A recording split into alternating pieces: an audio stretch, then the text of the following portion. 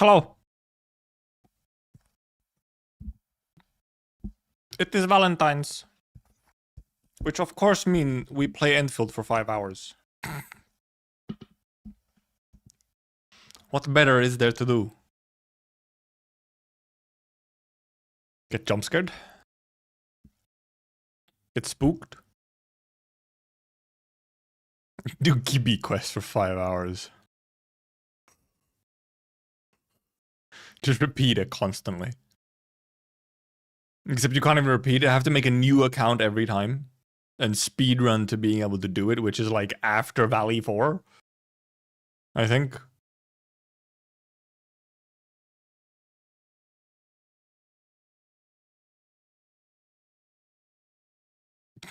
I do like the thumbnail that I made. The thumbnail is quite something.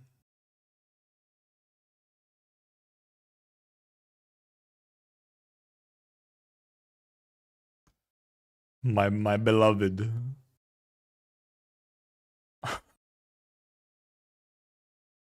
How dumb. How dumb. Like, clear, I haven't even touched Umbral yet. That's why that's in the thumbnail. I haven't touched it yet. Collab? Fun? How could this be, Zell? Impossible. Let's open game.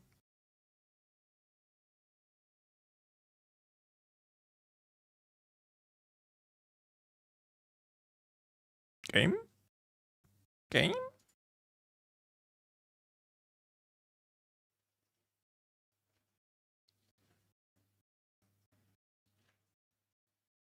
Game? Oh, there it is.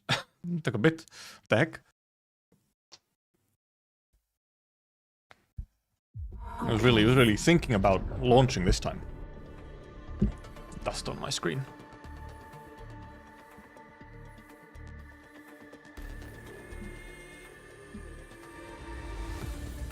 Or rather, screens.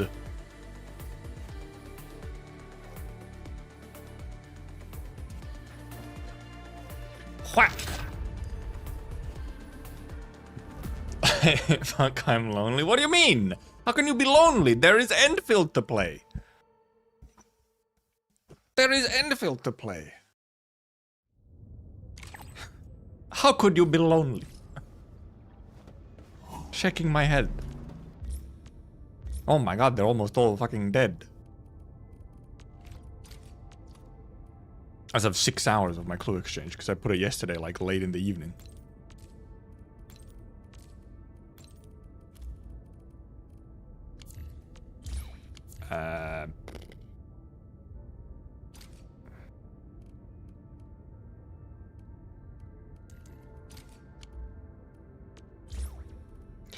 Use our production bonuses. Whoop. Obviously, we go for all of our daily shenanigans first. Endfield and daily chill. Oh wow, yeah, these are still taking a while. Oh, because they're all resting. I was like, why are they so long still? It's because they're all resting. That's why. Hot wooling deliveries in your area. So true. Yeah, this is... The depot is the dating app of Enfield. You're trying to look for the woolings. Speaking of, I mean, since I'm in this menu, why not just click through it?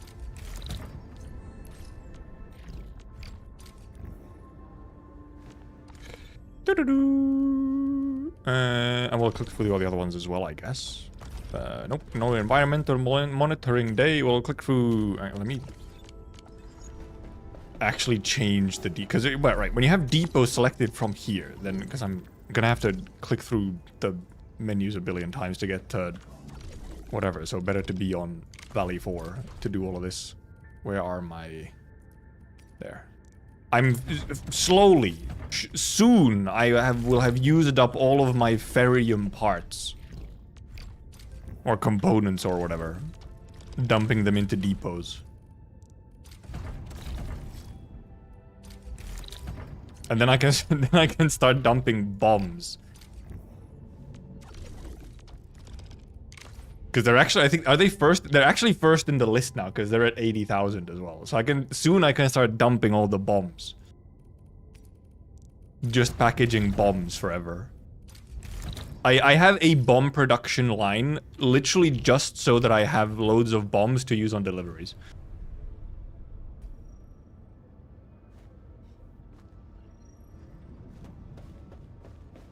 YouTube stream dellers. Yeah, I'm producing the post 60 XP, yeah. So that I have to, like, farm less of it. And it's also the post 60 XP is actually the one that in the long term you need the most of. It's a lot more XP from 60 to, if you go all the way to 90, it's significantly more XP than 0 to 60. So, to me, it makes sense to just make the post 60 XP in Dijon. Unabomber. Yep. Yep. That's us. Dump some of these parts and whatnot. Then dump some bucks. Okay, none of these are that fun. We'll dump some of these. Then dump more buck capsules. It is pretty easy to just empty these out always.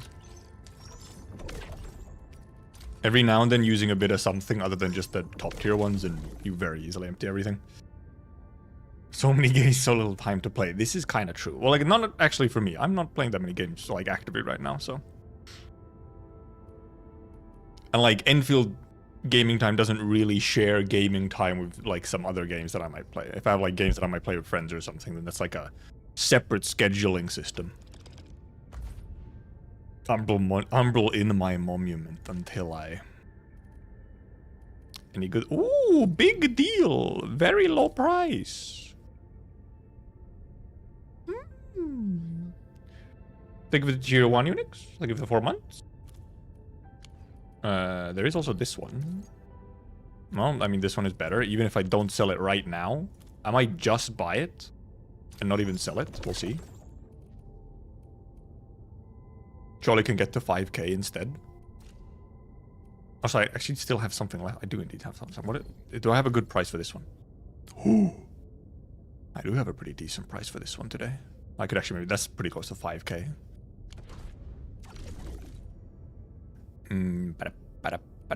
Switch to Wooling. Check our stonks in Wooling. Not very great. It's great for someone else right now. The time to me, 4,600.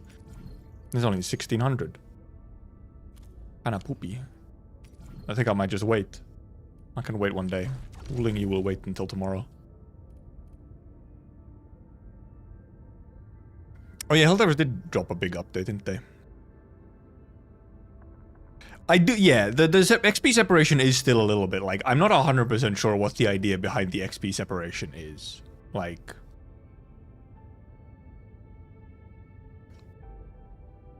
My 2 green for 700 plus? Well, because you shouldn't be looking at that. You should just be looking at the numbers. The percents are a scam. Don't trust the percentage. It's gonna scam you. You have to actually look at the numbers.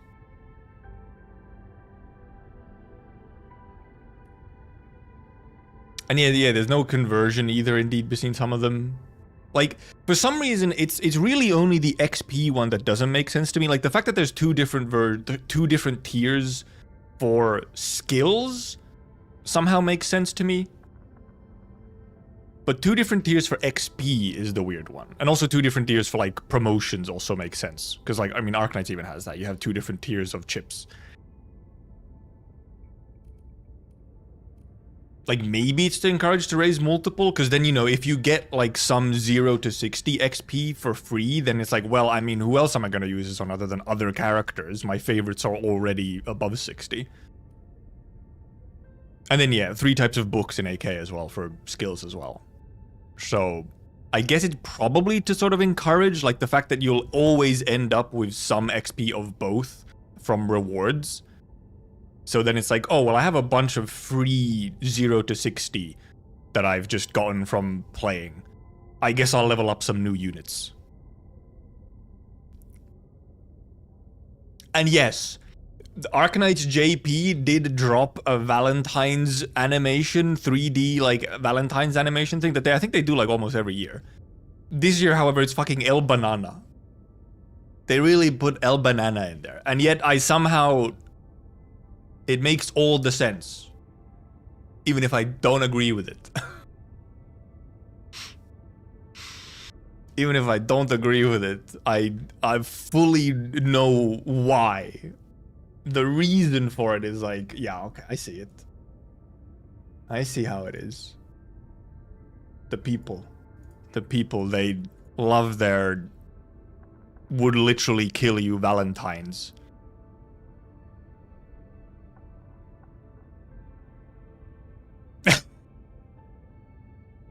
First of all, first time chat. Why are you on Twitch's side, Renegade? What the heck?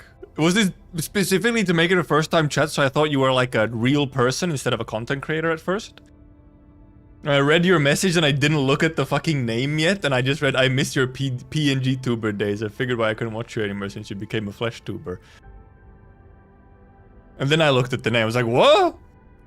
And then I looked at the name. Yeah, we did look at the comment on stream. Whenever the last stream was, we did look at the comment. That I got on Renegade's video, and like a reply in Renegade's video. They replied again with an essay that was like 2 or 3 times the length of the first one. And they truly go on like a journey of introspection, but also like low-key dissing me in some way. And I was like, what?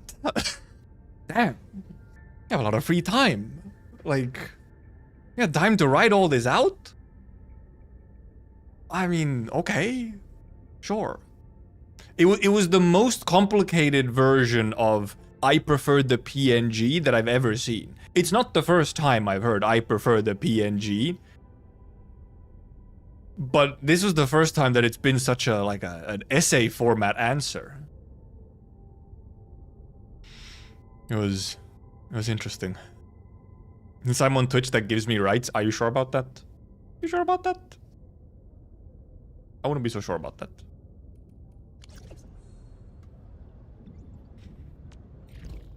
Well, yep, it was interesting.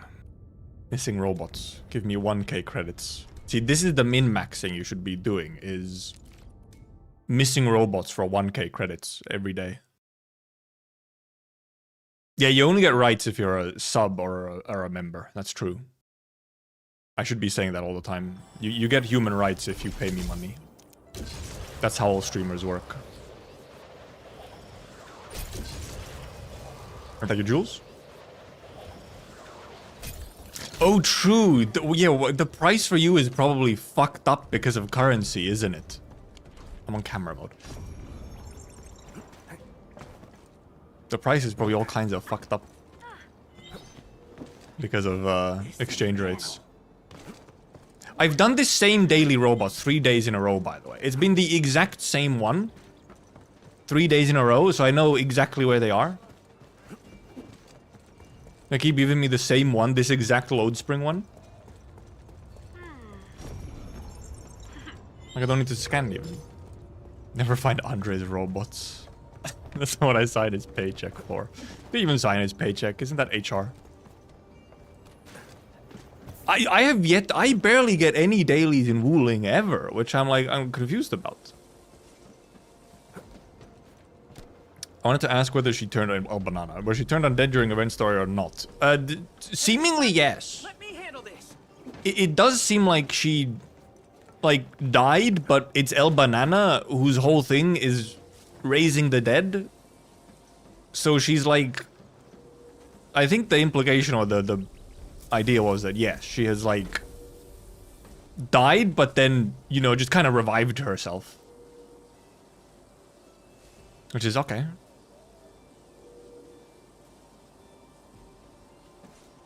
Ines wannabe. No, that's different. Ines just pretends to be dead constantly. Also, I just realized there's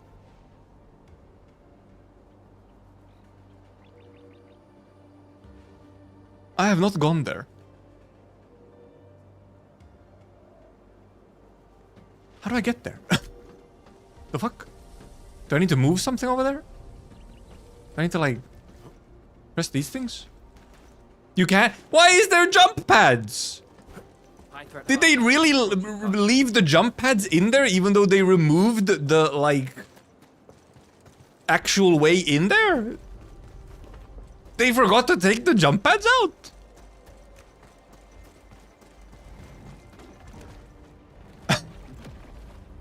Because, yeah, you could go there in beta 1. It was like a whole little puzzle. You went into there and you got some stuff in there for beta 1. You're telling me they didn't take the jump pads out? The enemy there is strong.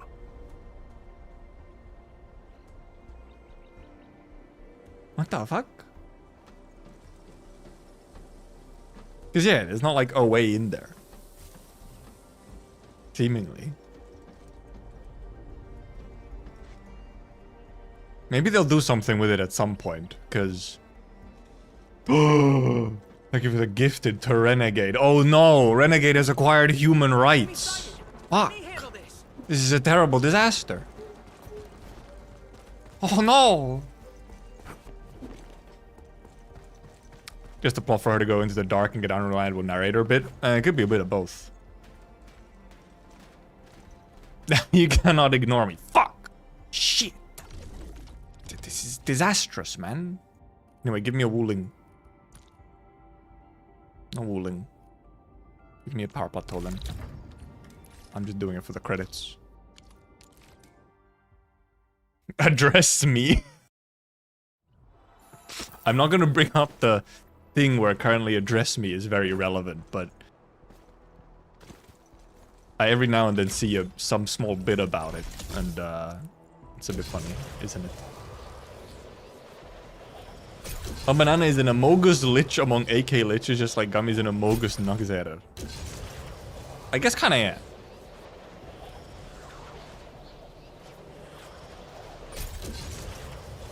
She has become a lich. Like, she didn't used to be a lich. And now, she technically is a lich.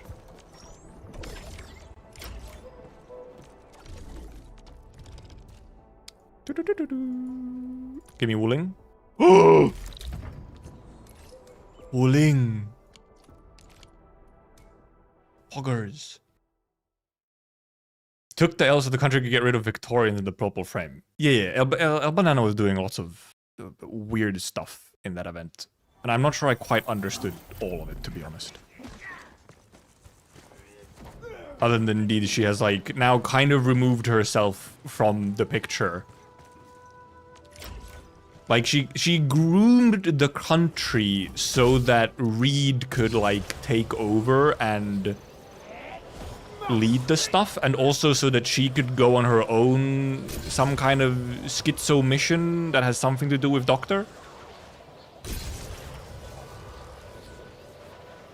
Yeah, maybe it is like a peacetime leader situation, yeah. Where are we going? Okay, all the way over there.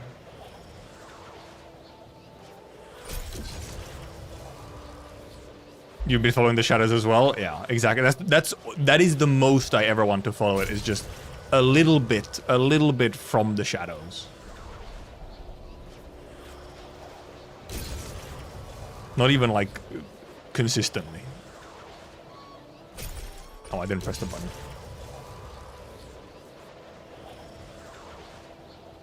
Gaslit everyone to be Lakshini at the new boss. Pretty much. And Lakshini went along with it. Yeah, the Duke is still a thing. Otherwise, fairly clean start now for the country. For not Ireland. Oh, you're allowed to jump on wooling deliveries right now still. Put those on the rooftop? Well, because they were easy to put on the ground. And they work, and then they, like, connect nicely. Boop. Surely one more refresh gives us another wooling. I take it? It's fucking 15k, but I'll take it? 15k wooling is more important than 300k valley, so... The 15k delivery. Holy, I'm surprised those even exist still. I guess people are still coming to Wuling, so. Back we go, long ass zipline. Bring it to 50%. I will not. By the way, I wasn't aware that teleporting chunks off like 25% or something. Not that, because I've never done it. But yeah, apparently teleporting actually chunks off like 25%. Meanwhile, jumping takes off like 1%, I think. Almost. It is almost 2 gear pieces, right? It's 20%. I mean, 20 and 25 are pretty, you know, not exactly that far from each other. It doesn't insta-brick. It just chunks off a big amount. But then I think jumping is like 1% per jump. But you know, considering how convenient teleporting is, there's probably a fair amount of people who just do that. Well, they just teleport. Which in Valley 4, okay, whatever. Wuling, please no. One of my deliveries was chunked by 50% for some reason. Really do that intentionally? That might have been... Was it actually delivered on time or did it expire?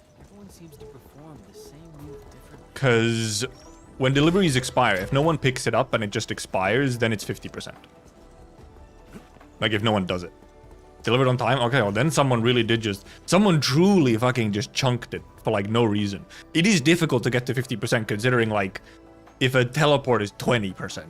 You'd somehow then have to get another 30% out. How you do that? That's impressive. I have not done the survey, by the way. I'm intentionally keeping it unread so that I actually maybe remember to do it.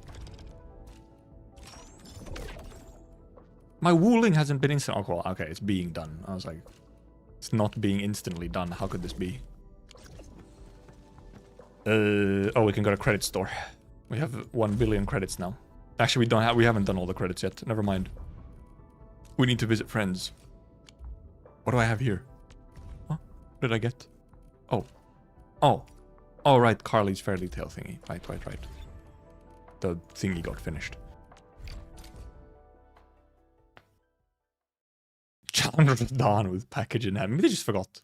They picked up the package, went to do other stuff, and forgot. I did forget the last survey, yes. The previous one that was like, I don't know, a week ago or something. I forgot to do it.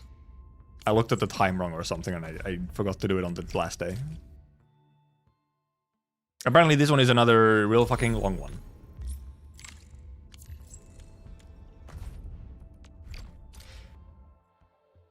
Spent so long on the server that the game logged me out. I did see that, yes. There are actually many such cases. That happened to me during, like, the beta. I think that even happened on stream once. Where I did indeed get logged out because the survey took so long.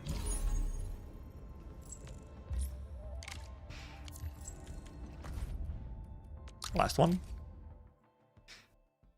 I mean, it's also so funny because every time they're like, oh, it'll take you like 5 minutes to do. And then if you're actually answering everything, it's like, never mind. It's fucking half an hour minimum.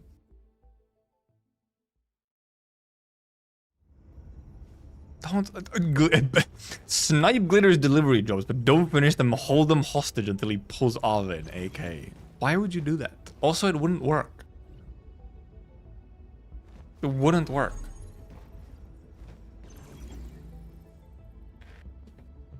Did the mistake of opening Reddit and of course Smooth Rain Beggars only concern themselves with pulling. Yep. I have also stopped looking at the Enfield Reddit. Enfield won't stop. It's a fucking disaster. Maybe it'll get better eventually. Once, you know, the first couple patches are over or something. But right now, it is so much just stupid shit on that subreddit.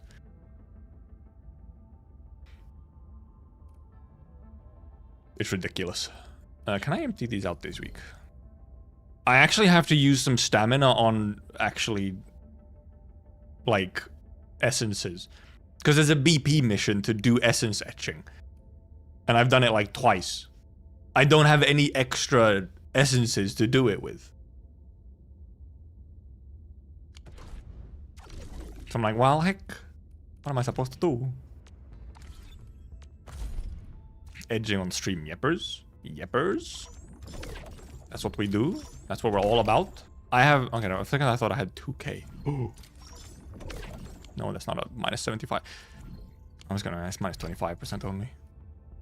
I do need some of these. I know I need some of these, so even if they're a bit more expensive, I'll actually grab them. I also have another... I still have a credit...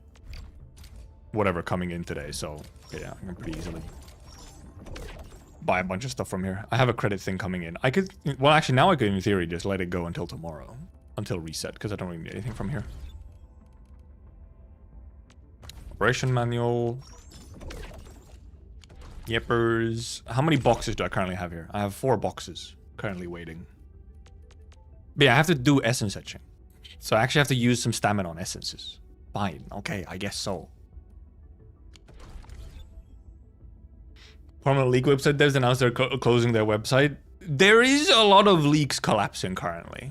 They truly are. There's a lot of big leakers who have been closing recently because of actual legal action being taken by Hoyo and stuff.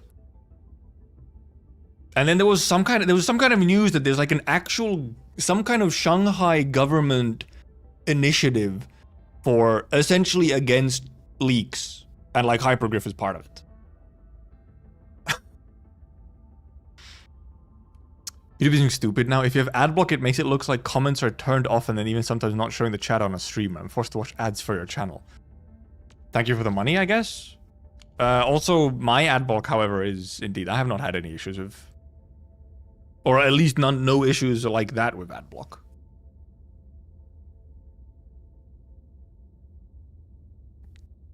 No, we weren't talking about like 1.1 leaks or whatever, which have not really been anything significant anyway. They've been like incredibly predictable leaks. Like they're barely leaks. Almost just like very easily speculated stuff. But no, just in general, a bunch of leak groups and websites and stuff have just been quitting and shutting down. Because of all the stuff going on right now. Let's run around giving gifts. For me, our daily chores of trust maxing. For me? Which will take a billion years truly to get everyone trust maxed. Validating data, analyzing syntax, generating What is this? results. What is this distraction? It better be good, Baka. And administrator.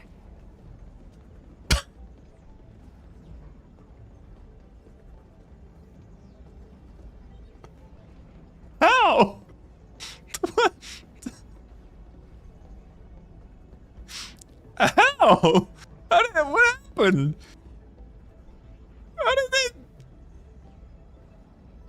What did they do? How did they manage this?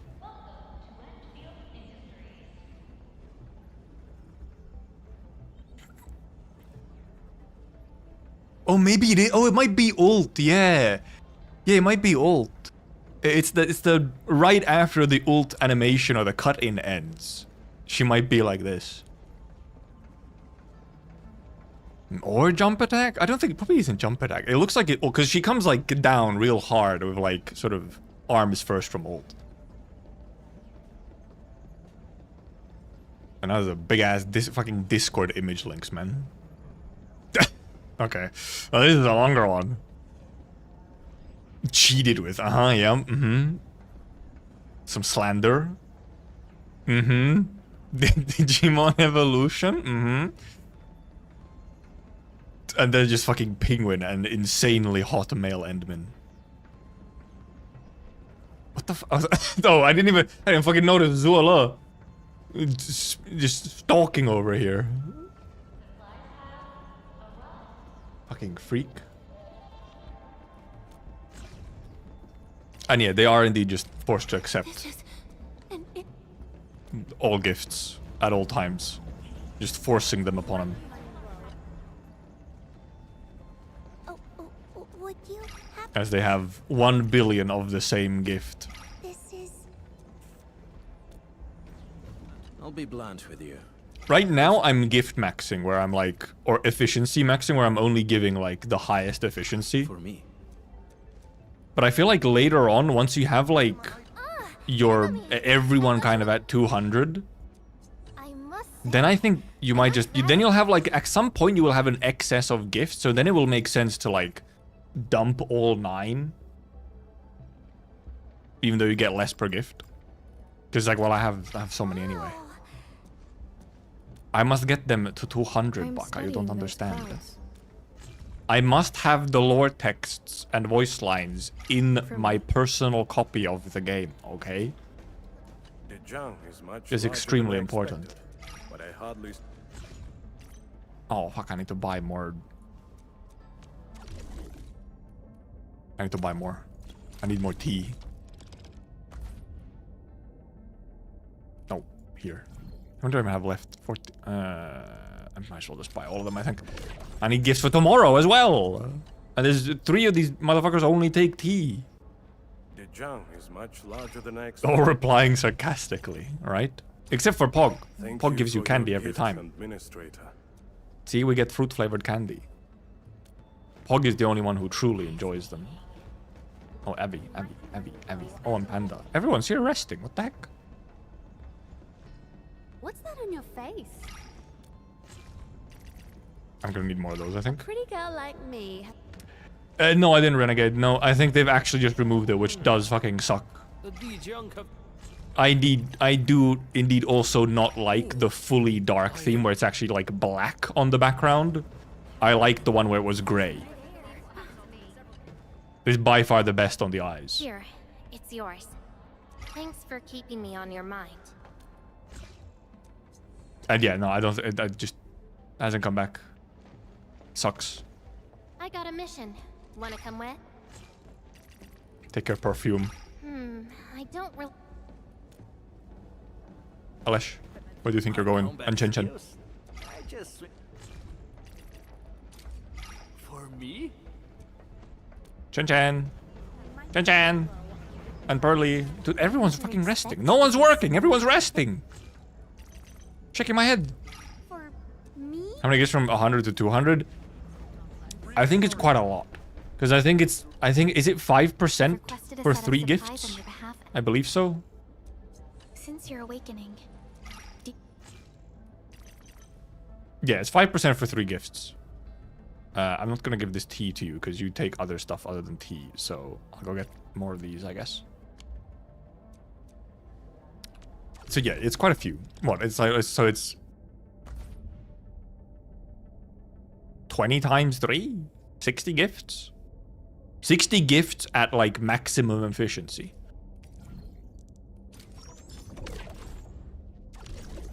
Since your awakening. If it stays the same for everything above 100. I really appreciate the.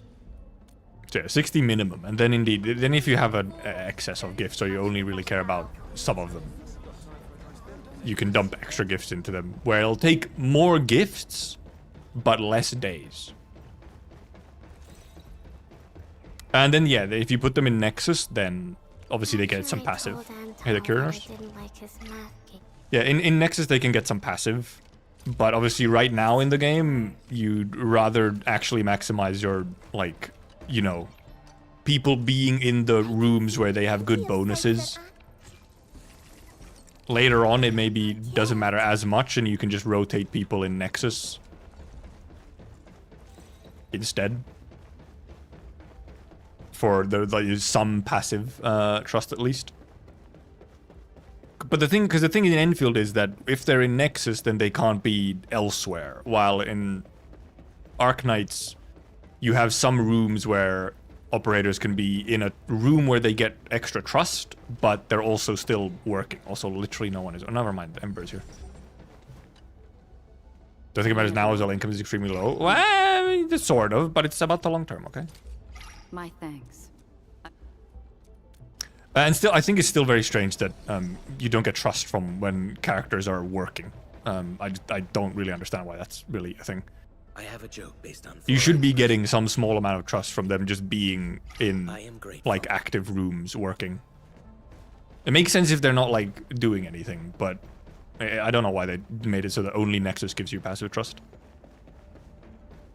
One thing to put into feedback, I guess. Also, this one is actually stopped. Truly, everyone is just currently resting. What the hell, man? No one's working, everyone's resting, shaking my head. Streamer man 2026 on Valentines.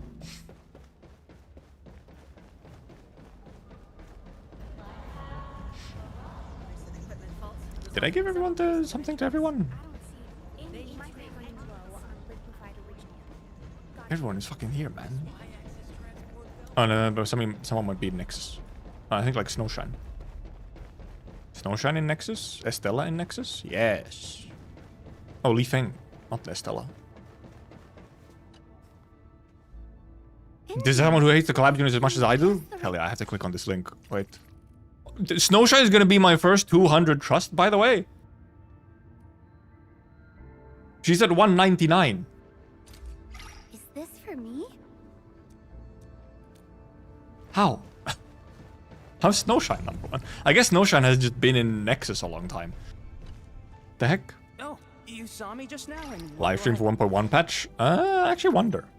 I do wonder if they'll do a... Is everyone getting? Or if they'll just do like some kind of smaller thingy and not like a... Well, even if it is a stream, probably would be a shorter one and not like a hour-and-a-half one. Okay, somehow Snowshine is gonna be my first 200 trust. Like, tomorrow. Okay, let me click on this link. What is this link? This Twitter.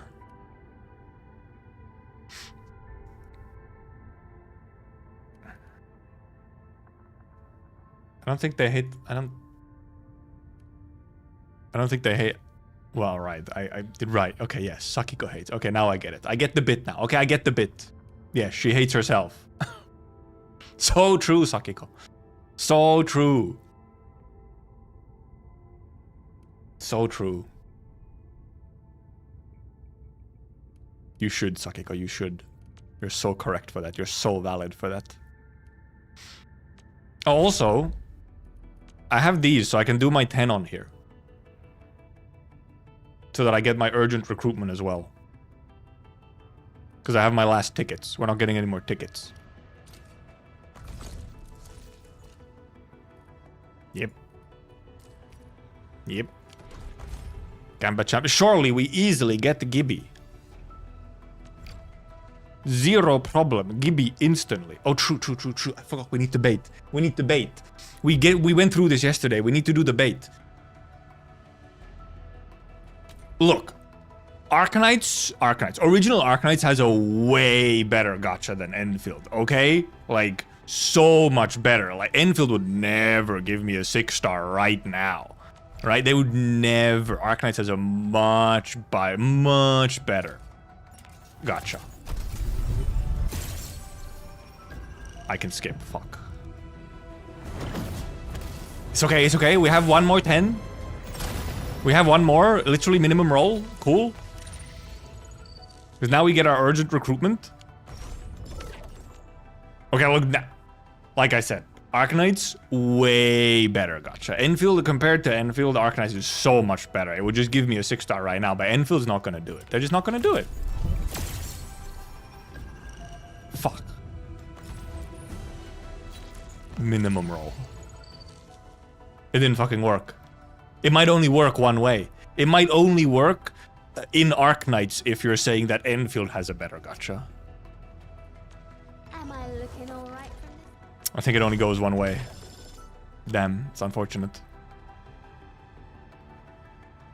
I'm not gonna do more on it. I could actually guarantee her, quite like easily actually, but... Or it only works with Sakiko, that would be extra funny.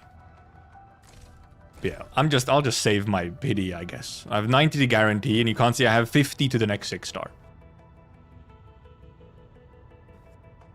I didn't get an extra last right, that's true. But essentially now, next time I roll, I'm at 30 pity, so in theory, I might get, like, more 6-stars. Because I could, if I have to go to guarantee, then I could in theory get 2 6-stars before the guarantee. Instead of 1. Still Why? waiting for something? Empty wall. I would not have minded a Gibby. So depending on when's the next time I roll, I actually could still get a Gibby. I could possibly get spooked by Gibby if I roll next patch on something. Insert taking its attack. Okay, assisting him. And obviously new art. New art. Damn, he's so goddamn hot. Look at those veins! He got them veins on his forearms! Flowing with the go, yes. Damn, he's hot. Fish fear him. Women love him. And maybe me as well. Oh, no, didn't I have an Avi? Dupe. Am I looking all Oh, my Avi's max already. My Avi is max. Instead I guess, do this. No, the wrong place. Here. My Avi was already maxed out. Not gay, but hear me out. Alesh and Ardashir, right? Right? Crazy. I keep that in there. We do indeed also have... Well, I mean, obviously, we'll do Umbral at some point. I guess I could go use my stamina on an alluvium. Except which alluvium do I want to do? This one would give me one for... that might be good. For dreams, never rest, and grand vision. Not a bad option here. This one would be... Or this one for lathe and never rest. This one's not that big of a deal. Exemplar, Cannibal, Valiant. Oh, and Grand Vision. Never rest, Exemplar.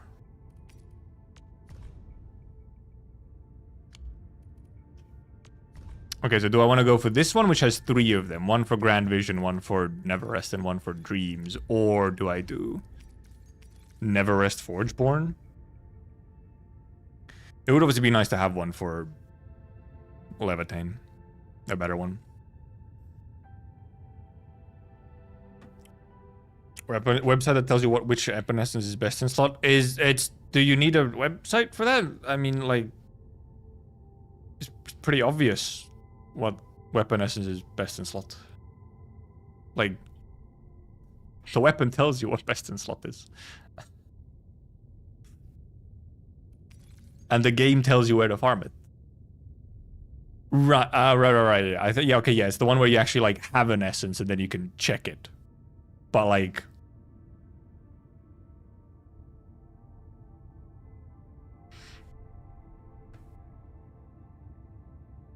what others you can just farm at the same time? Well, I mean, can't you also just indeed check it in here? Because it shows you like which ones you own and which ones have best in slots in this one.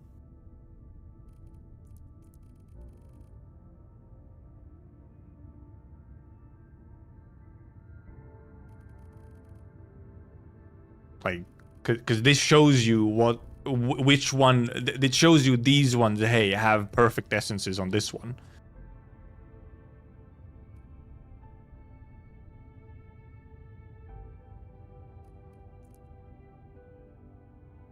Like, you can just look at like, oh, okay, this is perfect. I'm looking for a perfect essence for this weapon. Okay. Or like, okay, this one has it for all these ones. Don't you just do that?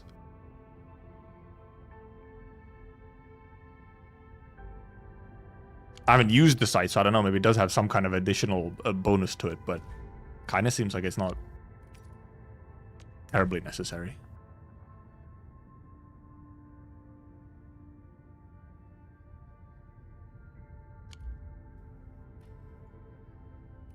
Let me check this. Game 8, Essence Checker.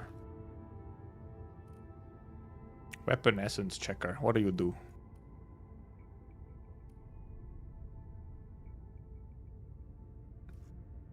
So, like...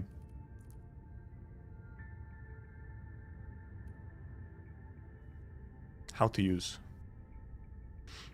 Select the stats and tool. View all weapons with matching stats. Discard essence with no matching stats.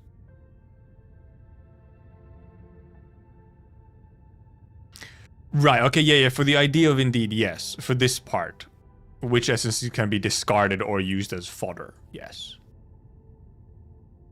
Like, you can check which stuff indeed might be just fodder instead of... whatever. But I feel like it's not terribly difficult to... There's also the future, but like, I mean, depending on like what you get. Well, I mean, because I haven't done that much essence farming, because I feel like, well, maybe eventually you have it hang on like, okay, like you just look at the stats and it's like, okay, never mind. Like this one will never be a good one or whatever.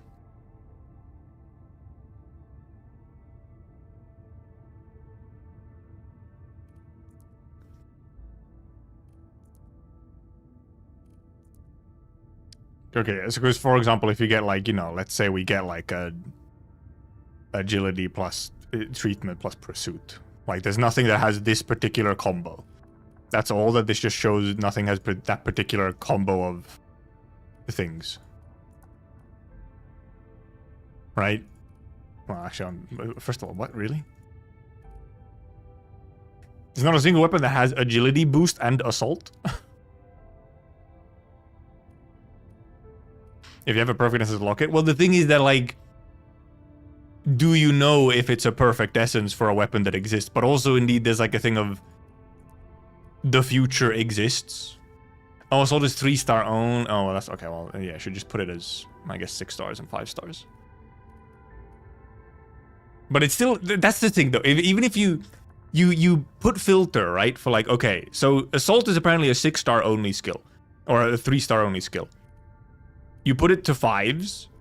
First of all, you can't choose both 6 and 5. You can only do one of them.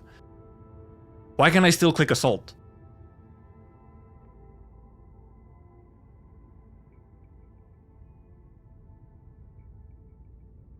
Like it should also just remove this from like the list. If it's not like something that can be on a 5-star. It feels like a lot of manual work to be like, okay, I have 50 essences. Time to have the game open and this one open and just like, okay, I have this one and I have this one and I have this one. Oh man. Oh heck. Okay. I have this one and this one. Oh man. Okay. Heck. It's not that big of a deal. I don't know. It doesn't seem terribly useful to me. I've gone to the wrong one. My question is, however, now just which one do I actually do? I think I'll do this one because it indeed has. I should almost fucking have a. Feels like I should have a goddamn zip line going here or something.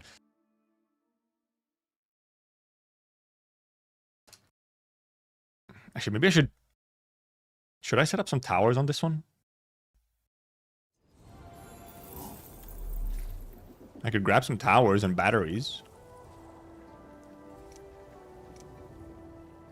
I like how production is, you know, towers.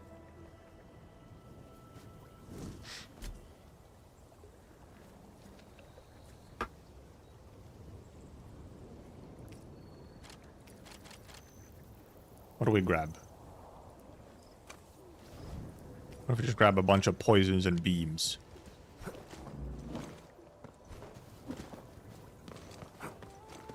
Ah, my camera. Take me over. Yep, you can just use towers whenever you want. Speaking of fucking getting blasted by random tower. You just punch int and attack boost in order to know what other main stats you can farm for the other weapons. It's on decent use. I guess so, yeah. Like... It's the wrong way. It's over here. I don't know. It feels like a pretty annoying min-maxing kind of, or like checking thing to do. I don't know. Check Baker. Oh, you've sent me towers. Yes. Who needs my own towers? Yes. Oh, fuck, I've accidentally accepted. No, I've already accepted that one. Yes. Yes. Yes. Yes. Now I can just sit here and watch them kill everything. This is sponsored by Xelias. No, cannot log. Something's in the way. More. More! More! Let me repair some of these ones that are here. New friendly message. It's a little funny that they spawn at 50% when you receive them.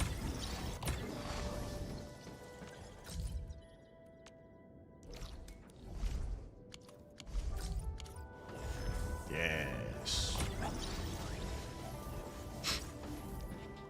It's R for if you look at right below me when you actually now it doesn't highlight it because there's nothing to repair. But your little this menu actually turns into the repair hotkey when you're next to a repairable one. But you can't normally put it on top of the alluvium.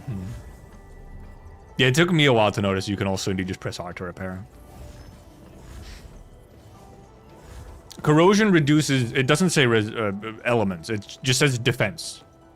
Corrosion is all defense. Defense is like the general defense stat. Corrosion reduces everything. All damage defense. I guess we'll engrave. What do we need? We need intellect. Is it these ones? There's will, isn't it? Will, agility?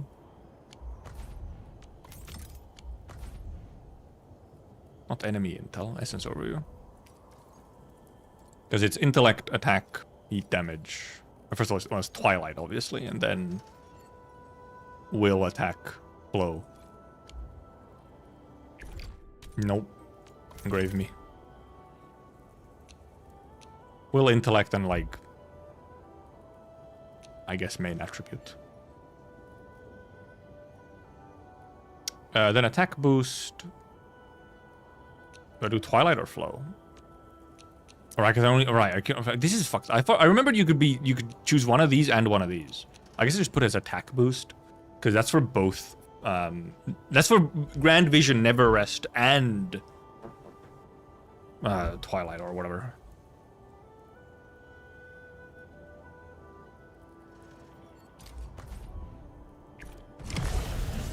Okay. How well do they just die?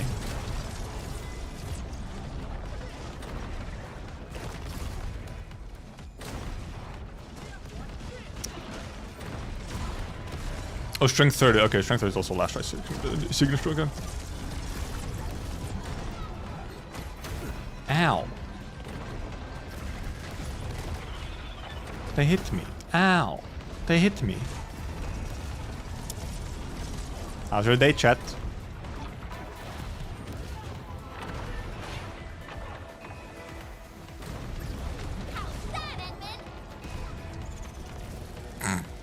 I guess those three are fighting. I might need more tower. This is real slow. Ow. What the hell, man?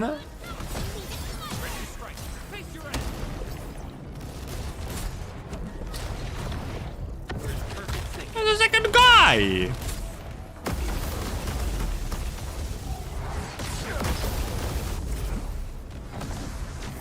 Second guy.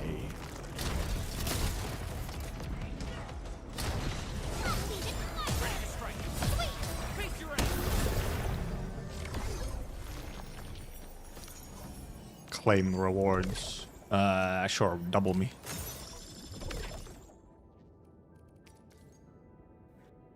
Intellect attack. Well, I mean, that's already a decent one, a reasonable one. Intellect attack.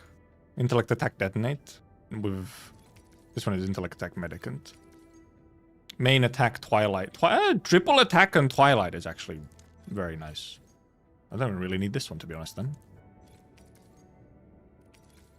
Sorry, he's not even triple. He's fucking quad attack and twilight.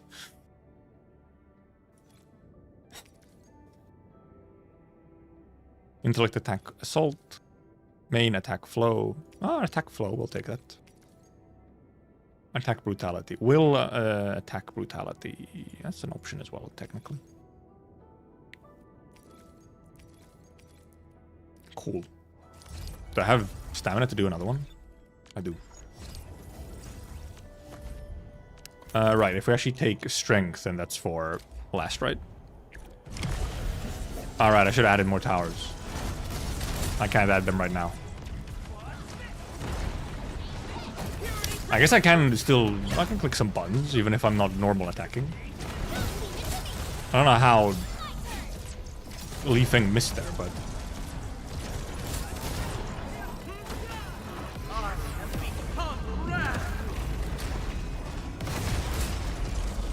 big bonk.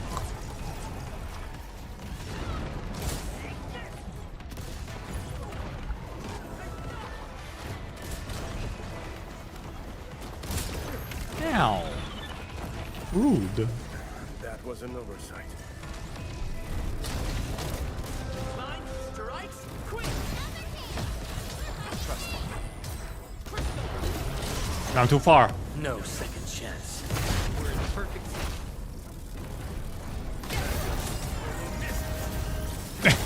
Then Pog miss. How did you miss, Pog? Once known, be dead. He hates me! Claim. Strength attack, brutality. That's in theory. Intellect attack, fracture. Will attack, fracture. Wow, XP 55.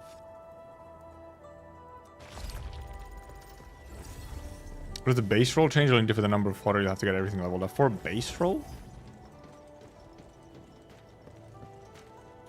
Ah, yes. More towers. More towers. Did I accept all of these? Was this one that I couldn't accept? Well, I've already... Never mind. I've already received 10 facilities. I'm all full of towers. I'm so full of towers. Been filled up. Apparently I got some crafting manual. Oh, right. Take me to etching. Well, actually, take me to here first, I guess. Let's go over the battle plan once more, shall we? Quad attack. This is the quad attack Twilight. This is will attack. Triple attack. Attack plus flow. I'll take the attack plus flow. Actually have one for her now. Quad attack and Twilight. Do we get a new one here? And this is triple attack, so probably not. Triple attack is quite nice. I can't even get infliction on this one, so... Can I?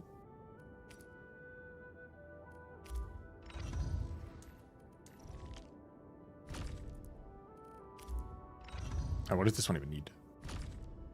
Usually physical ultimate. Essence etching. What are we looking for? Now, this is the good one with Twilight on it. I kind of wish here it showed who they're equipped on. Like, you know, had an icon of who they're equipped on.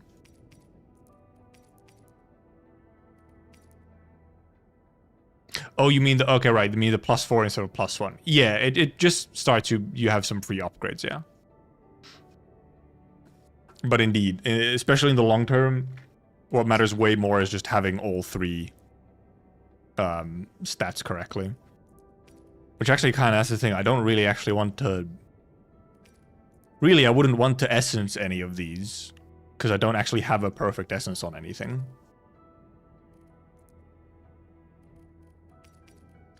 So I guess we actually wait on the essence. I still have the entire patch. But now I'll actually be doing some essences so that I can get one perfect essence so that I can then etch it a little bit.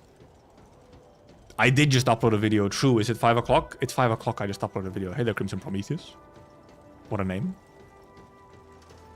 So yeah, I guess I'll actually use some stamina on that now. I almost clicked on claim, by the way.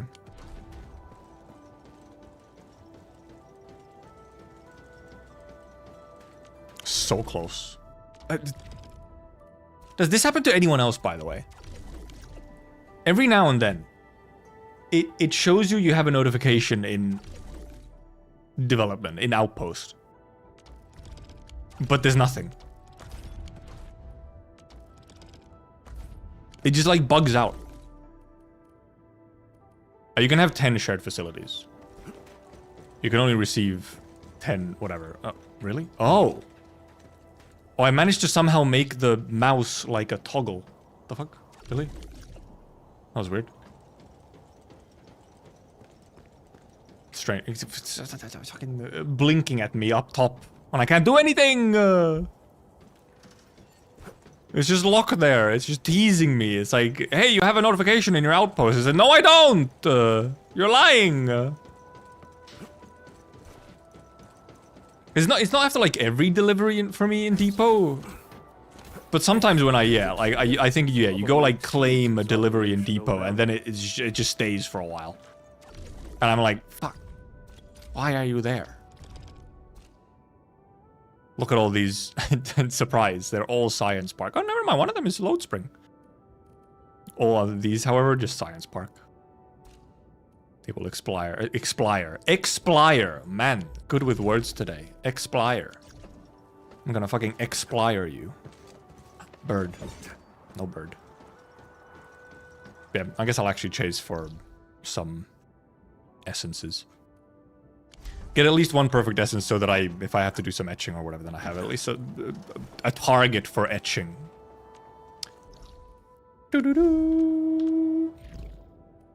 Technically, I could even use some stamina on it. I have some extra stamina. We could go talk to Sergio Leon, which is, I have learned, is a reference to an Italian movie director. Yeah, we are now getting to the point where some of the Valley deliveries just don't get done. I feel like it's mainly the Science Park ones, because they're just like the lowest value ones to be doing. You could do them yourself, but honestly, like, it's such a small, it really doesn't matter. Oh, does that work? Just trading an item? Well, for now it disappeared, first of all, the notification. But, okay, apparently what? If you trade an item, it removes the notification? Good to know, I guess. Test it out the next time it happens. Sergio, oh, it's a woman. Well, yeah, presumably.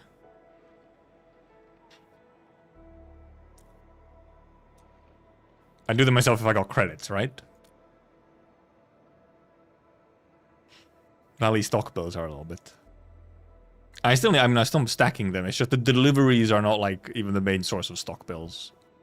Especially the lower end ones. Power Plateau and Load Spring are like okay-ish.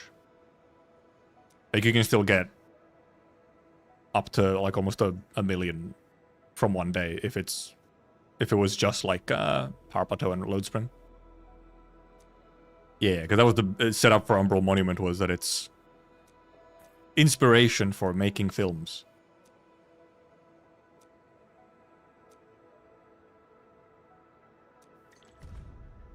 Yippers, event in progress.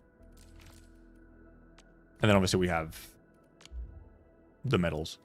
And indeed, there is actually like an event now tied to it or whatever. Or like there's this thing. There's like the mini, not terribly difficult to get these. Like these actually, none of these even require you to...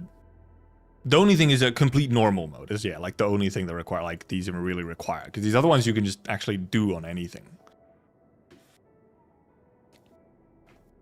And there probably is also, yes, more...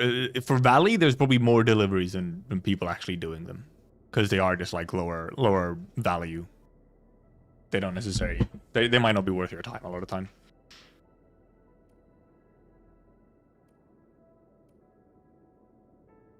Another long link for you. So true. Right, of course. I mean, yes, you have to have this meme. It's mandatory to have this meme.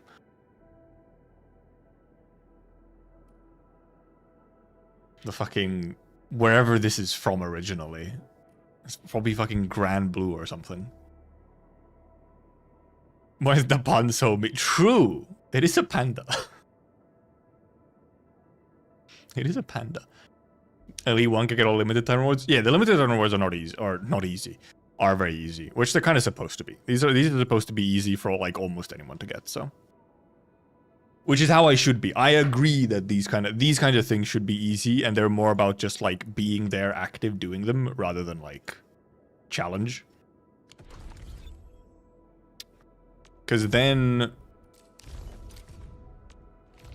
doesn't agony mode? Well, I can't even check right now.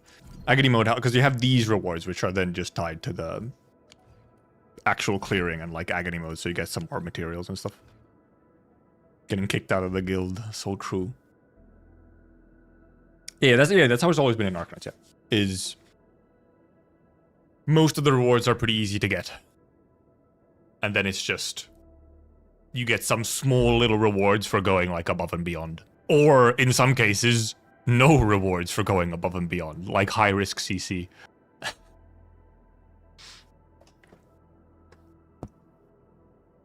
Yeah, I haven't done any masteries either. My teams are... They're not even my teams. Like, I'm at 70s at the most. And I don't have that many who have level 9 skills even. Like level 9 is only on like some of the most important ones. Actually, how much? Actually, what do you have? You technically should have like your skill probably leveled up because it will increase the crush damage, but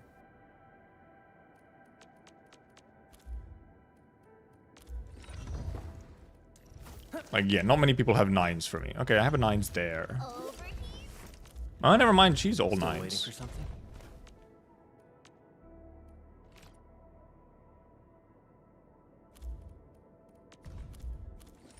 And Leviathan obviously has some 9s. She has 1 9 and literally nothing else. Oh, you might actually use Ember. Because then we can use a physical team and actually have sustain in a physical team. Dapan has been leveled and so on, but obviously not skills and so on. Like, he's not actually usable yet. I haven't leveled up the weapon either.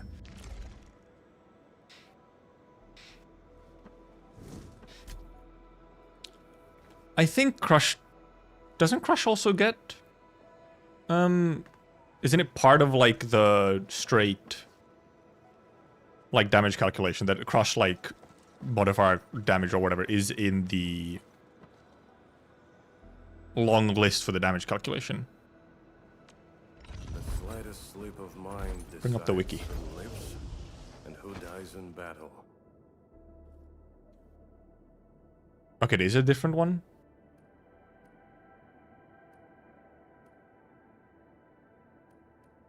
Yeah, maybe it is. Okay, and physical status, arts person, arts reactions. Okay, yeah. But yeah, base multipliers. Yeah. Crushes 150% plus 150% per vulnerable stack, yeah. Hidden multiplier, right, which is operator level, and then arts intensity, yeah. Okay, no, yeah, they are a separate thingy. I wasn't sure if they were somehow, like, part of the basic, damage thingy here. Because it's so long. It's just like, I just remember that there's so many multiplier groups here. I was like, was Crush part of it? Yeah, Depang has some stuff where he has some extra stuff. Messages aren't coming through? Are they not?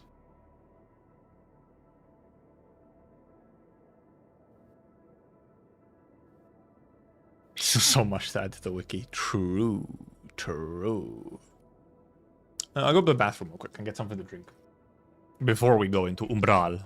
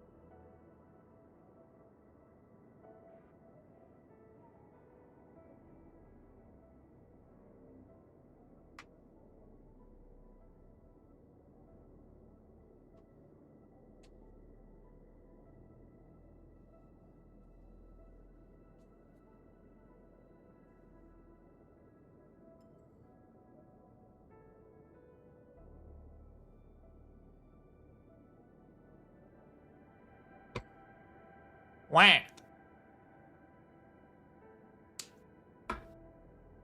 Crush is just much better than lift and knock. Well, because they do different things. Crush is a DPS reaction. It's like a nuke reaction. Lift and knock are vulnerability stacking and crowd control. And then breach is a debuff.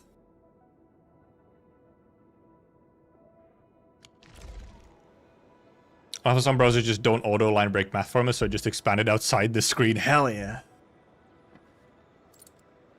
Yeah, lift and knockdown also really good for stagger, yeah. For just like stacking stagger, lift and knockdown are super good. Or like the main way to just constantly. Events, Umbral. I was like, what am I doing? I kind of wish there was... You know what would be nice to have, actually?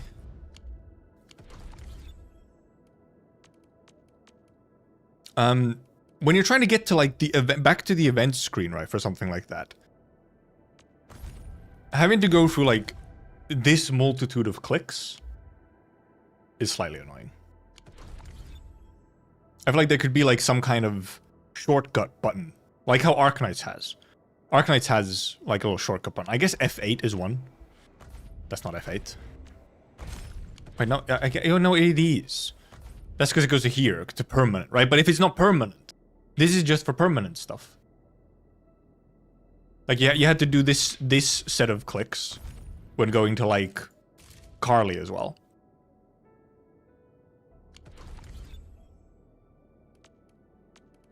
While in Arknights, from main menu, the active events have their little shortcut buttons to go directly into the event lobby. Like, there could be, like, a little side button here for, like, the sort of currently, like, the newest, the most recent event. There could be, like, a shortcut button to it.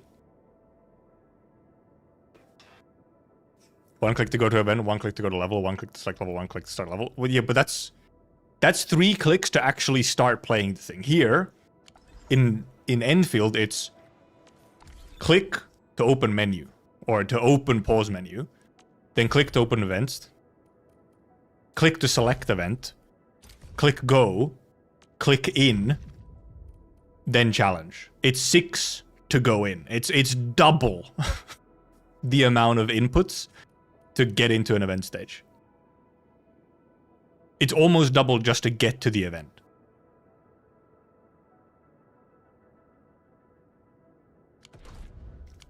So it really would, I feel it would make sense for me to there be like a little side button or something, or like how this thing is here. In top right. Some kind of shortcut for events. Like whatever is the newest currently active event would be pretty nice to have.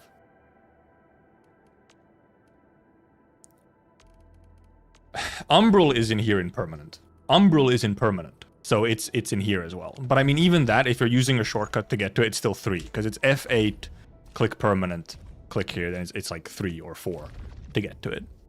But these are permanent. What about Carly? You have events that are not permanent. Like Carly's Fairy Tale. Then you have to go through all of these clicks to get to here, and then go, and so on. Though with Carly, you can also do like you had the quest for it as well, which took you to the right place, I think. But yeah, like, it's indeed, it's a little menu thing that would be nice to have. Survive the gas. Oh, they put gas next now. Oh, the gas is first now, huh? Okay. This one was the first one previously. How's it going? We're just starting Umbral. Just starting. And yeah, okay, they put gases first now. Not that it really matters. You could do them in any order. Let's actually... This is in theory an electric team if I actually level it up at some point. If we take like... I mean, this is just one team in theory on its own. But if we have like...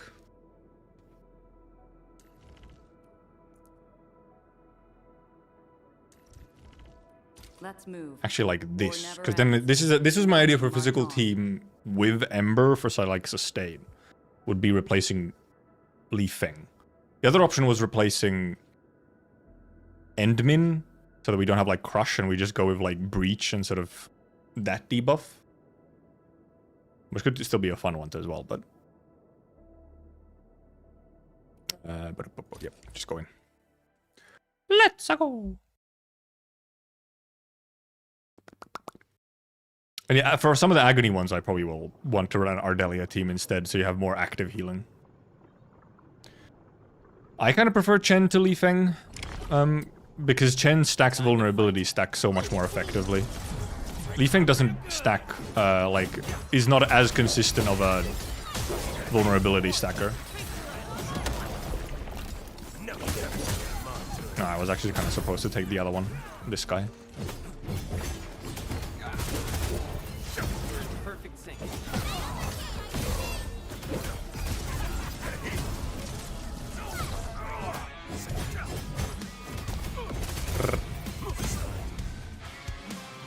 Shield guy who actually now can get lifted. Unheard of, except I don't have Chen ready.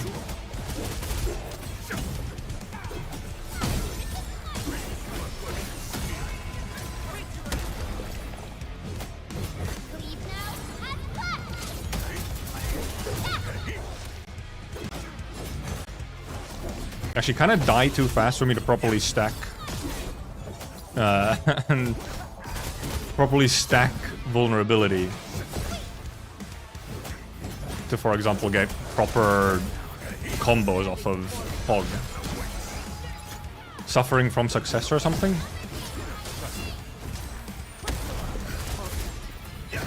Your end awaits.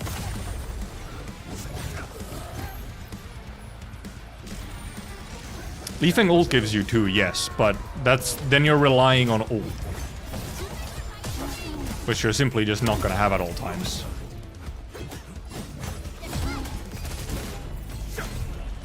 At my command.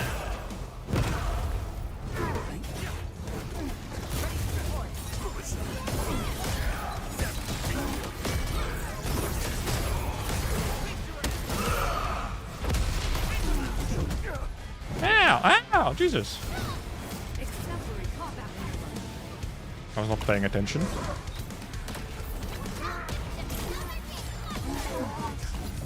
Oh yeah. Normal mode. Not terribly threatening. Yeah, Leafing ult is nice sometimes. Well, it's just indeed, it's the reliance on Leafing ult then to like quickly stack Vuln, which is the issue.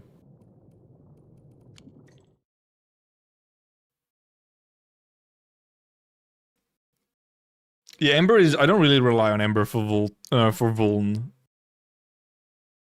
Ember is more so just indeed to possibly. Sometimes you'll get Vuln, or you can specifically aim for it sometimes. And then more so is for sustain. Ready to break camp on command.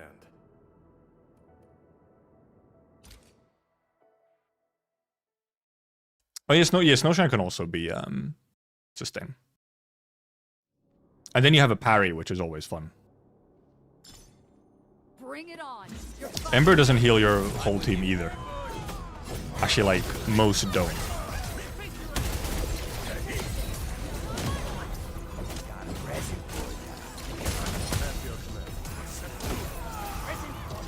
Honestly, I prefer... for Agony, I think I'll use a Levitain team for this, because...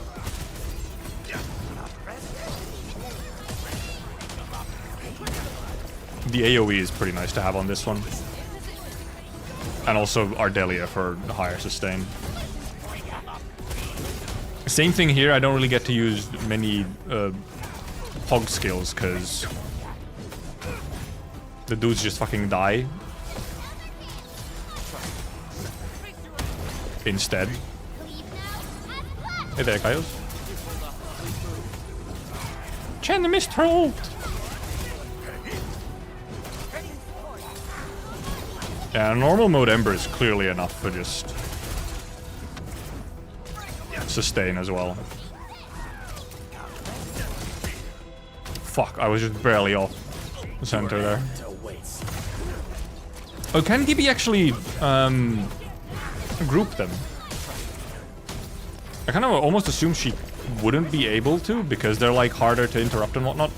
They're so stationary. That was my first actual stagger. Oh, it didn't actually consume it. Okay, that's fucked up.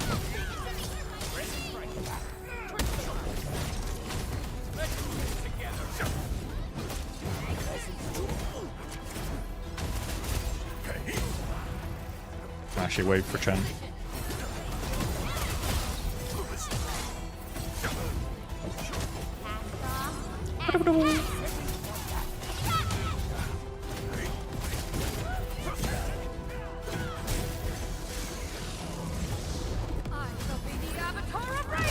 You gods, formation.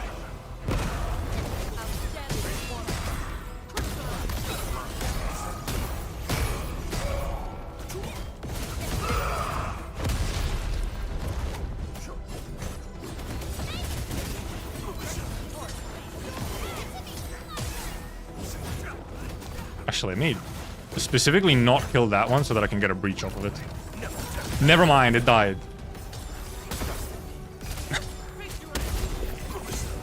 No second chance. No.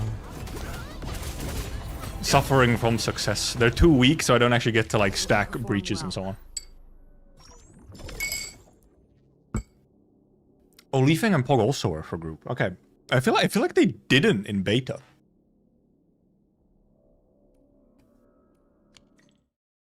I feel like she didn't in beta. They. Like Leafing and Pog I feel like didn't. And I didn't get to test Gibby, so. Enfield won't stop progressing. For this one, we don't even need sustain. Also, it's actually on. I just realized for normals, you don't even need Ember for sustain because you actually have consumables. Also, like they were dying real bad. My units are 70. I'm not even 80. Because there's still 10 levels underneath.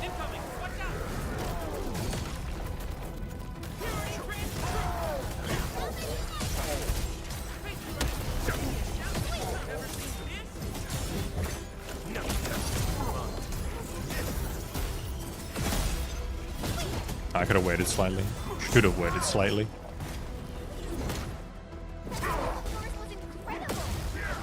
Should have waited there as well, but I had some SP.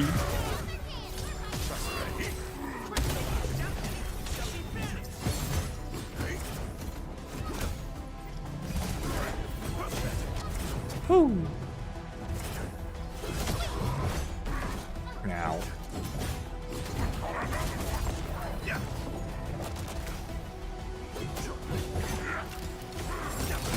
Woo, just barely.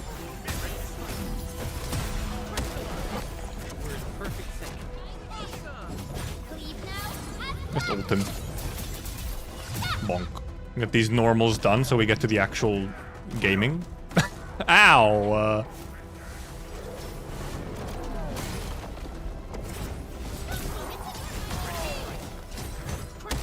Your end awaits.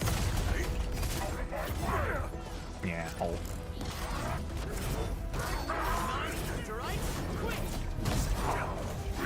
Actually got caught. I don't think I'm gonna ult. Bonk bonk. Work, everyone. Nicely done. I did just walk right into one. Really did. Yeah, normal diff is recommended level 60. So like it makes sense. The normal diff is very easy. I did how I get command grabbed. A bit funny. Honestly, for this one, you even on Agony, you do not need like sustain for this one. Because you can, in theory, just dodge everything. Let's just do an attempt. This is obviously the one where you have the most, like, styling. This is the one where you get all the cool videos of, like, you know, soloing it and shit. Time to fight. Leave it to me. I've seen, like... I think I've seen a Chen solo, I've seen... a catcher solo. The catcher solo is really cool, because obviously it's parry gaming.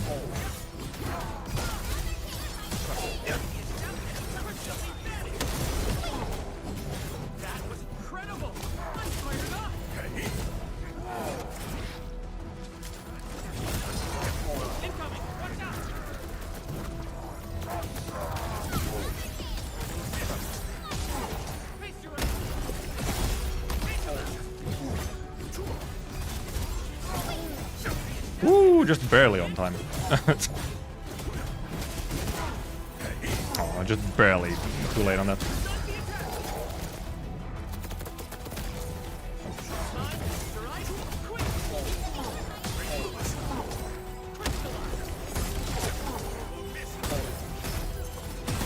Once known, be dead. Should finish. Yep. I actually have.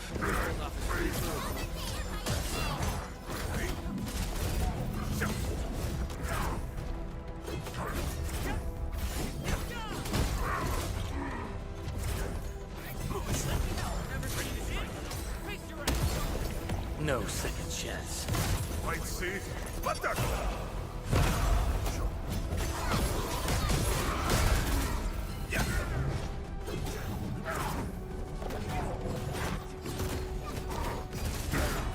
Can I wait for him to do a move so that I can get this breach off of? Perfect teamwork. Ah, yeah! Dodged me! Actual bastard.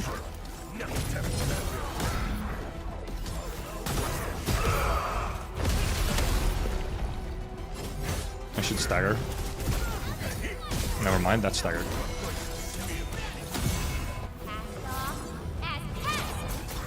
I should finish. Yepers. Oh, so now we have double.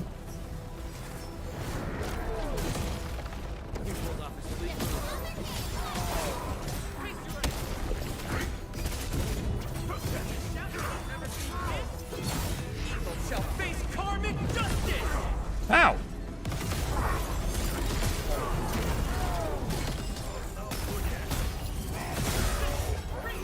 Woo! Woo!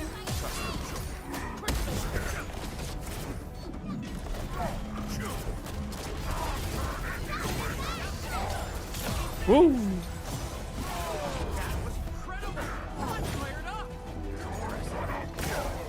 Ow.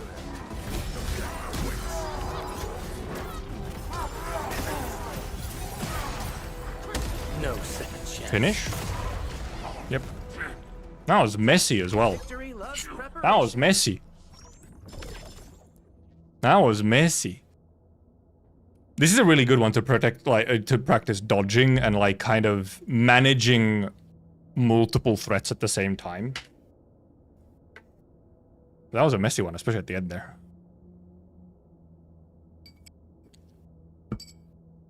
I feel like they did less damage, honestly, than they did in beta. I feel like I remember them hitting really hard in beta. Where, like, you would very quickly just get blasted. Like, a couple of hits was enough to really push your shit in.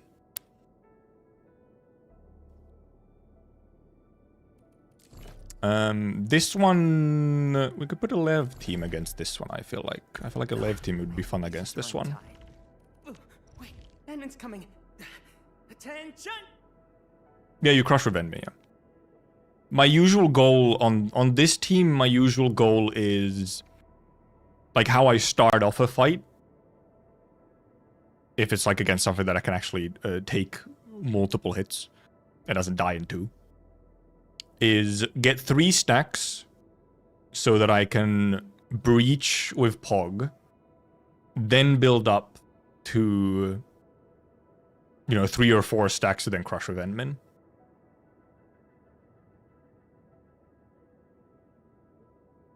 While the breach is hopefully still active.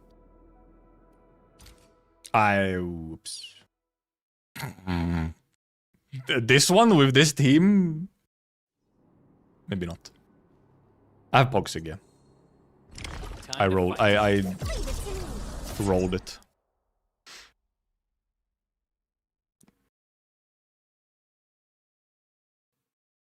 Yeah, because Li Feng into Chen and follow up is indeed gets you 3 stacks, so then you can, and by that point you've usually gotten obviously a bit of SP regen and you've got a bit of SP regen and like a final hit into there. So then you often have enough SP to breach on Pog, like right after. And then you sort of go for the next set of stacking inflictions.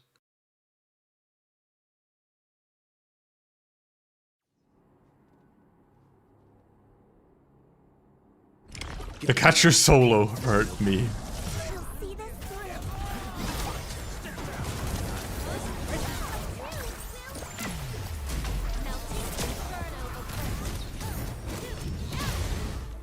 And we do actually run some healings.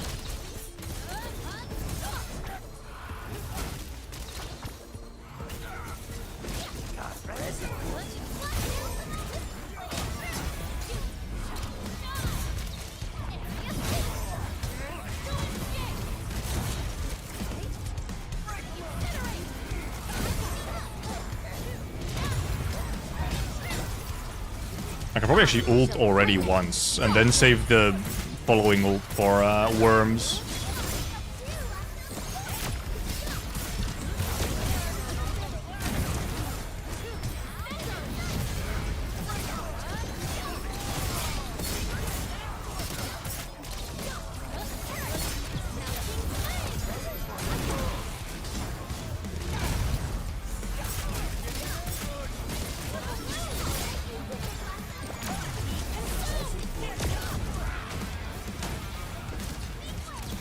Actually, I'll use this to get some SP. And to get some healing. So that I can save ult healing for worms. None shall live.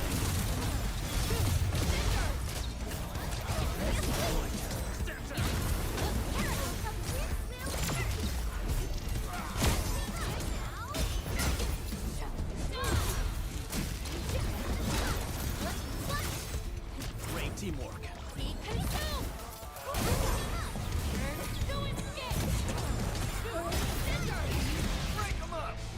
No? Still just one guy? Why did you not spawn earlier, my guy? I guess I'll farm you for some healers. Pink. Why did you not spawn earlier, my guy?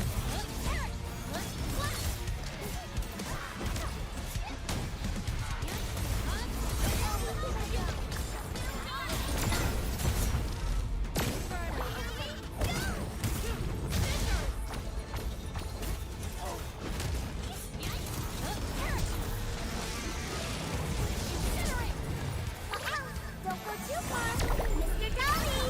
Your end is not.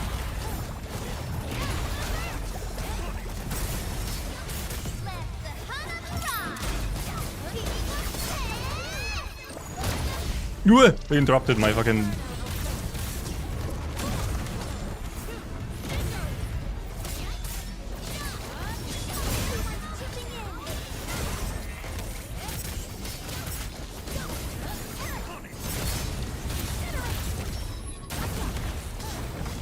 None shall live. Ooh, it hurt me slightly.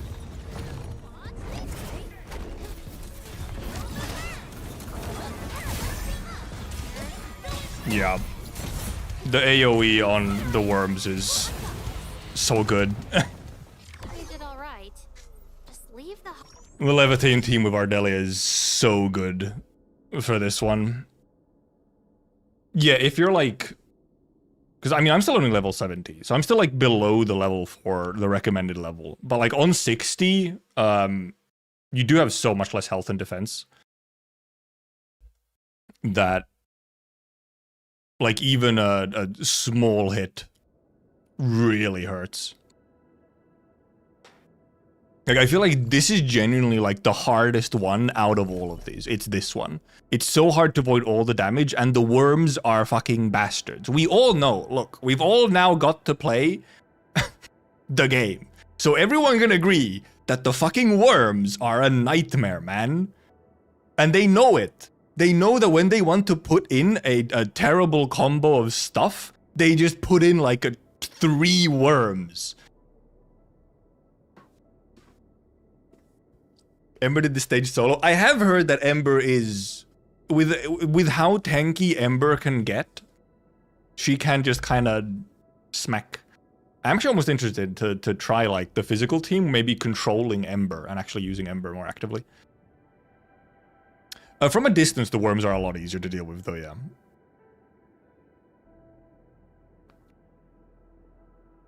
It's including them if his team clear, pay to win game, shiny limited, char good. It's true. Well, especially for this one. Levitain really is very nice for this one. Because you just have so much AoE and you can just blast them. Ardelia, Ember, Chen, Enbin, and you're unkillable. Yeah, healing and all the damage protection from Ember really does help. Which, however, is good. That's a good thing. You have, like, options. You can either try and go insane gamer mode, or find a way to kill them from range a bit more, or do, like, a really tanky one, have, like, Ember, if you have Ember, then.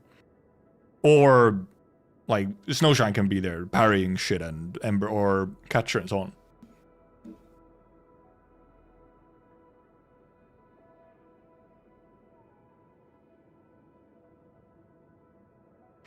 Yeah, a lot of the main DPS, like sort of big DPS right now, are melees, yes. Like the sort of strongest ones. But then you can also, that's the thing, then you can like build for a version where you like don't focus as much on DPS because the time, like you're not really, was there even a timer? I'm assuming there is still the timer. There's like a 10-minute timer, which is like, it's more than enough time. You don't have to consider, it's not a DPS check. It's a, do you know how to manage the enemies? Okay, it's still 10-minute timer, yeah. Yeah, and which is a good thing, because that just means that there's like, okay, so there's like at least something which is like, okay, so you don't spend 30 minutes on the map. Because that's just not fun for anyone, frankly. It encourages you to at least try and clear it in like a normal human time. If you're hitting 10 minutes, you're doing something really wacky. Either on purpose, or like something's very wrong. It's very much there just to give like a cap of some kind, even though it's a cap that 99.9% of players will never reach, if anyone. So all of these are much more about figuring out sort of the approach to something. Like here, you know, obviously it's quite obvious you have to deal with sort of big dangerous attacks from two guys at once. And then here it's kind of a bit of a sustain check to some extent, like a kind of tankiness sustain check. Or just finding a way to deal, like, for example, dealing with them from range, or focusing on AoE or something. Or building some particular unit that's very good for it. And then here it's obviously, like, this is essentially a healing check. And this is a bit of a CC check in a way as well, yeah. But CC really helps in here.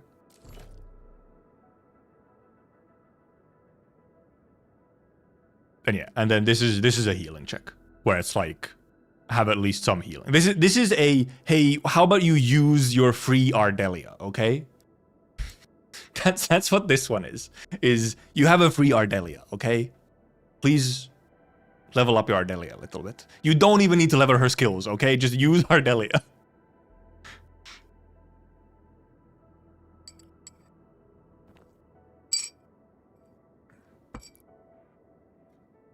Definitely survive an auto brainless mode forever with the team I mentioned. Ember, Enderman, Chen, Ardelia. Yeah, that one does give you enough.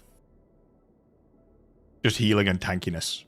And sustain that you can just kind of like, smack your face into it a little bit. Especially if you're using Ember as the controlled operator.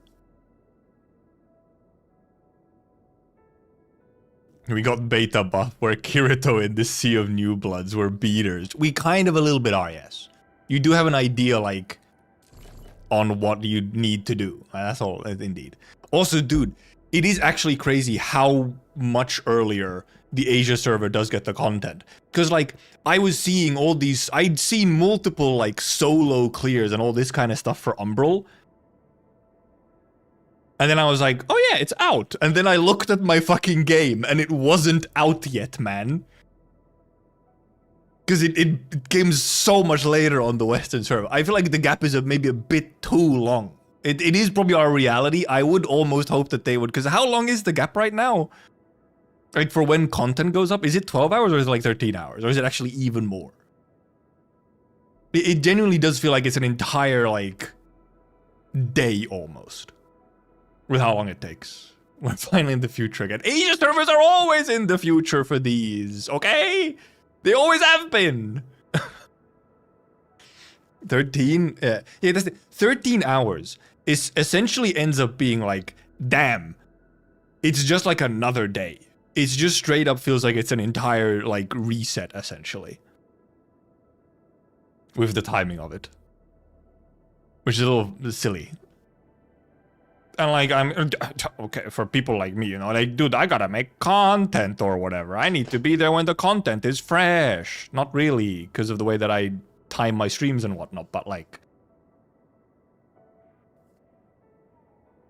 Came on at 12 p.m. for me? Okay, yeah. Yeah, and it comes on like 12 p.m. your time, yeah. And then like, for me, because for me it's 7 p.m. when the events hit. Which actually works really well for me. It's just a little funny that like, I will do a stream. I'll do a stream, let's say update is Thursday or whatever. I'll do a stream Wednesday. And then I'll hit like 7 p.m., which is right like a bit after I start stream. It's like 24 hours until the content is up. But by the time that I get off of stream, it's like only a few hours. It's like a handful of hours away from it being live on Asian servers. So, meanwhile, it's just like a whole ass day away for me, essentially.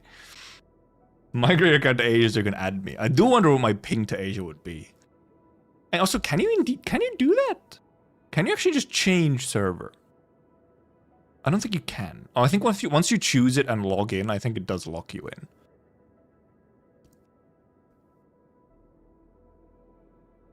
Ember is a bit underestimated because she still, in some cases, is a bit. She doesn't, especially in like some normal content. Indeed, she doesn't feel super useful. But then when you want like just a super fucking tanky operator, and also Ember does do a lot of stagger.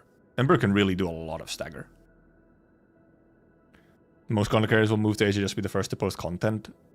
Honestly, I wouldn't be surprised because it's not like ping is that important a lot of the time, but. I mean, migrating to CN for AK is a bit different because it's a fucking 6-month gap. Well, here it's a 13-hour gap. But then also just, you know, time zones. It's the gap, it's the 13-hour update gap plus time zones that makes it that for some of us, it's like pretty much an entire another day until the update's out. I go one account on both servers, it just treats it as a new account. Right. Yeah, you can use the same account on both servers, but it doesn't bring the stuff over. Right, okay. Being loadness of loot and menus? Probably, yeah. Because I feel like a lot of the combat is happening, you know.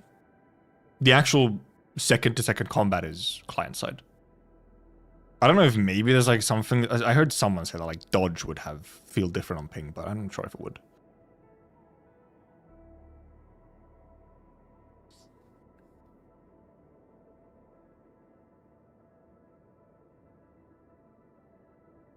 Oh yeah, there is indeed possibly the next Ambient Synesthesia, the Arknights concert, would have Millie on it. Very possibly.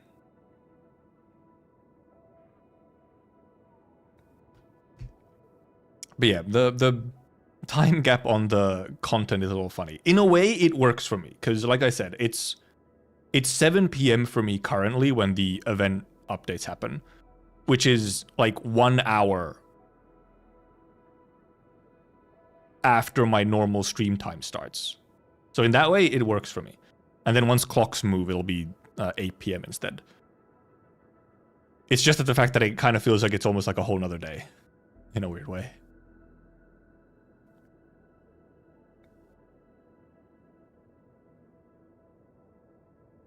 Gilbert's story was gutted from beta version. From beta 2? Or it's different from beta 1. Yes. I don't know what it was, if there was what anything in tech test really was. I didn't look at pretty much any tech test stuff. I didn't want to like look at it too much because I didn't get into it. I was salty. Beta 2 Gilberta Quest is the same as it is now. In beta 1 it was slightly different. It was just different. So I'll mute that part of the consent. Shaking my head, absolute weakness, fucking tank it and then dispute the claim. There's no way Millie keeps copyright claims that come from the concert. I'm just saying it straight up. There's no way that's the case. Considering you can dispute claims you get for Limbus Company, for example. If you stream Limbus Company and you do the bosses and stuff, and then you have melee playing, and it will get caught by Content ID, you just dispute it. They don't police it. Anyway, I have the no claim all button.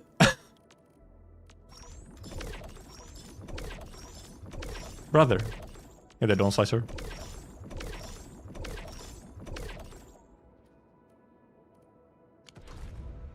Not recommended. Nice. Yeah, I was just gonna do that, Arkham. I was just going to do that. The slightest slip of I have mark Pog on this one because dies in battle. the Pog on this one because this just works very well. It gives him attack, and he's pretty often he's gonna have max stacks for his combo skill, and it has good stats for him. It has agility and will and ultimate gain efficiency and so on. So it's good stats. I feel like this is the pretty obvious choice for Pog. Li Feng, I currently have Yingling's Edge on Li Feng, but I'm not sure it's the best. I feel like you could use a different one as well. Like very possibly there's another there's some option that would be either better or very similar depending on the situation. On Enmin, I run the stagger efficiency and physical status. But obviously, even for this one, actually, I feel like there's a better one. It's probably actually a better one. Because he doesn't actually do physical status. This only is for his skill. So I feel like there's a better one for... The stagger efficiency is nice to have. And physical damage bonus at Heart's Intensity. And Chen is on Swordmancer, obviously. Like, the stagger and extra hits from physical statuses. Chen is constantly pulling out physical statuses, so. And yeah, don't slice. What is it? Oh yeah, Studio Montan Felix is the actual team that does original Arknights. While Endfield is Mountain Contour. It's teams within Hypergriff. So Popucom, X-Astris, Arknights, and Endfield all have their sort of internal team listed on the games. On Ember, I think, yeah, on Ember I'm also running the stagger set bonus. The stagger set instead of healing.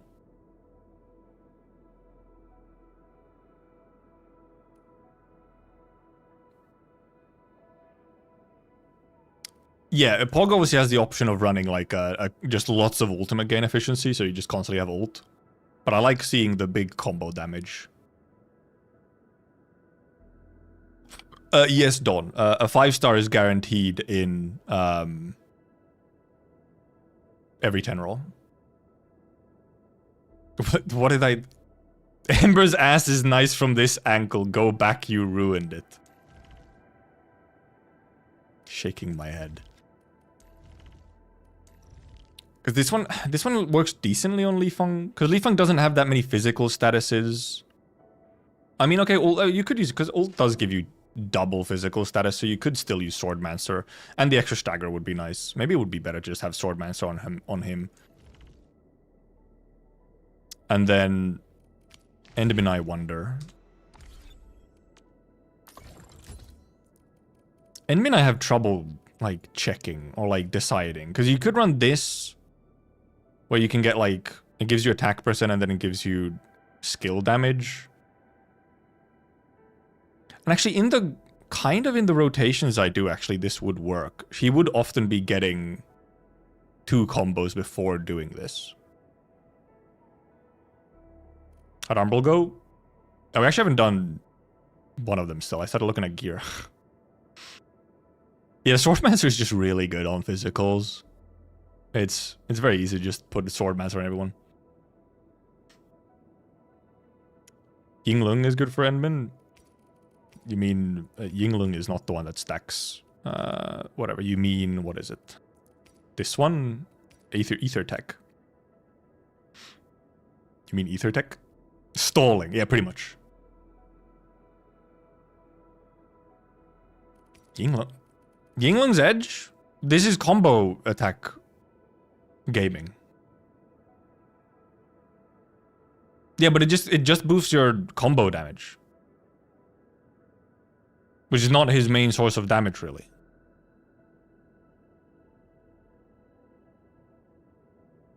Renegade, have you looked at this set wrong the entire time? Yeah, this is Darpan set for sure. 100. This is like Darpan and Pog. Or 4 characters to play, if I tell what characters I got. Well, that's a bit of a long list. Just look at the ones you kind of find interesting.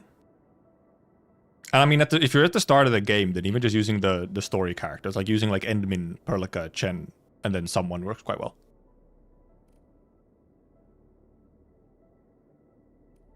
Eternal Sheer Knight for Endmin. Doesn't do anything. Well, skill damage, I guess. Really good for sure. Yeah, this is just combo damage. This is combo skill damage bonus. It's damage 20% to the whereas next combo skill. And yeah, before Marble, you have quite a lot of. You just kind of do whatever with your teams. Obviously, it's more fun if you have a team that works nicely together. Oh yeah, did they actually remove the acid attack on the worms? True, they didn't have to do the acid attack, did they?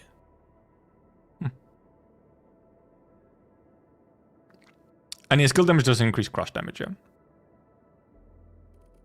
I feel like Bone Crusher is one of the main options for Endmin. But also, for example... Yeah, because that was my problem with Bone Crusher was the main stats you get, like combo skill damage and so on, are not really as good. Like, if your main goal with Endmin is to, like, get a decent crush and so on, you actually want arts intensity. Almost more than anything.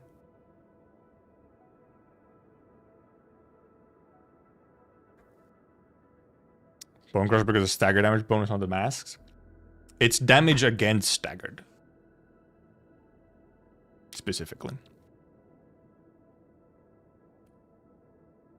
I'm wondering if Ether is... Because Ether gives you a bunch of arts intensity, and for Endmin, it might just be generally worth just mostly stacking arts intensity. Most of her damage is in that window. I don't think it actually is. Not for Endmin. Specifically for Endmin, Endmin's damage is not against... mostly against staggered. I feel like.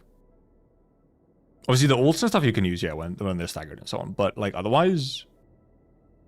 Like, because you can't crush them when they're staggered. So I feel like you don't really use the set for this. Even though there's, like, some. Like, maybe damage bonus for staggered. Maybe I'm underestimating damage bonus against staggered. I don't know.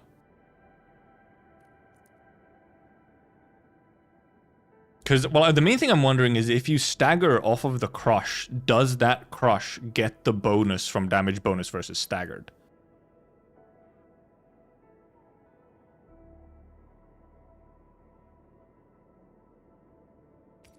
Yeah, you can. Yeah, on Pog you can run Frontier, because you get damage bonus to the team, and also combo skill cooldown reduction on Pog, which actually is fairly useful.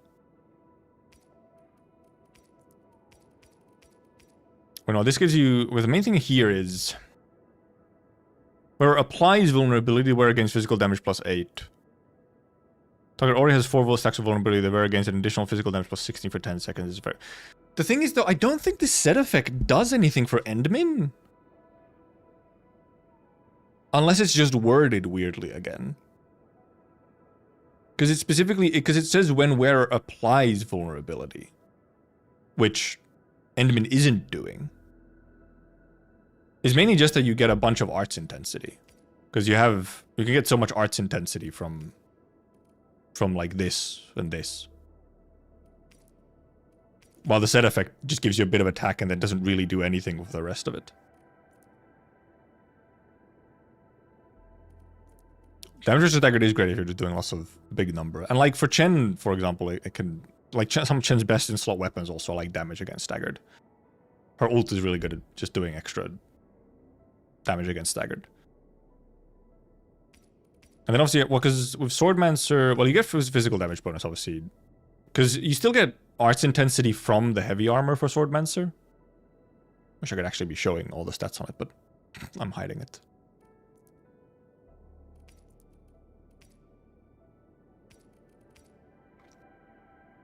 And I mean, you still get stagger efficiency. That just is for everything. It's just that you don't get this effect on Endmin other than when he crushes. Or when Endmin crushes. That's the only time you're getting this. While this on fucking Chen, she's just constantly proccing this. And doing lots of stagger. And the, like, the stats are really good for her. And I'm wondering if this would be good on Li Feng. You're only applying... Well, you apply physical status on skill, which you do actually use fairly often. And obviously you do also have the double hit on ult. So then ult does trigger it twice. And the extra damage. So maybe in Li Feng it would be more interesting to actually have this set. Rather than Yinglong.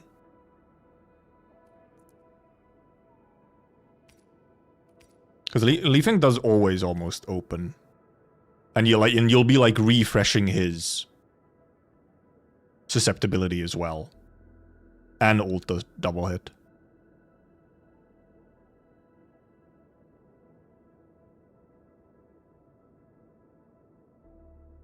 Oh, never mind. Oh, yeah, it does have an effect. Never mind, it does have effect trigger. I forgot it has effect trigger cooldown. So yeah, not getting the double hit on ult, yeah.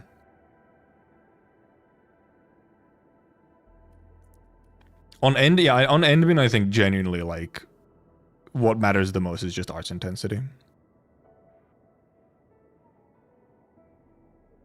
Calorie Sundering still is better for Chen than her Sig. Sundering, it's very unfortunate. The fucking silly box cutter weapon is so good. Maybe well actually I could just switch these from... If we switch Li Feng to Swordmancer and we switch Endmin to just having lots of arts intensity, so we make those, and then we just need a good... I mean, technically we can run this on Endmin as the chest, because this also just gives you arts intensity. I don't think there's really another option. Bread cutter.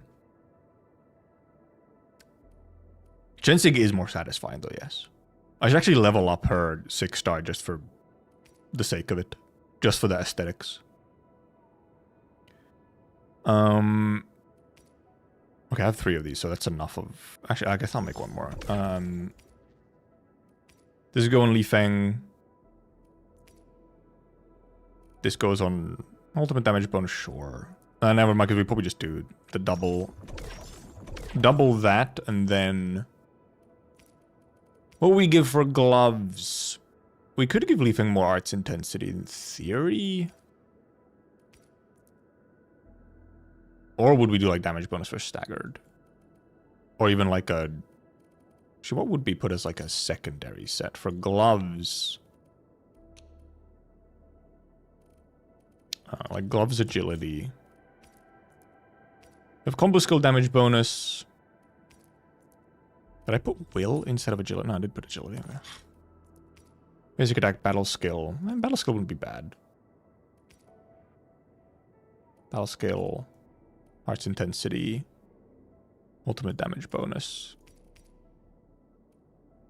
Maybe arts intensity, because that's still going to increase the knockdown damage and so on. We beat everything except one stage because we started looking at gear. We got distracted. I guess we maybe just grab arts intensity for him as well. Because it's always just kind of nice to have more arts intensity. You're just doing more little bonus damage with your knockdown and lifts and so on. I hate fools who like... Originium will carve. If we go over here, and we indeed... Okay, well, yeah, because he's already running the gloves, actually. I'm already running Ethertech gloves on him. So actually didn't even need to make the extras or whatever. Fine product How we do... industrial manufacturing. Do this.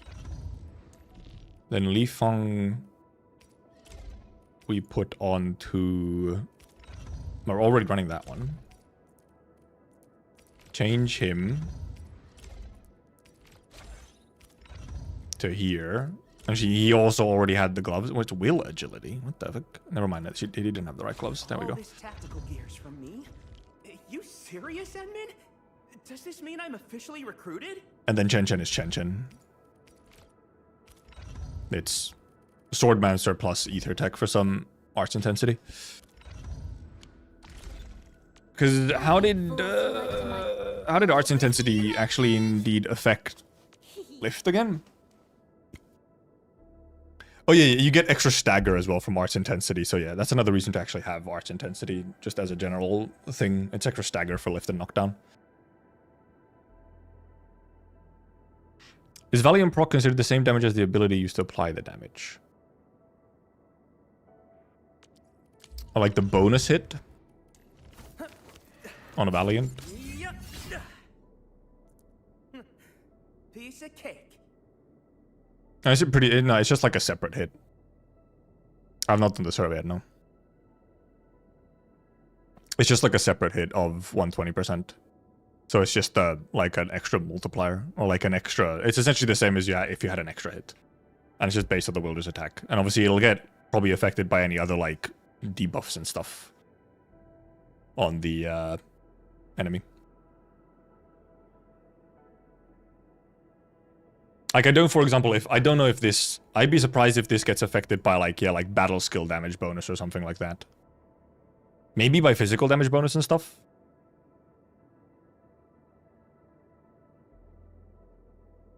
Argent is just a pretty good stat. Yes, it's a pretty strong stat. It does have like diminishing returns. I think I heard like after sort of 100-ish, you start getting diminishing returns. It's like a linear growth, but obviously like once you're at a certain point, then instead of getting more arts intensity, you're better off getting some other stat because they're all stacking on top of each other.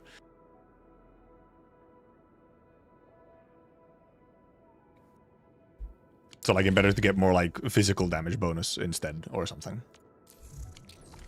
Anyway, should we actually do the last Umbral stage? We got distracted. Survive the gas? Well, actually, we'll do it with the Ember team. Do it with the Ember team?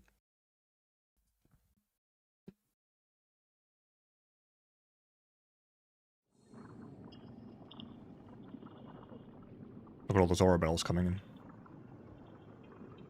Well, yeah, it's diminishing in context of everything else. Yes. Bring it on. You're fighting me. I've actually control Ember.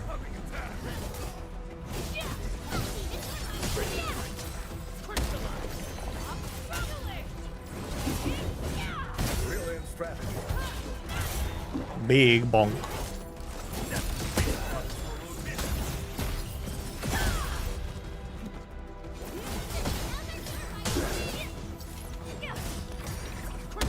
She's so slow to hit things.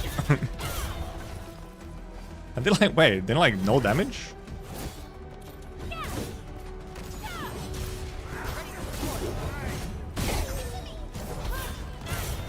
Alright, because I don't have her normals upgraded, that's why. I actually probably shouldn't be using her as the main control. Just because I don't have...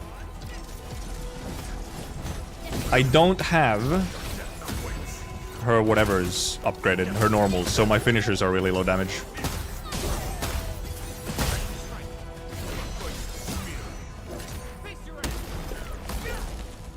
Where the hell did you go, Enderman? You did not hit the guy. I kind of need someone to hit me, actually, so that I could get some Ember. My controlled operator is not getting hit, so I'm not getting healing.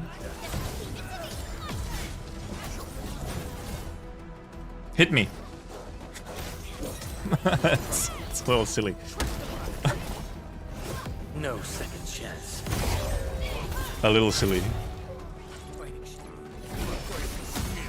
Once known, be dead.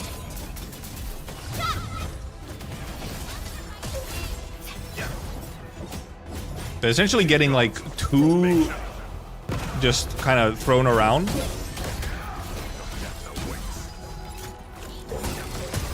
So I'm not healing.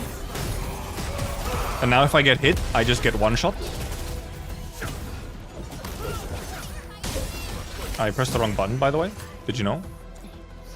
Hit me. I cancelled my skill like a very smart individual. Oh yeah, does this prevent poison? Oh yeah, it does. That is funny though.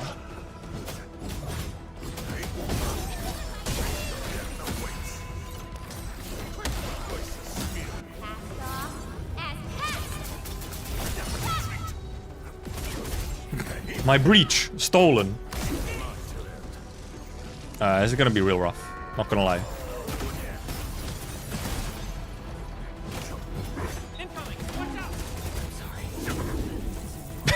Okay.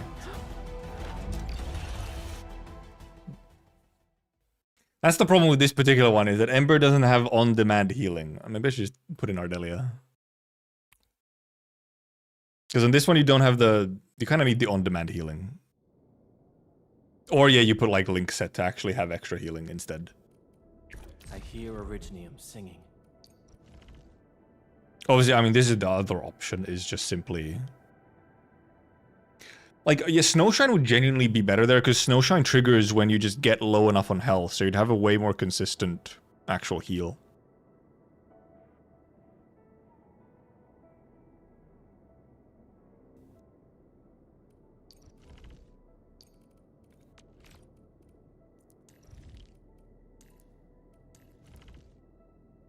My level 40 Snowshine? Could it be? I'll protect everyone. Wanna come snowboarding with me? You don't need levels or anything, right, Snowshine? I guess it does... Will does increase it.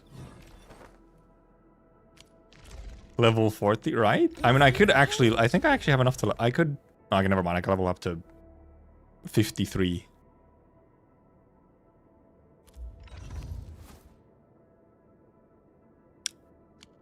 Let's just for fun, let's try Snowshine, level 40, no skill levels, no nothing.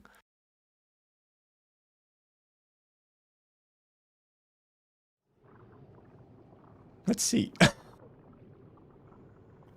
Surely. I do like one parry with Snowshine and she just fucking dies even with the damage reduction.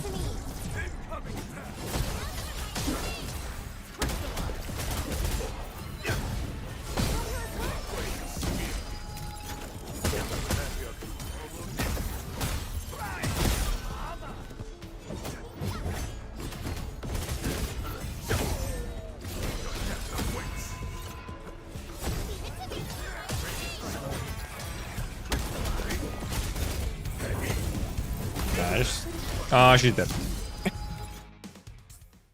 She's dead. She fucking died. She didn't even get to do anything. Oh, murdered by Dot. That's funny. I guess we are Delia. If I want to use physical team, I guess we are Delia. Endman, you're here. Let me see. Actually, I haven't really tried Ardelia much in physical teams.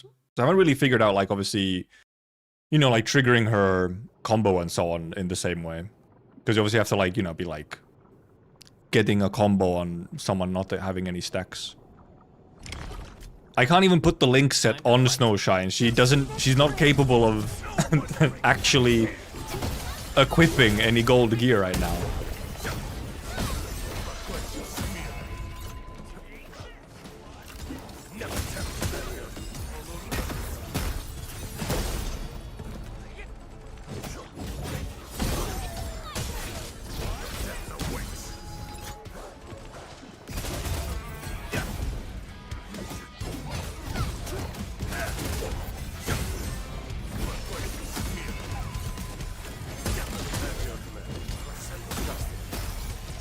Try and actually get a Ardelia combo maybe. There we go. And some healing. Boop, boop.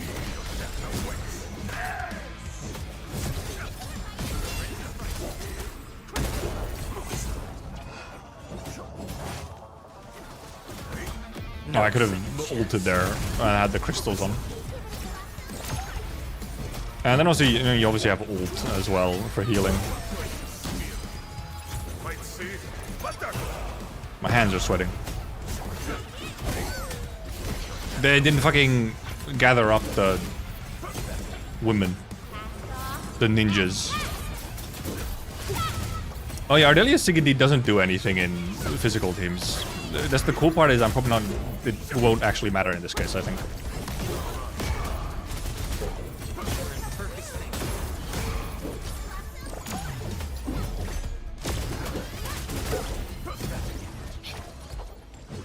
Oh, it's these funny dogs. It's the goon dogs.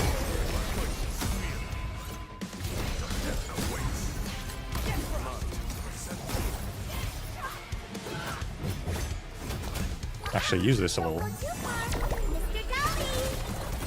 I noticed that everyone else was real low. Gotta run around getting some extras.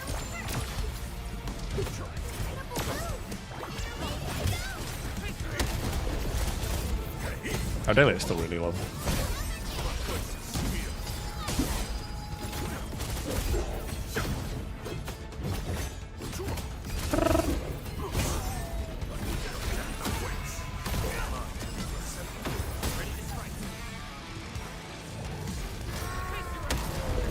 No second chance.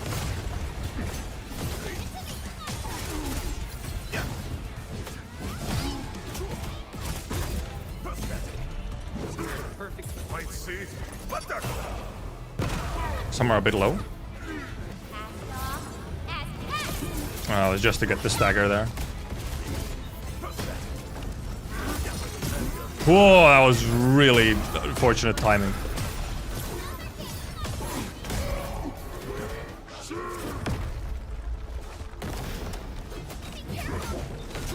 That could be bad for some.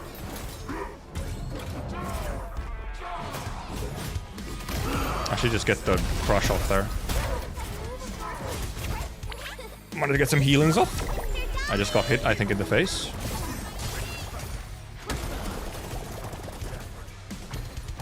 Give me a second, give me a second. Okay. We're ready.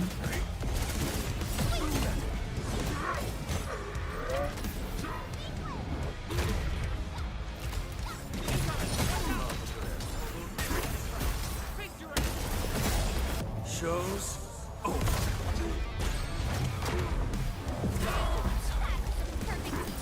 No, enemy just died. Unfortunate. No. Jen also just died. I was not giving enough healings. Ow, jeez, ow. Oh, I'm fucking stun locked. He summoned ads? I forgot he has a fucking ads summon. No, Ardelia also gone now. Ow. Ow.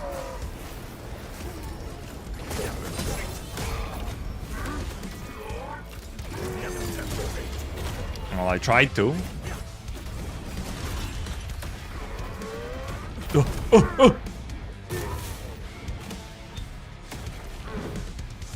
I was not focusing on healing as much as I could have. Really not good for interrupts. Hog skill. Did he just heal, by the way? Does he have a heal?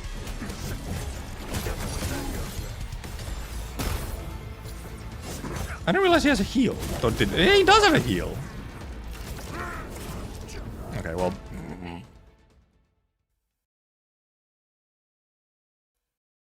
I did see him just heal himself. I feel like I can do this. I just need to focus a little bit more on getting the heals.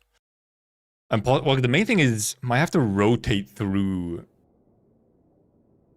other units actually picking up the heals. I would very easily do it if I just did the Levitain team. You have so many more consistent heals on Levitain team.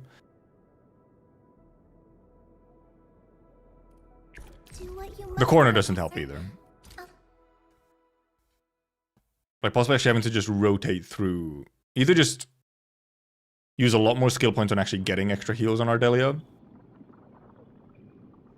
or rotating through people to pick them up on their own. A blade unsheathed, let's unleash. We'll see this through.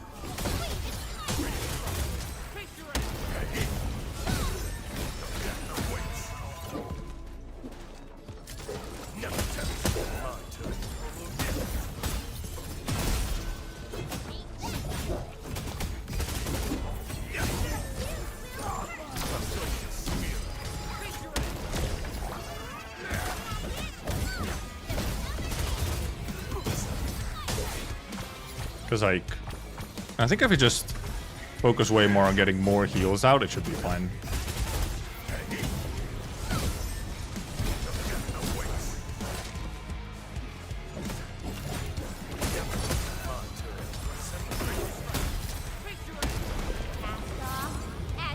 For example, using ult when I just have it.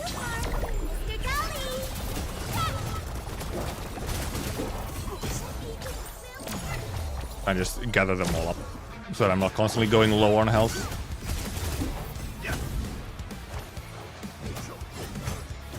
My skill points.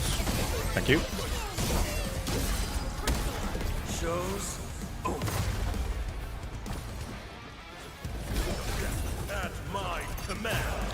Did I somehow interrupt that? I did. Ow. Oh, you're gonna hurt!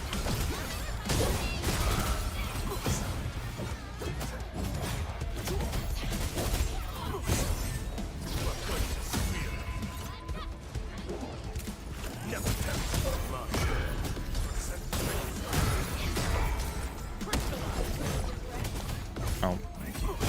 They have a stack on them. Ah, more dogs! More doggo! Once known, be dead. I'm trying to not a doggo.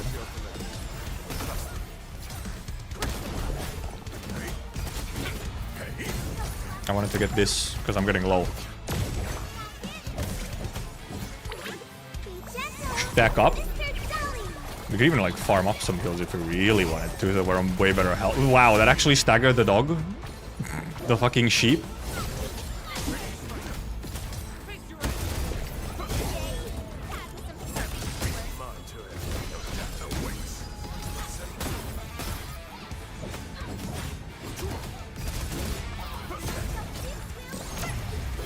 Gotta heal off of this.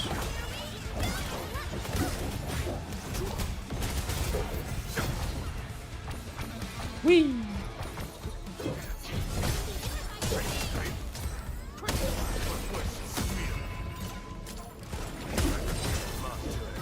Oh, I can't get a heal off of this guy. He has one stack of vuln.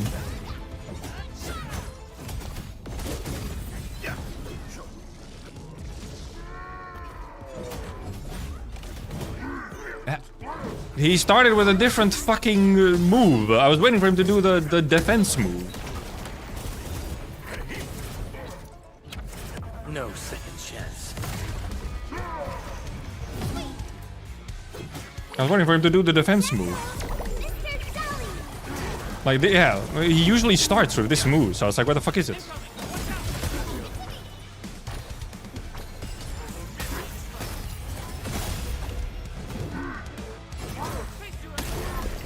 Oh, that was really good timing.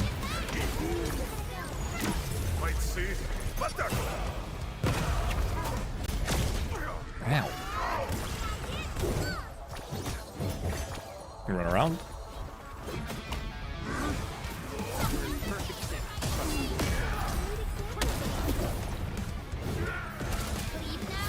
I should hit the interrupt, yes.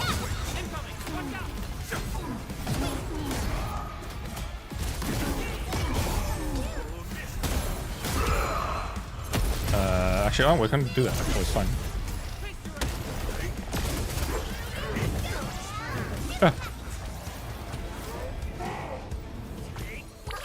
Dolly!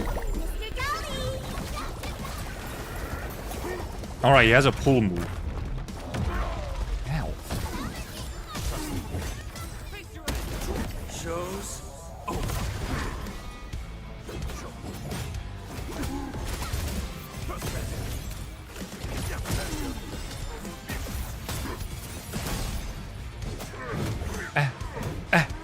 That first hit always comes out first, like faster than I think.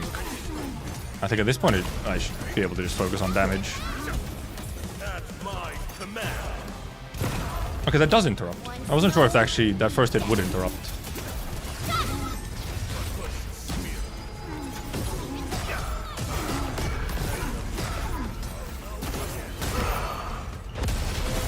Sheesh! What a finish! That was a stylish finish. Nice. I was like, is it gonna be enough? Is it gonna be enough? last hit on the big finisher ult. Sheesh. Did have to lock in a little bit. Yeah. Once again, the answer is not necessarily even change team always. It's approach. Well, I mean, okay, we did have to put in Ardelia. Just need to adjust how you approach and prioritize different skills, prioritize different like rotations essentially. Yeah, we did. There's a limit to how many you can share as well. Okay, I thought the limit was just how many you can actually accept. There it is. Le trim. And of course, 26 we get the next mode, which should be all Angloy. Pog is just incredibly cool. Everything about him is just so nice.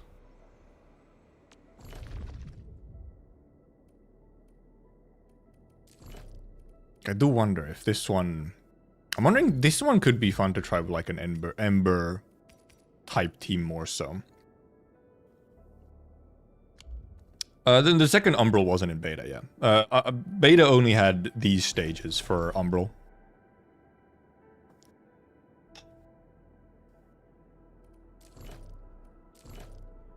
Because I feel like for this one, indeed, Levitain team is like, I feel like, probably the, well, sort of the easiest, kind of.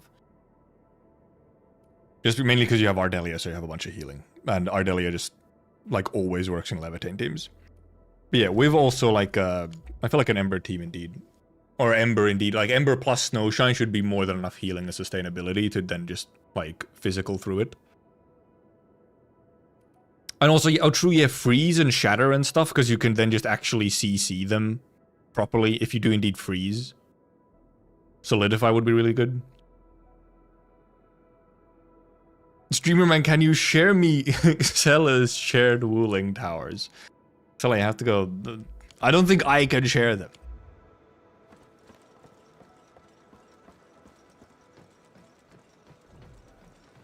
Oh yeah, true. Cryo, indeed. Cryo teams can also have Shaihi as well. I mean, you can have Snowshine and Shaihi, and yeah, Gilberta to some extent as well. And then if you just have, if you can indeed solidify a bunch, and Gilberta apparently can indeed actually CC all of them closer together, and then you can solidify them, keep them solidified for kind of as long as possible, and then shatter them.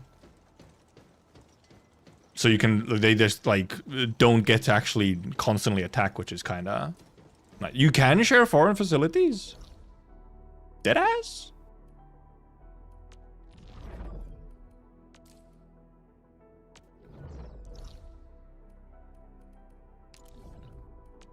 How do I even share them though? I've literally never shared a facility, like on purpose.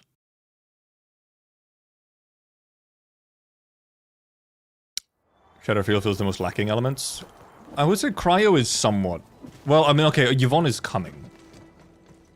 Cryo is like a little bit lacking, maybe. But, I mean, so is Electric, actually, to an extent. Mainly the fact that, indeed, there's no 6-star Electric, which is a little funny.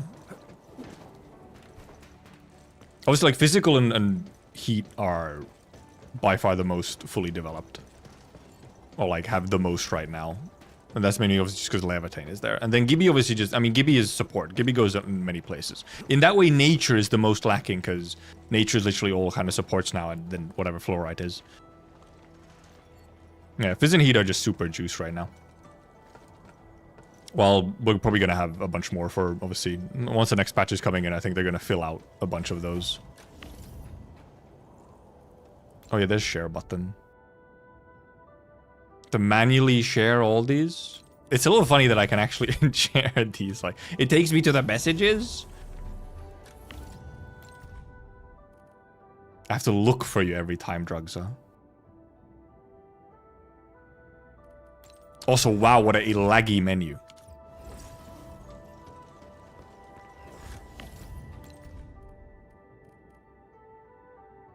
Why are so many of these menus so laggy? It really is a pain sharing them. The drugs, they are not getting them. It's too much of a pain. And we don't have a nature-focused team, but which isn't that strange. Nature feels like a supportive element.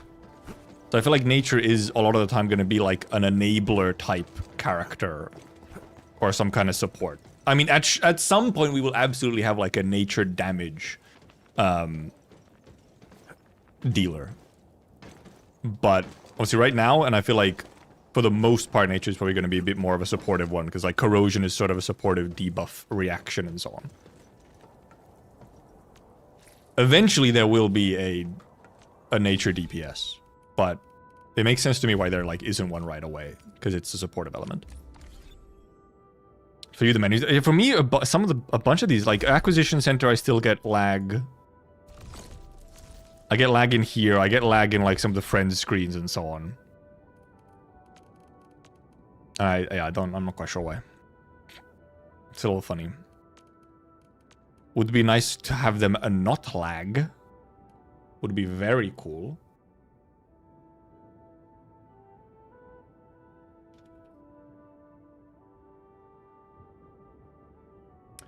I'll check a couple messages.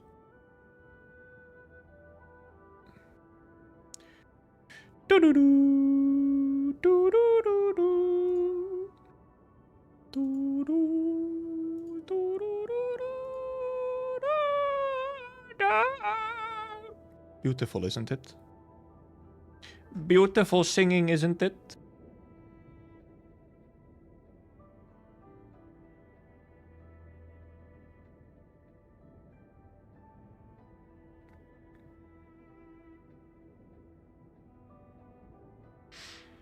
What was that one? Tongtang might be nature 6-star gunner. I wouldn't be surprised. I mean, also now there is indeed, because the thing is, right, in beta, first of all, that was a voice crack. What the hell was that? The thing is, in beta, everyone was like, dude, Tongtang's 100% playable, but also has such 5-star energy. But now with her, like, being teased in, like, the silhouette with all the other ones as well, I'm wondering if she's not. If actually all the teased units might be 6 stars. First of all, lore. Classic very large rift.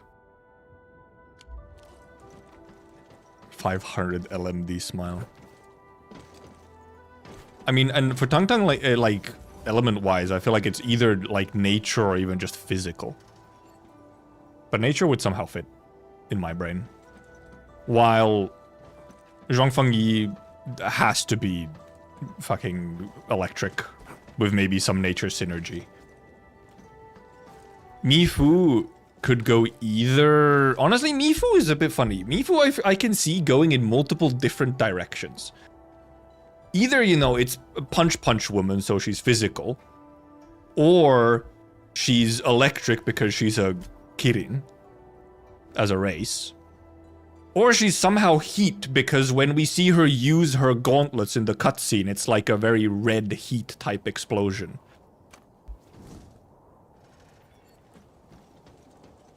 So I really don't know what Mifu would be. Rossi has to be heat of some kind. There's just no way Rossi isn't heat of some kind, I feel like.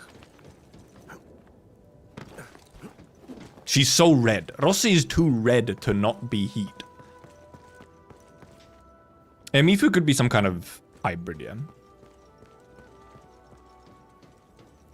And then...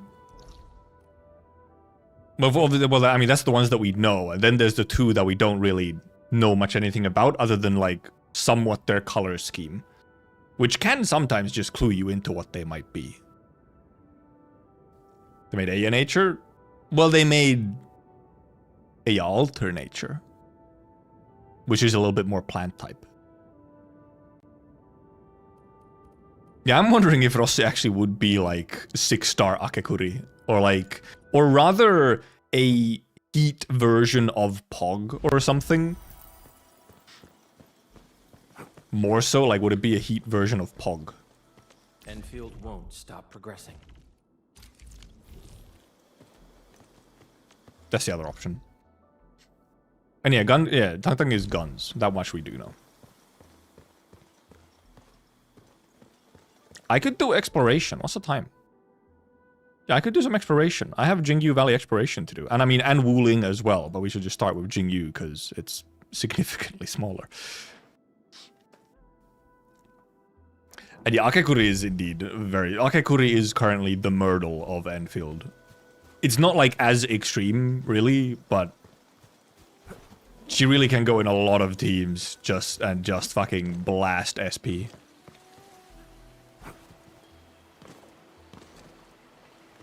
Tang Tang I could also see possibly being like a Vanguard type situation. Like, what if she's a nature Vanguard or something?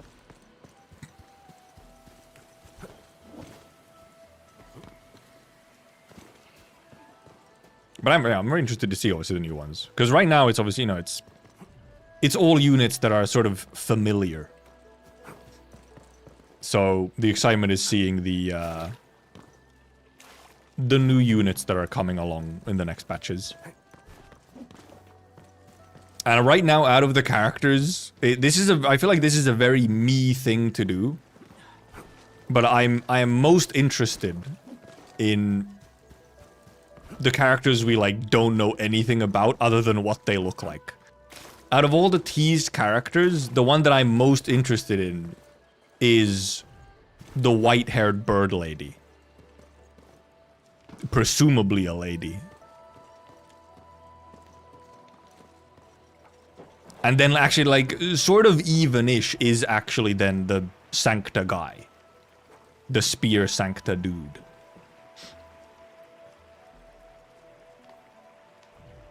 Look at those fishies.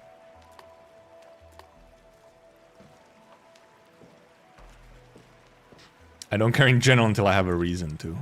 Well, yeah, so that's the thing. I'm going, like, off of... Well, because the thing is that indeed for, like... Well, actually, I mean, I do kind of care about Tung Tung, but... I do like Tung Tung, but, like, somehow not in a way where I'm, like... I want to play as you, Tung Tung. Is she a fire sword lady? I don't think we see her... seeing any kind of... Oh, no. Different one, Sierra. Not Lycia. She's been teased, but we don't know when she would maybe possibly be playable. I'm talking about the one that you see in one of the trailers and that's in the silhouette, teasing all the upcoming characters. I am interested in Lycia as well, but like she's, by my guess, she'll be playable in like 2 years, okay? Not in the next couple of patches. So it's a new Wuling character we haven't actually met yet in game, and it's just in a trailer. But yeah, like when it comes to like getting me to roll on someone, there hasn't really been too many so far, like out of the ones we've seen. Like I'm not that interested in rolling on Fungi or Mifu or Tung Tung, even though I really like Tung Tung just as a character. It's just that for some reason, the way that I like Tung Tung is not like I want to play as you, unless maybe her kit ends up being like really fun or something. But it's more so just that I really enjoy just looking at Tung Tung be Tung Tung. I'm like, you're such a funny little woman you are. And yeah, the Chunshi Burb lady from the trailer is like the main one that I'm interested in. And then the Sancta guy. They have cool designs, I like them. I don't know how much exploring I actually have left to do in the forest area.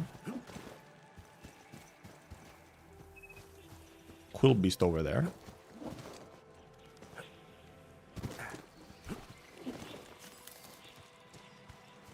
But I'm excited to meet them new characters. But probably in next patch story, I'd guess.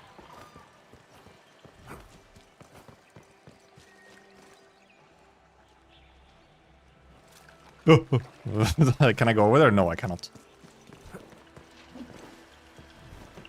And yeah, and the Sancta dude appears in the trailer from like a really far distance from behind for like 1 second. Like, that's all we've seen of them, and I'm like, ah yes. You have my attention. Not pulling till warfare in Banner. Dedication. Hell yes. I'll pick up Torniyazan and stuff when I see them, because I need them for the crafting manual rewards. Tall badass in ripped jeans speak to me. We have none of them yet, huh? Actually, I think I've done all the... I think I've gathered all the stuff from down here. I did it when I came here on the quest, so...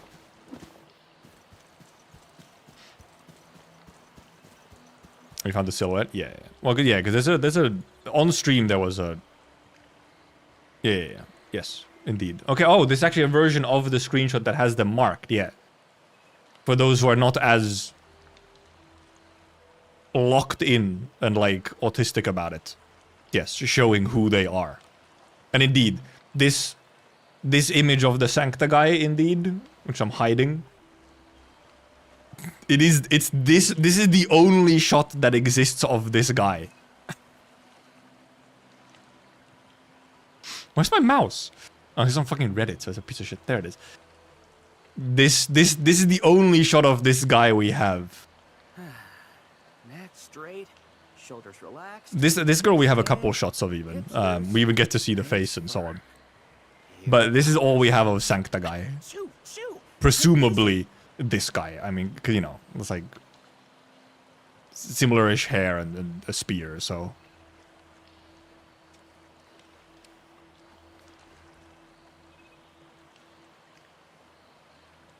And yep. So, these two here are the ones that I'm actually, funnily enough, most interested in possibly rolling on. Especially this. Look, there's something about... I think I have a type. There's something about this one right here. I've seen other Hongshan swordmancers. They're yapping in the background. There's something about this particular design. It speaks to me. Well, And I feel like this sort of design speaks to me often. on the will, not the form. Being one with the blade is far more important than drilling a move. She's over too and over. goofy to be a 6-star. That's so rude to Tung Tung. That's crazy. I do love the Whiteley Berry girl. Whiteley Berry cock. Dude, that's fucked up. You can say that. My god. Okay, the thing is, though, that it's so funny because I've actually I mean, obviously, no other place. Where else would you get called it? I have essentially been called a liberal cuck on Twitter. And the reason I got called that, and I got called like an NTR cuck, where I want all my gacha girls to be cucked from me,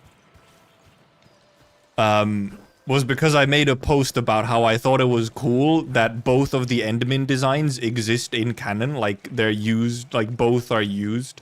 Because in the cutscenes we see both of them existing across time. So Endmin does just choose their body on whatever point. Which then meant that a certain subset of people, aka Gacha Grail, the fucking cesspool of bullshit that they are, was like, because they took it as some kind of trans propaganda.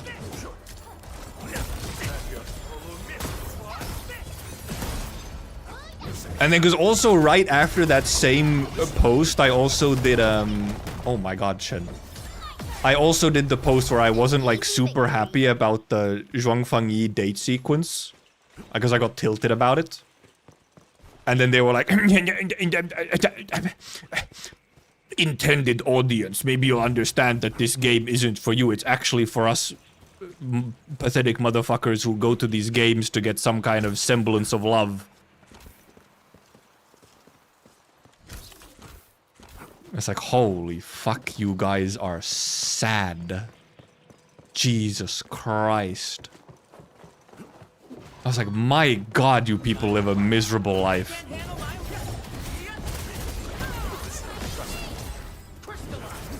That one I posted kind of like knowing that it might get the attention of that particular group. But the fact that my, like, completely innocent, oh man, this is really cool in the lore. I really like how they did this Endmin, you know, like, existence thing. I just think it's really cool and it fits the lore well and so on. It's neat. It's literally just, it's the Marge Simpson meme. Like, I just thought it was neat. And somehow it got, you know, co-opted into some kind of cultural war. I was like, what? The results speak for What? themselves. I'm handled that so fight confused. I was just having a good time and y'all got mad. We should normalize bullying people like that are part of Gotcha. They actually genuinely do not deserve sympathy, by the way. That particular group does not deserve sympathy. There's no like they're sad, but they're not sad in a sympathetic way. They are sad in a fully fuck you type of way. Like, you're sad and maybe you deserve to be sad because you're acting like a complete piece of shit. And yeah, yeah, we have found the chair. The chair is right over there. I have to lower this. I haven't lowered that. So true, Ethan. Funky sequence is cute. When I went through the first time, I got tilted because I was not expecting it. I felt it was very out of place. Stay alert. The enemy there is... Chest! And then I wasn't as angry about it the next time around because I kind of knew it was coming and I was like, okay, well, maybe I see what they meant here. Okay, maybe that was enough to kill it. If only you could sit in chair. Step forward, Enfielders. Can't sit in chair. I wouldn't expect anything less. Open my chest. Yeah! Turn it over to the watch guards? Li Feng, you are the watch guards. I say this every time. This is probably a visible wall you can't jump. No!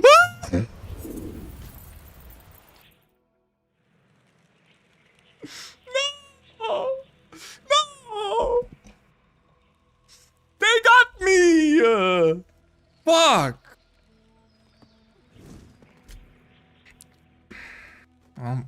Well, they fucking got me. They got me. Actual instant karma.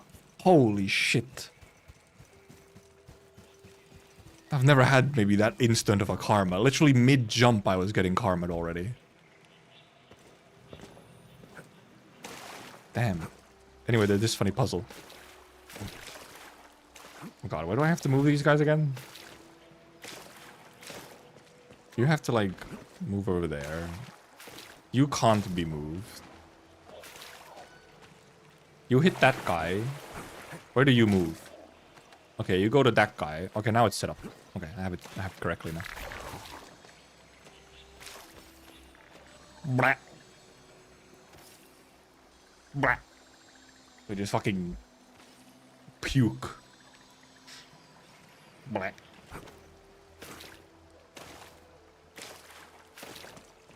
Change his teleport, what the fuck? I wish we'd have more actual visual displays where the blobs are actually really a problem. Ruling seems to be very idyllic. Look. It's not China. It's the China XP nation. It can never be actually bad, okay? It is always under control. Blue poison reference. Yep, frogs.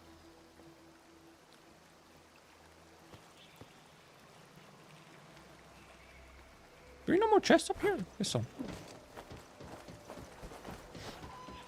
I walked through all the areas. Did I? Actually, maybe I didn't. We got from here.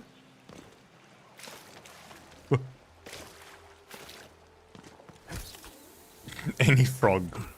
Blue poison. I mean, it's close enough. Back from painting my bathroom grey. Why were you painting your bathroom? Or is this a euphemism for something? Because it could be. It sounds like it would be.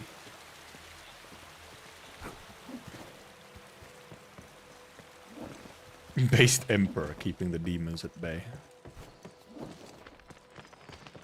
It was white, now it is grey. Shaking my head, you could have done that way more casually by smoking a pack a day in your bathroom for like a year.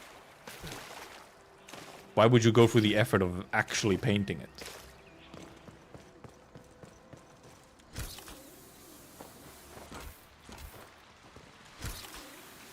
Almost done with chest farming. Scanners are a good addition. Yeah, they are. I like the scanners. Because what I like doing is, I think it has a really good balance. Because I like, you know, running through the areas and actually exploring them myself. And then I know I'll miss some, and then the ones that I missed, I can be like, hey, okay, Well, I have some of these compasses, these trackers. I'll just grab them with those. I'll take the 10 plus years of my lifespan over 1 day of work. Shaking my head. Also, what do you mean your bathroom? This guy, you own a bathroom? Or is it still a rented house? Otherwise, it's like, what the fuck?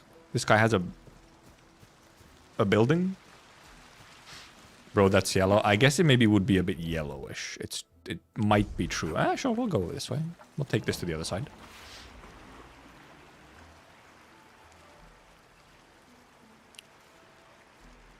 I want to return to some more Valley 4 areas. Like you say, the unreleased stories are so apart from the struggles of regular people. Well, we probably will return to Valley 4 at some point in like some sort of mid-patch. Not mid as in the middle somewhere. Okay, look, my daddy wanted the bathroom overhauled. Okay. See, now it makes sense. Now it all makes sense. Homer's, we are a dying breed, Zell. You have outed yourself as one of the bourgeois.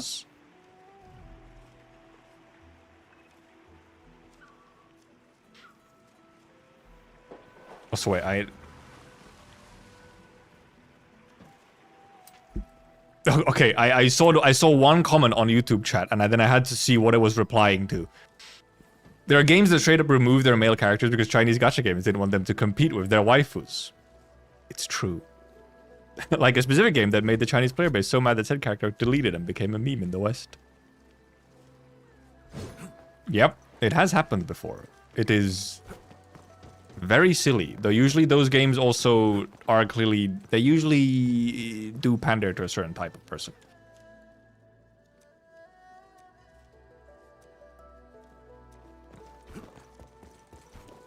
Bird. Oh. Bird leave. There's just a nice little outing here. I'm just going to go back to V4 because of Rossi being a pullable trial. Also, yeah, that as well. We might have like a little Rossi event or something when she's releasing. Side events, size of a Kazi Saga. I think side events and stuff in Enfield are going to be quite different from Arknights. I would not expect the kind of like worldwide exploration events that we have in Arknights. I would not expect them in Enfield. If we happen to get them, then that's just a huge bonus, but I would really go in with the expectation of not. So that you don't have the wrong expectations.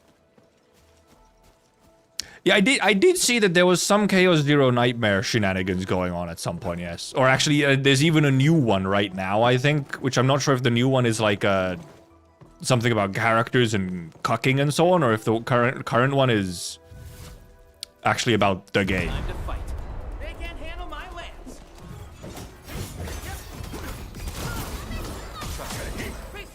Because I think there's like actual game problems in CZN. Like balance or something. This point I just log in, do dailies, and log off. Which is completely fine, by the way. That is an intended result, eventually. Like, for example, you know, I, myself, have kind of somewhat intentionally, like, not already done all the exploration in Wuling and Jingyu to sort of pace myself on... If I want to do a bunch of stuff in Enfield, then I can, because I have something to do. So I've paced myself intentionally of sort of leaving some content out there. So I can then do it when I want to.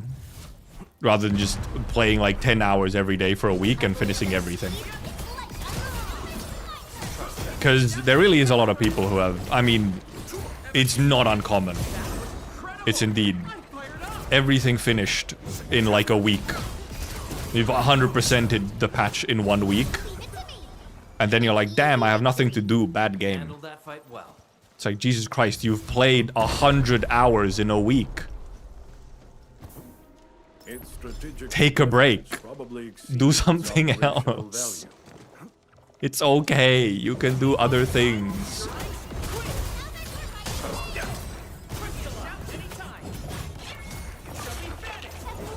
I already have 100 plus hours in EF. How did you even check it? Are you somehow logging it? Because I also have a lot. I mean, I also have like... Forward, Enfielders. I have like... I almost had 100 hours in Beta 1. So like... And then a bunch more in Beta 2. It is pointing this way. But it's not open. he scam me? Must be from other direction, or I need to do some other funky shenanigan. And before I've had a tutorial for how to open that thing. Instead of the day before was a compensation, maybe like 15 to 20 pulls, because apparently they had to adjust one of the weapons in the game for new character, because instead of its effect working additively, it worked multiplicatively, which was kinda cracked. Is it just hit? Oh, is it? It's a illusory wall. Right, it is. Okay. It was the illusion wall. I thought it would be one of the buttons, you know, because there's also the thing where you click button and then the bamboo moves. And yeah, like essence grind as well, because like I have not grinded any essences, because it's like that's the. Hey! Hey! What the fuck? Did you see that? Where did it go?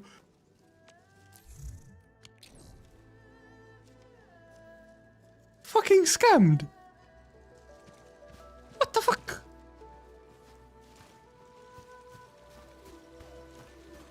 My god. It better appear in my mail at some point. Fucking fell through the world.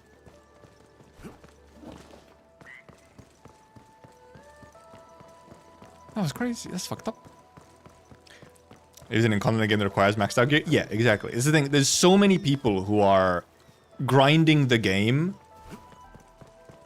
in a way that it's like, I am grinding for the highest end, top tier end game mode that doesn't exist currently. Like you don't need all of your stuff maxed out. You don't need to be on like the cutting edge of gameplay. I had literally no reason to come over here. Wait a minute. Oh, never mind. That one goes over there. I've been scammed. Wait a minute. I didn't notice. But I mean, however, it's fine. I don't actually think it's like, if you want to grind out 100 hours in the first week and you're like, you've 100%ed the patch, right? Oh, I need to jump onto it when it moves. Never mind, it stays over there. Right. Okay, I see now.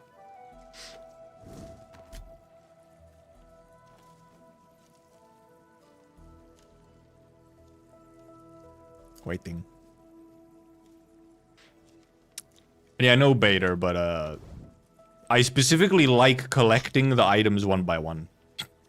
I find it satisfying.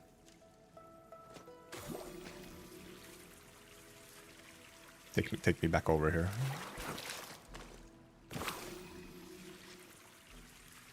We have 2 teams at 80 and I'm out of literally everything. I don't have anyone at 80. I have no one at 80. 2 other gachas who build their 1 team each and they're playing nothing else. Now they spend their stamina on essence just to artifice. Yeah, like that's the thing, is that there's this probably exceeds its operational value. It's this mentality that comes from the other games TM of pick like 1 or 2 teams and then push them to the absolute limit. Because that's what you've sort of been taught to do.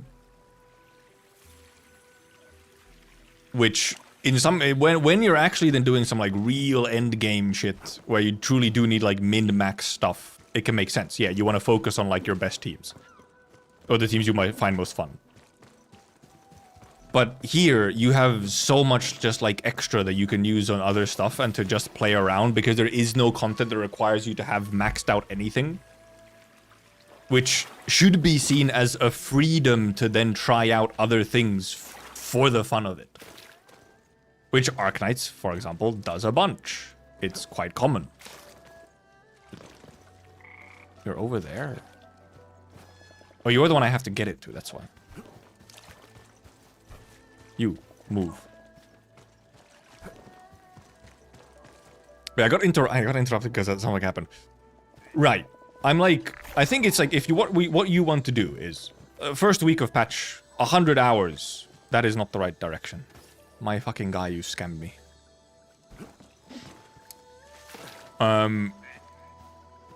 Finish the whole patch in 1 week or whatever. And that's cool. But then to go and complain that there's nothing to do because you've consumed 150 hours of content in a week is a little silly. It's like, yeah, no shit. Imagine if you play, like, 100 hours is enough to finish and 100% a fucking Persona game.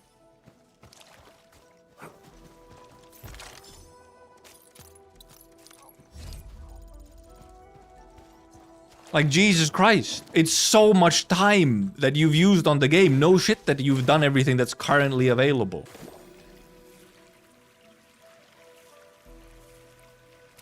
Take a break. It's okay. You can do your dailies and come back when they update stuff, which is how live service games work.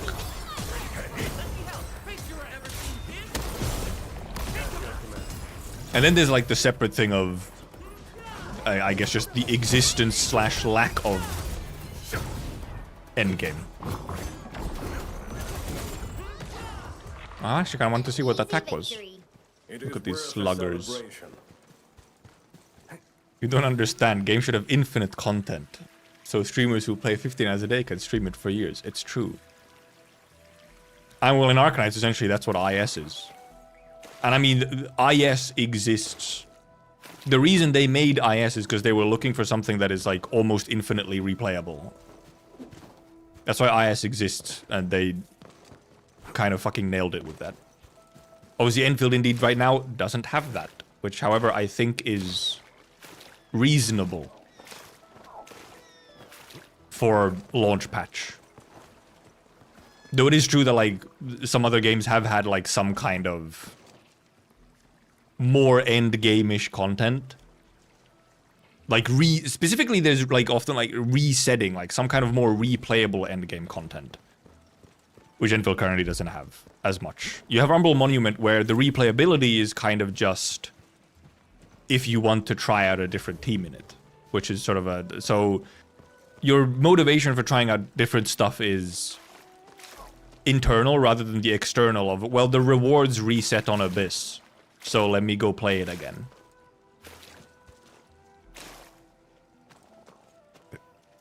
Oh, right. Okay, because it starts from there. That's why. Is Jeff a famous rapper? That's funny. And I don't think I'm the Jeff of Enfield, considering he does lots of math. I do not. I live off of heuristics. I believe rules of thumb and heuristics are the way to a satisfying life. It's like this approximately feels the best, so I'm gonna go with that. And then sometimes you adjust what those heuristics are, but that's part of the life. And I do sometimes watch... I very rarely ever watch Egg live.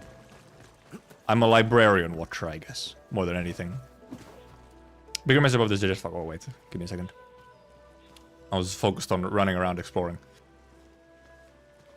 Best case for this is the Wooling exploration event they did close to before Gibby. They've literally released an event saying, hey, here's something if you want to go to Wooling now and explore there. So the expectation data show that casuals took more or less 3 weeks to get through Valley 4. Yeah. Oh, yeah. Possibly, yeah. Yeah, the release of the Wooling, like, event that's in here, right? They might have data on, like, how quickly people actually progress. Because this entire event is just to encourage you doing stuff in Wooling. So... Only egg watchers use the word heuristic. It is just, I mean, it's just a fancy word for rule of thumb. I've learned it from school or some shit. And it's true, we did get a 15k Wooling package today, so people are like entering into Wooling still. Obviously, some people don't start at launch day, they start a little bit after, right? Like a bunch of people start at launch, and then people trickle in as they see more of the game on the social media and so on. When this event came out, I just started wooling myself. Okay, see? Yep. Many people are still only just getting to wooling. It's us weirdos.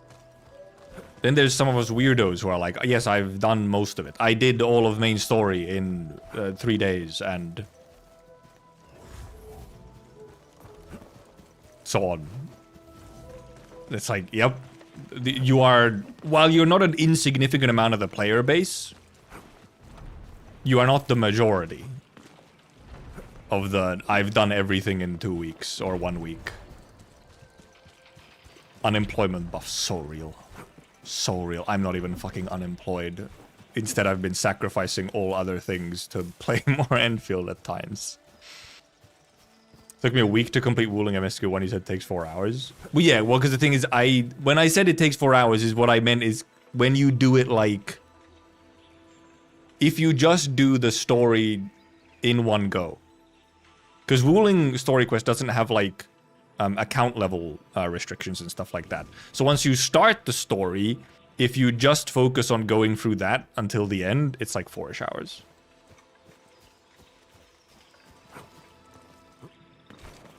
But then if you like do stuff casually, let's say you play an hour a day or something, yeah, it's gonna be very different because you're gonna do other stuff as well, and then you do a little bit of the main story progress, and then you do some other stuff again, and then you do a bit of story, then you do some exploration in the middle, and this and this and this and this and this.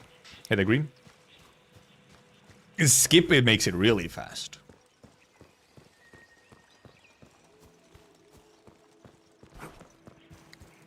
So yeah, I feel like I think it's completely reasonable to complete all the stuff really quickly if that's the kind of gamer you are.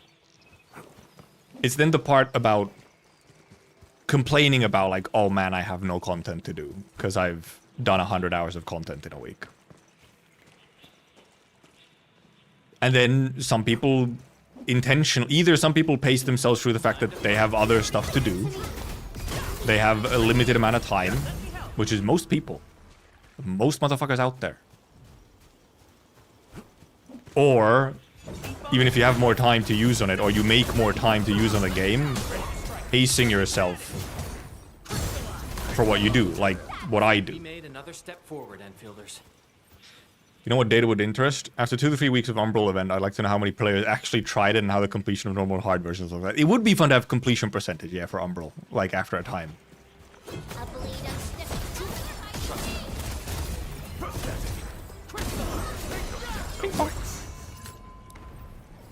The people that complain that nothing to do is the one who pressed the skip button. That's also possible, is that some of the ones who indeed, like, they go through stuff much faster because they're not maybe doing, like, any reading parts. They're not reading side quests. They're not reading main quests. They're just kind of blasting through.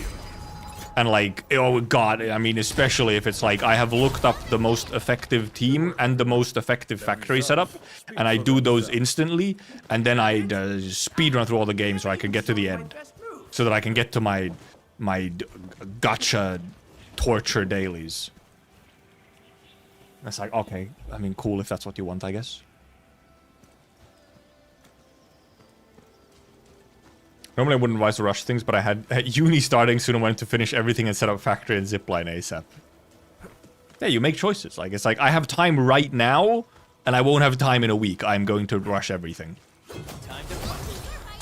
Which is reasonable. And obviously in gacha games there's the whole thing, or in live service games, and especially gacha, I feel. There is the kind of pressure to progress so that you can do certain, like, so that you can do some of your daily stuff sort of at the most efficient level.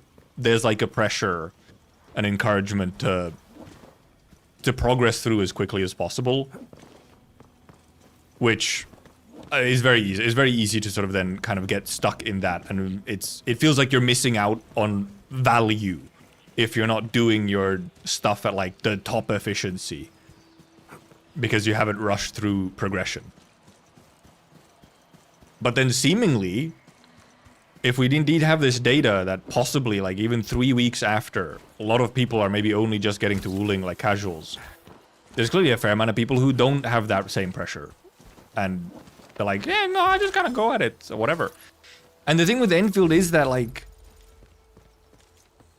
Because Enfield feels so much just like a game at so many points. Like I feel like for the first 2 days that you're playing Enfield, it doesn't feel like you're playing a gacha game, like a live service game. Not gacha, but like a live service game. You're just like playing a game. So then there's like it just feels different where I'm like, I wasn't thinking about getting like, oh, I gotta get to the end game grind right away. And with Enfield, I feel like I've gotten that feeling the least at the start of the game. While with many other games, it's kind of been like a very obvious, like, yeah. I try to get to the most efficient dailies right away. Infamous game first, gacha second, yes. Every fucking gacha says that. And all of them fucking say that shit. It's so true. And then you can no longer ever say it unironically. It always sounds ironic if you say the actual line, game first, gacha second. It's just impossible to not sound like ironic at this point.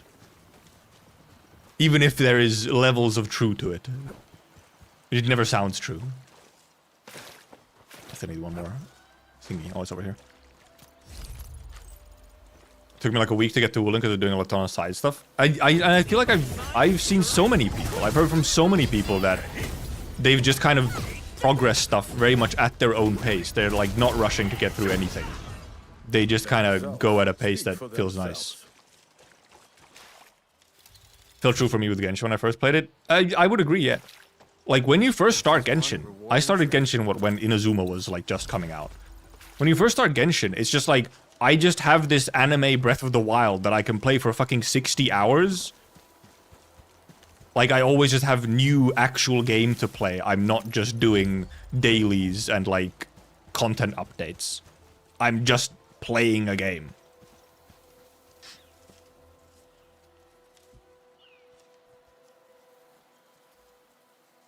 And obviously when Genshin came out, it was fucking insane. Like, there's a reason Genshin is the fucking giant that it is now. No one did what Genshin did until Genshin did it. Its strategic significance. It's just a fact. Like, or at the very least, at the scale and, like, quality that Genshin did it at.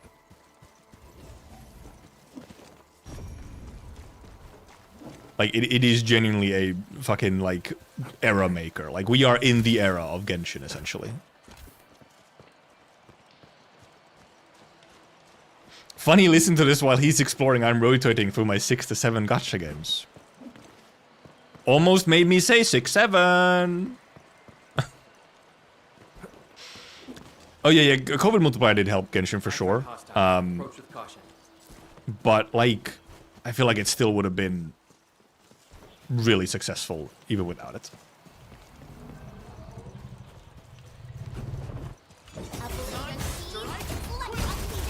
And yet, that is a lot of fucking gachas, Baka. I feel like you are a sick individual.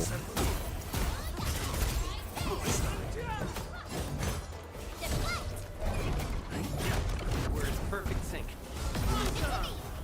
Our battle plan proved its worth. Nicely done. I would never trust there's any level of truth to it. The game has high quality, attract more gamblers. I mean, yes, but that's the thing, is that like it's not lowest common denominator type gambling. It's like it's making a good product because that gets you more gamblers, rather than just like, we'll do this shit insanely cheap so that it costs like fucking nothing, and then we just fill it with gambling. Because some motherfuckers will just go right into it. Like, won't care.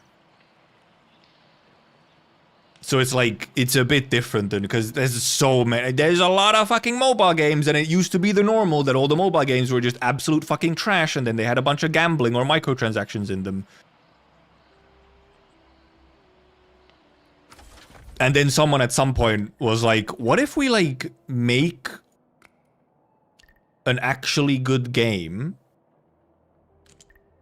but also make it filled with gambling. So much gambling. And the gambling is like really insidious. Actually, that probably has to be like that. That can't be like that. That can't be like that. Oh yeah, that can't be like that. Can't be like that. Can't be like that. No, can't be like that. Can't be like that. Oh, 2 here. There we go. The fuck is this? This is not the shape at all. Reminds you of that streamer who has 12 gacha games on the screen at the same time. Oh my god. Oh my god. I get like my maximum is 3, and that's already pushing it, to be honest.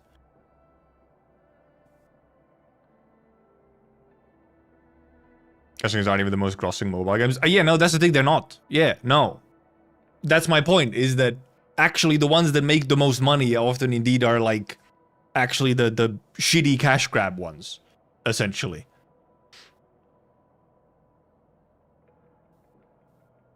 Still. So in that way, like, out of the gambling games, these ones are truly a very different thing. Because you get an actual product instead of just a thin veil for the gambling. Or whatever else you're doing. Just like, because sometimes it's not even fucking gambling. The mobile games that truly make money is like not about gambling. It's like you have to pay to fucking do anything. You're a fucking Clash of Clans and shit like that, right? Where you have to pay money to be able to do fucking anything in any reasonable amount of time. Troubled Sketcher. Burden's Isle is said to get its name because the shape somewhat resembles a burden beast's nose. Compared to the Xiling Islet, it lacks the vibrant living energy and doesn't have the dazzling beauty of the Gloom Vale in full bloom. I could actually just collect all these and then read when I have all of them. Because they'll be marked as new in Archive. Oh, with all the climbers and conflicts that clashed with the Stockaders 10 years ago. Oh. That clashed with the Stockaders.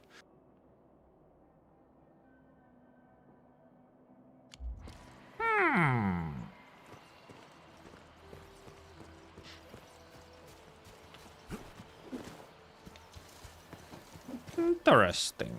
Actually, is there still more over here? Might not be. No, it's just kind of this area. This area that I have been to down here. I've probably gone most of the stuff in this area. I've been over here, I've been over here. Sort of been through most of this stuff here. Straggler's Ford. So what is this?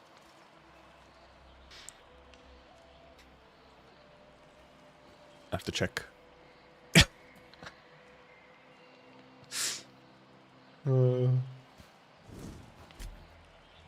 Yo, that game looks cool. What is that game? Shadow the Mold in our MMO world, your favorite MMO, now supercharged. No way. That's so cool. It's where they always copy Telopsis skills stats. It is Telopsis skills, just red. Neck straight, shoulders relaxed. Warrior's Aura. Hips loose. Attack the health of 3 enemy units simultaneously. Vanguard Warrior. I'm busy. So cool. And fucking just absolute dog shit AI. Like 2023 AI. Incredible. I also, yeah, there's a sensor tower for most downloaded. Yeah, fucking Honor of Kings, yep. Honor of Kings, yeppers. It's so small. Top 10 world ML game with download rankings. Fucking Block Blast, Roblox, Free Fire, Pizza Ready, Subway Surfers, Vita Mahjong, Ludo King, Tile Explorer, Football League, Paper IO, downloads growth ranking. Enfield isn't there, however, because it came from fucking 0, that's why. Revenue ranking, Honor of the Kings, Last for Survival Game, Monopoly Go, Royal Match, Whiteout Survival, Candy Crush Saga, Gossip Arbor, Coin Master, King Shot, Game for Peace. This game, isn't this just fucking... Isn't this just... Isn't that PUBG? Isn't that the PUBG guy? Then revenue growth ranking, Honor of Kings, Game for Peace. Oh, Arknights Endfield. Genshin Impact, Mobile Legends, Monopoly Go, Dragon Ball, Dungeon Fighter, Naruto Mobile. I'm pretty sure that's, I think, because it might just be named different by like on CN. Right? Because that is just the PUBG guy, but then there's also like a hot woman there. But I think it's because PUBG obviously has like a different... PUBG in China is different from elsewhere. I hope HE makes a pay-to-play game as well. Well, you see, they've already made 2 of them. They've already made 2 of them. They exist. And they're probably making more as we speak.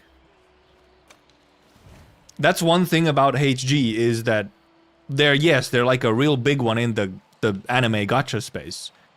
But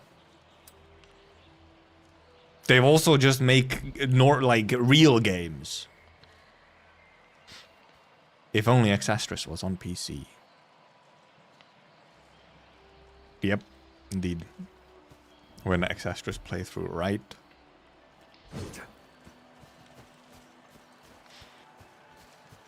After PUBG ceased in China, Tencent now offers a non-violent alternative called Game for Peace.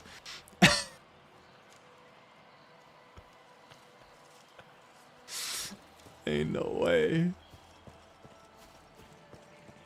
Non-violent alternative. Yeah, I feel like at some point I just need to also accept that there just won't be a PC port for X-Astris. At some point I do want to just play, because I still do want to play it. There's a bunch of stuff in X-Astris that just parts of it appeal to me, especially some of the aesthetic and stuff and music and whatnot. Is just like, man, that could be kind of peak. And now obviously it has like all the updates and stuff.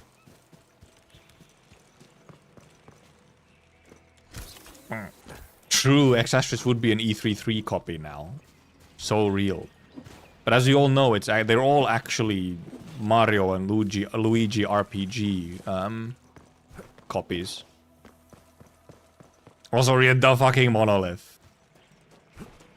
Tomb of Civilization. And like, fucking X-Astris has like, I have not even listened to all the music in X-Astris, but the main theme for X-Astris is deadass like one of my favorite tracks from a hyperglyph entity. And it has 2 different versions as well, because it has one in English and then it has one in the in-universe language, which is always fucking sick. Ordorbis and Ottobessera is the song names. And they're fucking sick, man. That song is so good. It's the one that's in, like, the trailer as well. Can I not go? Can I go this way? Why is this like... There's a thing here, but I can't go this way. Takes me to Islet North. Oh, because you just jump. There's a fucking jump pad on the other side. Fine, we'll go this side. Yeah, I can put the names in chat. Ordor Bis and Otto Besser. They're in Twitch chat, you can see them there now. On screen chat. That song, so it's the same song, but just a different language, essentially, for the vocals. It is a really fucking good song. It is an incredible soundtrack. Okay, this is just over here. Okay. Guess she's over here.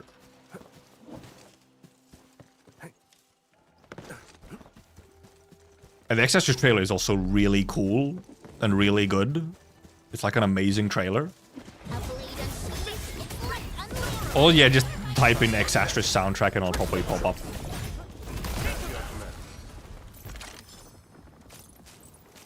Yeah, I do still, there's some little bit in me that still hopes we might get an actual PC version of X-Astris now that like Grifflink, you know, the launcher is a thing and Arknights PC is a thing and all that. Weapon is okay on Pog if you don't have Never Rest. Well, one of his best options is actually from one of your weapon selection boxes. I've opened the box, but you get one of the weapon selection boxes. It's Thermite Cutter. It looks ugly. It's the yellow sword. Is really, really good on Pog. Like, arguably, even in some cases, actually better than Never Rest. for like team damage. Shows.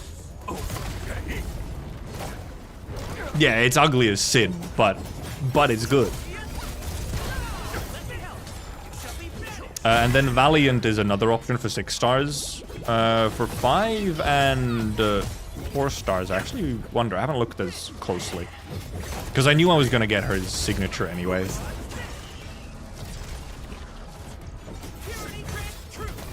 Is it really just some of these floaty guys? Wow, that chest just appeared instantly. My Pog is geared more on DPS. Just because I like seeing Pog do numbers with combo skill. It's satisfying. So I have a more damage focus set and than his signature. I mean, his signature has like team support as well on it, so.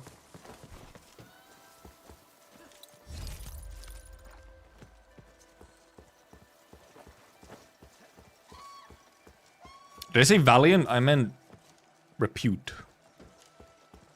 It's the same style of weapon that Valiant is. It's like the same set, but it's Repute or whatever. Listen to the soundtrack. I want to play the game now, right? It's a good fucking soundtrack for Ekastris. Hey, that's a stockader, right? Didn't see any last time. Greatsword sucking outside of 6 stars. I mean, there's a couple of these okay 5-star greatswords, depending on character. Don't listen to those folks who keep shouting Songsei pirates. They're full of nonsense. The stockaders might swipe some supplies at most. But you just look like a struggling artist, so... Struggling artist. Besides, everyone's just sheltering... And yeah, Thermal Cutter is just a really good sword. Even wouldn't attack each other while drinking water. But it's ugly. Will really be worse than beasts. Hey, what are you two mumbling about? Oh, miss. I can tell you have a... Bogsig worth it?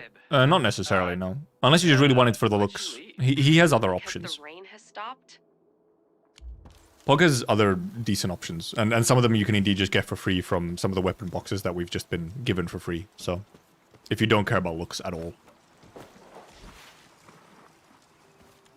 You know, Exastris is a very competent mobile game. Exastris was... There's some interview where Exastris is specifically supposed to be a kind of showcase on the level of game you can actually make on a pure mobile platform in this day and age. That's kind of what Exastris was made for.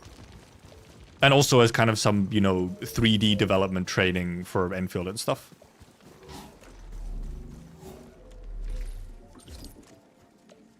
Crafting. Quilby slivers. Don't mind if I do. Submit some orally? Actually didn't have that many. And yeah, it is unlikely that it'll get any updates actually, like a DLC or anything like that, considering it did not perform incredibly well, unfortunately. Partially due to it had a bunch of performance issues and stuff, and visual issues at launch. It was a bit of a rough launch for Exastris, which was unfortunate. And obviously, you know, sort of the whole fixes too little too late. Oh, you fucking bastard. Do you think Enfield is the next big gotcha? I mean, it kind of already is. Like, Enfield is gonna be in the discussion for... Enfield is gonna always be in the discussion around Wuwa and Genshin and Star Rail and all these. It is at that scale. The only, so part of the reason, the only reason Arknights wasn't in some of those discussions, and it still sometimes was, is just because it's not like, as easily comparable, because it's a 2D tower defense situation. So the people who cared about Genshin, Wuba, HSR, ZZZ had zero interest in Arknights, because it's, what the hell is a tower defense? Meh. But Enfield is 100% in the big gacha PvP, for better and for worse. I mean, let's be real, mostly for worse. Listen to the ENX Astra song. Should I ruin this song forever in your mind? You've heard some weird lyric or something, haven't you? And yeah, yes, Arknights is more RTS than tower defense, yes. But, I mean, tower defense is obviously what we often call it. Even though it really is an RTS. I have to read to play the game? Don't even necessarily have to read, but like, it's not surprising that it's not as popular in its gameplay as others. It is clearly not as... It's just the form that it takes is not the mainstream. Which obviously I think for Arknights was a very good thing. Let me see how good this one is. Because it got to do its own thing and be very unique and develop in a unique way because it didn't have to really consider that kind of stuff.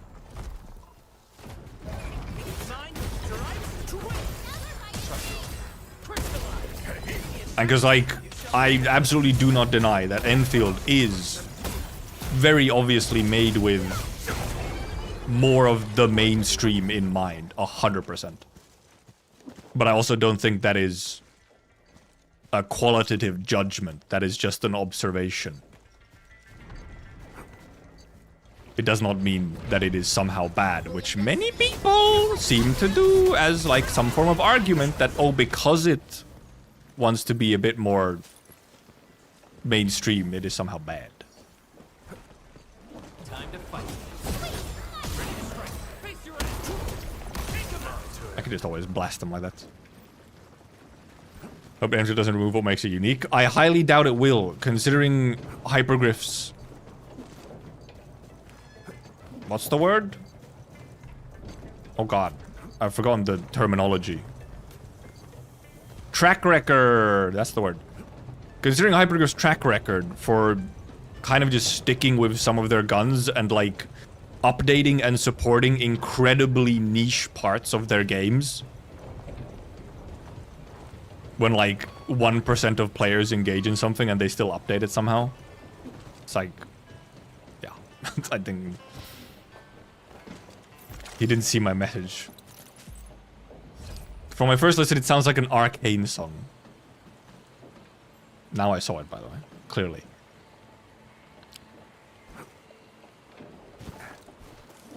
I think you may be mishearing. I would not say. There's actually some Arknights songs that are like more Arcane song-ish.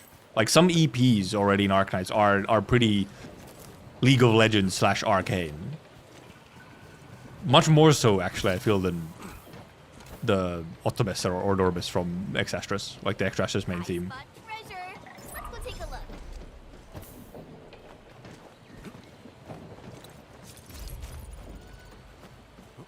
Wah, wah. Take me up. Whee!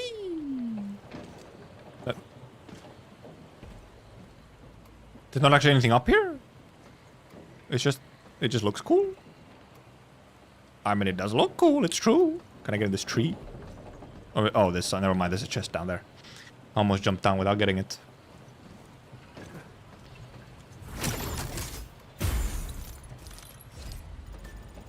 Let me take. I'll take a.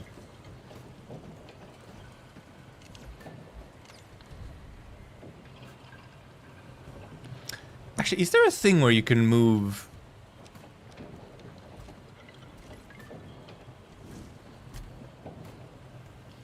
Because I'm wondering if there's... Oh, yeah, you can, yeah, you can only... Yeah, you can... I was like, was there... Where was the setting to show only one operator? Look at... He's so pretty in his Sakura Blossom.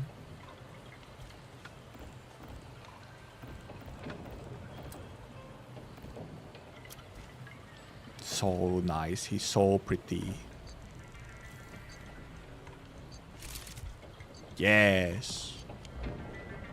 You know, I've seen other Hongshan sword knights. Anyway, how are we doing? Perform the same move differently. Well, I don't understand people expected Arknights in a game with gameplay that has nothing in common with Arknights. being one with the blade is There's a lot of expectations on Enfield that there was a lot of like original Arknights players who still do indeed have like they come into the game with the expectations that this is Arknights 2. This is just more of Arknights, but it's 3D, which is what it was never supposed to be. Enfield is different on purpose. It is a very different game. It has a very different approach to many things on purpose, and it has value in that. Rather than just being more of Arknights. If you want more of Arknights, that is what Arknights is for.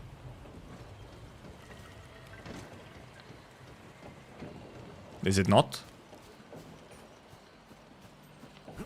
White guy in kimono? Hell yes. What's his name again? It's Ken Tanaka.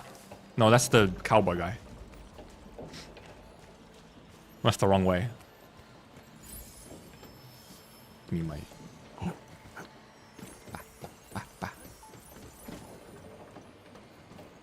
What the heck? It's still going. Oh, never mind. Oh, never mind. It was just moving to the correct place. And yeah, I think it would be very difficult to actually completely just remove. Because that's obviously a thing that gets discussed. Let me read through YouTube chat a little bit. I think that's discussed obviously a lot is like, oh, will the factory just completely disappear? It's like, no, it's so tied into so many things. No, like, factory is not going to be like in that way. Like, yes, when you're caught up to stuff and you have your factory fully running, yeah, you're not going to be engaging in factory in the same way that you do when you're building it, obviously. That's just how that sort of gameplay loop functions. And then you get updates to it when you get new areas and so on, and that's how it's probably going to work. Is that you interact with the factory when there is progression to be made. And then sometimes maybe you adjust something because you want to produce something different. But it absolutely is not going to be removed. It's too tied into stuff, and they're clearly, I feel, passionate about it.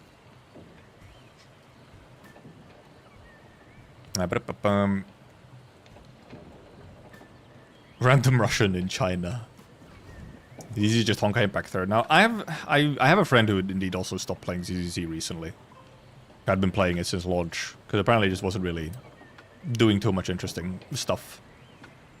And yeah, ZZZ has the whole TV mode thing, where I can't really have an opinion. I have no fucking experience with the TV mode thing, so honestly, I have like hard to have an opinion on something that I have never interacted with. This is a rule that I never break.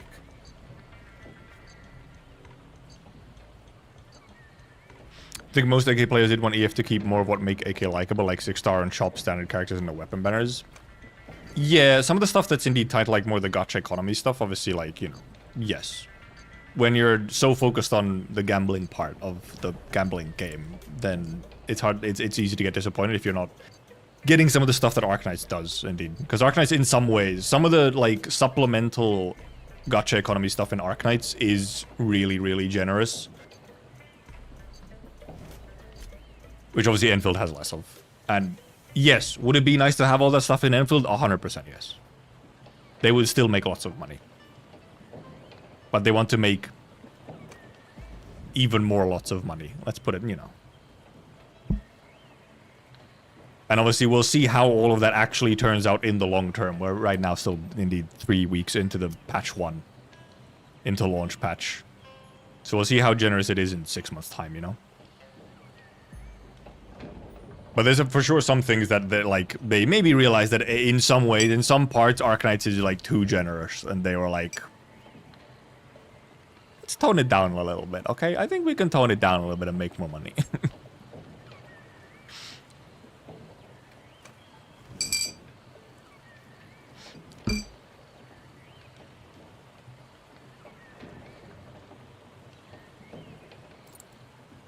Oh, the ZZZ devs actually like.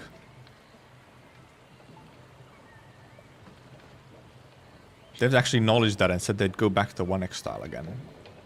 Enjoyed ZZZ and Grape, but can't be bothered with balancing, and their 2x story was really weak.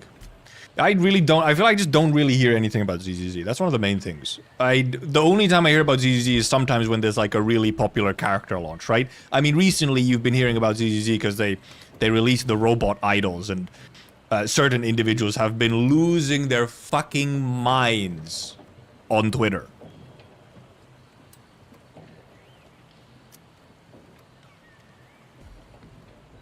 Which, you know.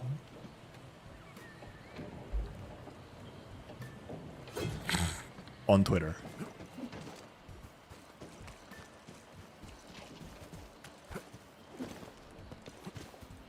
About MC Glazing, it's like he doesn't even have memory of things. People praise him about he should have imposter syndrome in the life story. Yeah, I hope they pull in some more of the like introspective endman stuff into main story as well.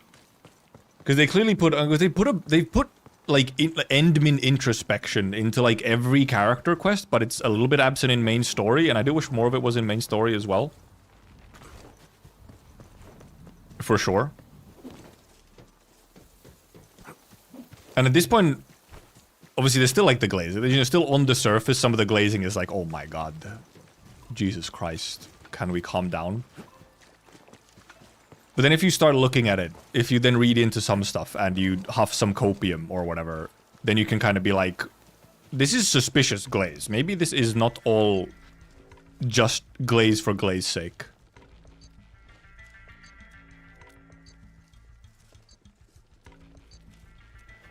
Why can't I click this? Oh. Pressure plate gaming.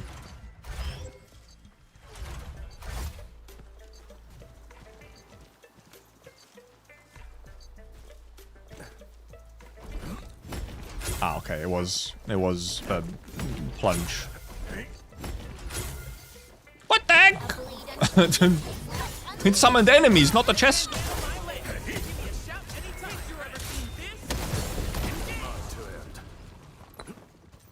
Damn.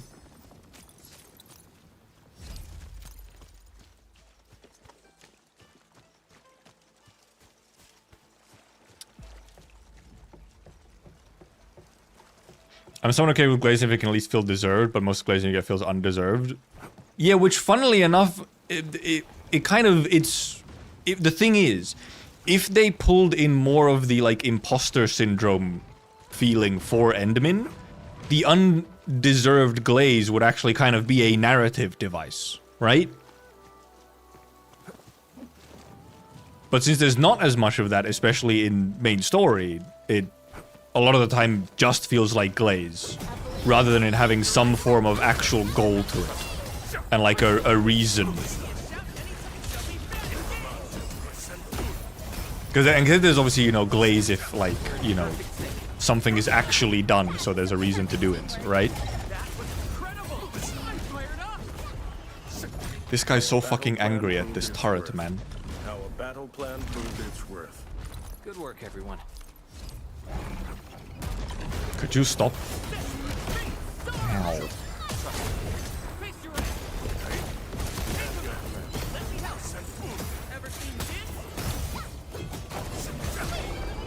Like, why do these turrets have to be here, man? Because they just fucking make these guys make noise. Get out of here.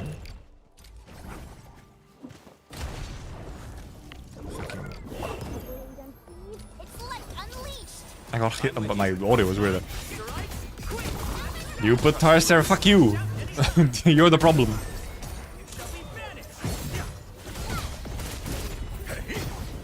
Shaking my head. So I can ignore them. What do you mean? You can ignore them even if they're not doing anything. Now they're just loud and they make noises. And yeah, well, that's the thing. We've had like introspective Enderman stuff and whatnot in some of the character quests. It could be a little bit more up in front. Even though the character quests in that way almost seem like possibly it will be some of the main narrative content that the game has. So if there's somewhat of an assumption that you actually will always do all the character quests and that you get a like narrative and character content in there regularly, then I mean, okay, fair enough.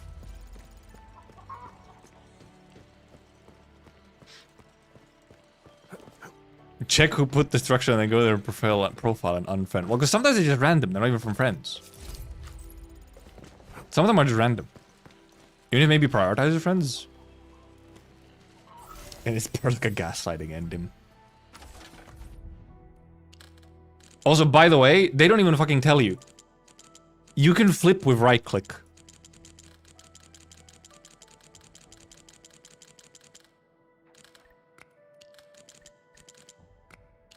Could have fucking told me that ages ago. Fuck. There we go.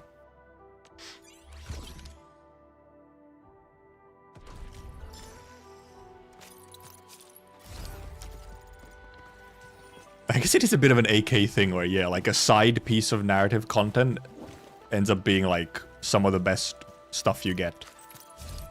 That is a very AK thing. Though, except I'm like a massive main story glazer, so I don't fully believe it. I'm a 100%, 120% advocate for Arknights main story. Look at these funny birds. My favorite button has another feature. It sure does. Dude, they love right-click in Enfield. You just use right-click from the start? I didn't even fucking try because it wasn't listed there at all. I was like, oh, I guess it's just R. But no, yeah, right click fucking spins them. It's so much, like, nicer.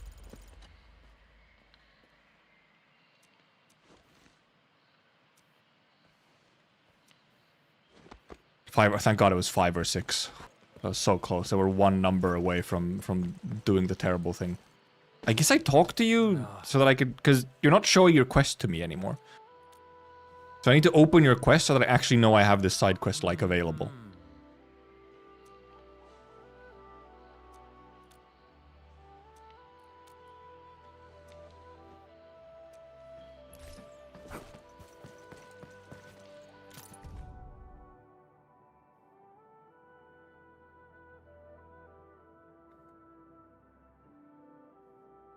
Mr. Lightbulb.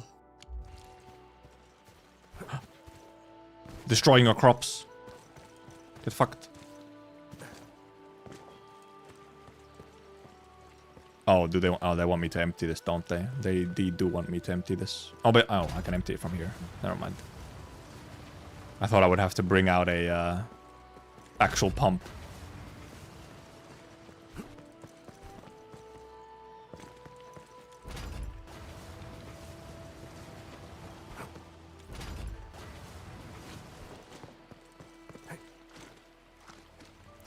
Well, I mean, I have it open. I'm sure I can do something with it at some point. I don't know. I don't know when, but... So there used to be quest icons on my map that aren't appearing more. Yes, they used to be. They did used to be. I don't know where they went. They fucking disappeared at some point. They stopped having the quest icons on the map, like the unclaimed quest or whatever. Or unstarted quest. I don't know why they disappeared. I want them back. They were so nice.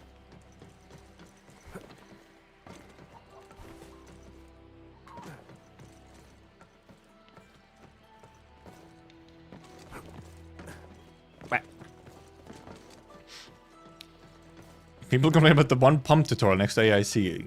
What's the point? But then also complain about the quest where you have to empty the pond and they're incapable of connecting the two. It's not even zoom in anymore. They've just completely disappeared. Like, I know. There is 100% a quest that I have not started right here. There's a dude with a quest right here.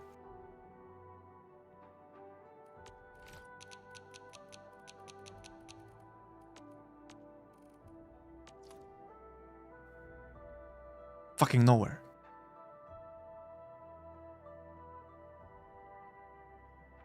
I did the Grove Nymph one, yeah. It's not even on the same map. It's not even on being on the same map.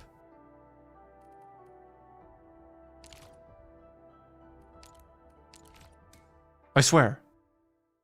And before it fucking is, and I've always been looking at it from a different map. Fucking lying to me. You think I'm fucking insane? You think I'm fucking insane? I'm not. They used to fucking be there. They're no longer there. We went here in person. There's a guy here with a quest. It's not fucking there anymore, man. They fucking disappeared like a week ago or something. Trying to fucking gaslight me. Not there. The patient is getting violent. Yes! I'm losing it! I don't know what happened. They fucking bugged something. They broke something. They no longer appear on map. Losing it.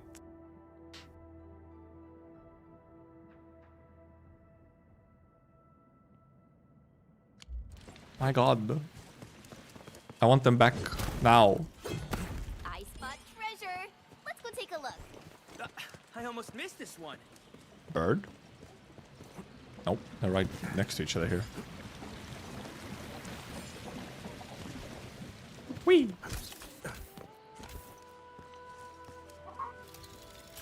Blaming the game. Literally the game's fault right now. I have not changed anything. They just started hiding the quests.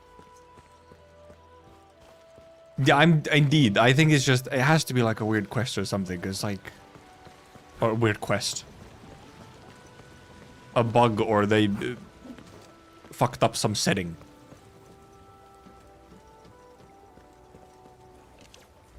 There's like something over there. Oh, it's a fucking memo beacon. It's a memo beacon.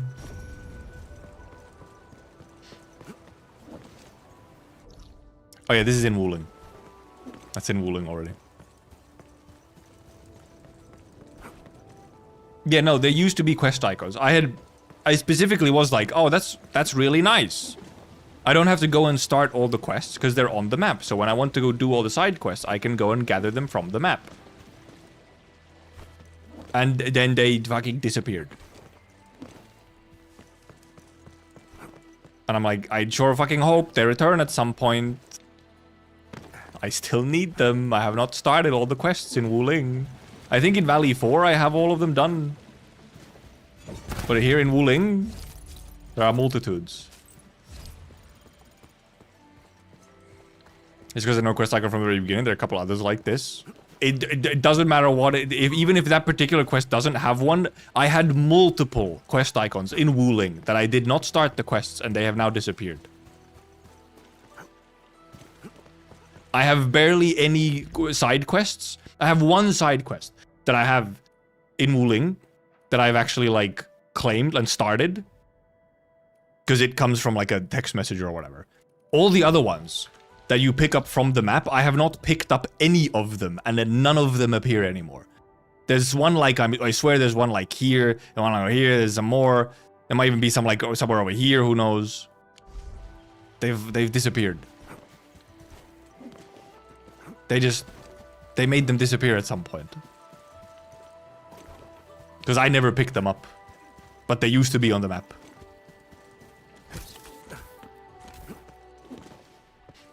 I haven't finished the Bell side because of a 1k Sure Knight. What the fuck? Well, at least I have some Sure Knight in stock. I use map markers when I see him because I've experienced similar inconsistent behavior in other games. I trusted the game, okay? I was like, I trust you, game. I put my life in your hands. That you will continue showing me where the new side quests are.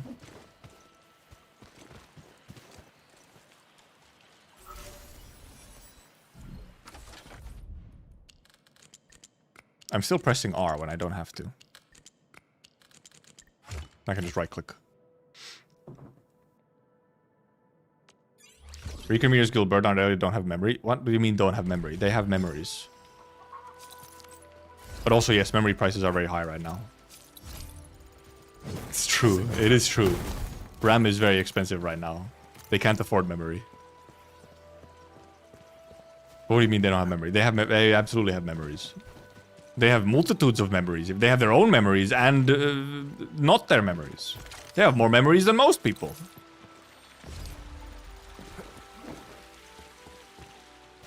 Nothing. Nothing over here.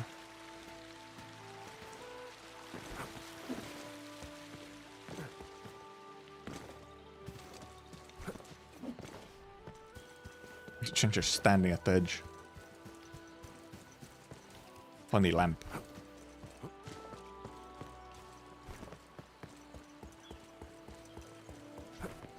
Yeah, Chen's mom apparently did just fucking disappear at some point. She really did. What, like, I'm sure we're gonna get, there's gonna be like a Chen mom patch at some point where it's like, we go and look for Chen mom. Oh, wow, right here. Click it, please, thank you. I tried to open it before it plays the cutscene. Strategic reserves like these can shift the tide of battle. Best companions were the one with the no memory convener. Well, I mean, I'm assuming you mean Levitane. Levitane actually has a bunch of memories as well. It's just like, none of them are hers. She has memories though. By the way, this quest as well. Oh, but this one is here, isn't it? Okay, this one is here. Never mind. This one's here because it auto starts when you get close enough. I was gonna go on another fucking losing it. This one auto starts. We're safe. This one's in here. What did I look forward to most? Now, one of the teased characters from the trailers. There's the white-haired bird.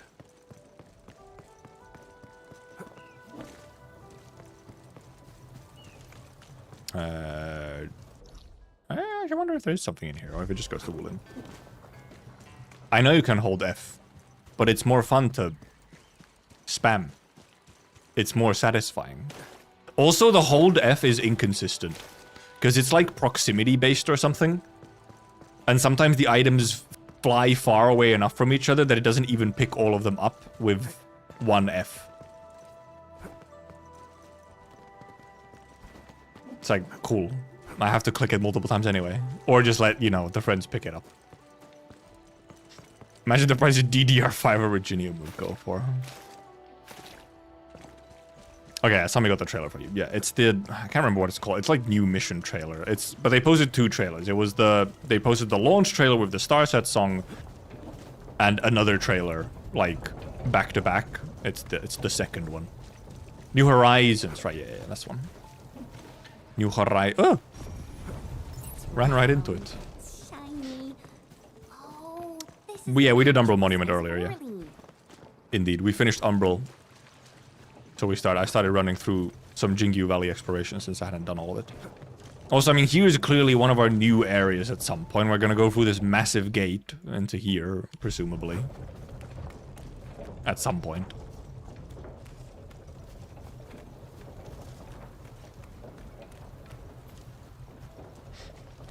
And yeah, it's a 1.1 teaser. That's the thing. If they're teasing it in a trailer, I wouldn't even necessarily count as spoilers. Other than, like, if you haven't done the Wuling Quest stuff, I guess, maybe. No.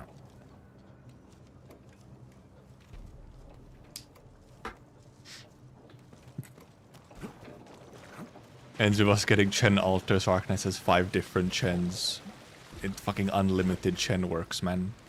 It truly was. I've missed so many things still. Oh, I haven't gone over here, actually. Yeah. I have this area here. Where's have I not? I have gone through this. I went through this area. I went through there. I went through here. Some might be behind quests or something. Or I've missed some... Or I've missed some of the little butterfly things you have to follow around. That's another option. We do have this one over here. Also maybe actually some areas over here. I guess we'll just walk there. I mean, yeah, I'm assuming 1.1 will be after Yvonne's banner, yeah. I mean, that's usually how the update cycles work for these games. Unless there's, like, some odd situation where there's, like, an extra break or something. I have to go through here.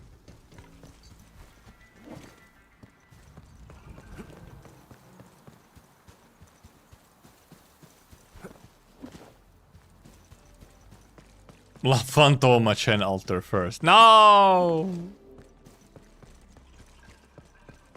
Explore Wuling so much, still missing a bunch of chests. That's what the devices are for, where you can just use them to find your remaining chests. Oh, okay, there's one of these guys. Oh, did I do this one? So I need to get it over to this. We found one frog, though, for sure, yes. I wonder if I've missed some other butterflies and stuff. Also, I've missed, like, I still have 8 Auralines to find. That's the one, is I have 8 fucking Auralines still. And that is the incorrect spot. That is the right spot. Okay, now you just have to time it.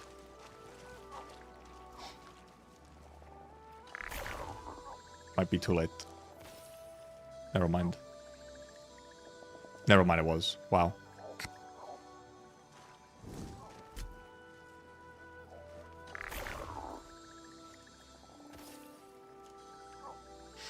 Wuling, I guess, yeah, Wuling Scanner. I was late again. Wow. I guess Wuling Scanners do indeed. They could be considered a waste of bills to some extent. But you can get a couple of them for really cheap. Fumble core. Oi! What is this timing?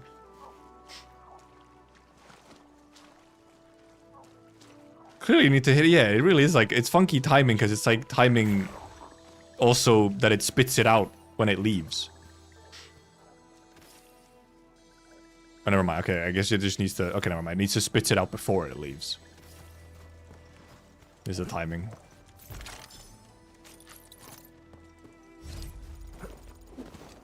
Yeah, I feel like you still get a enough wooling bills that you can get like all the stuff that resets every week, so, or at least most of it.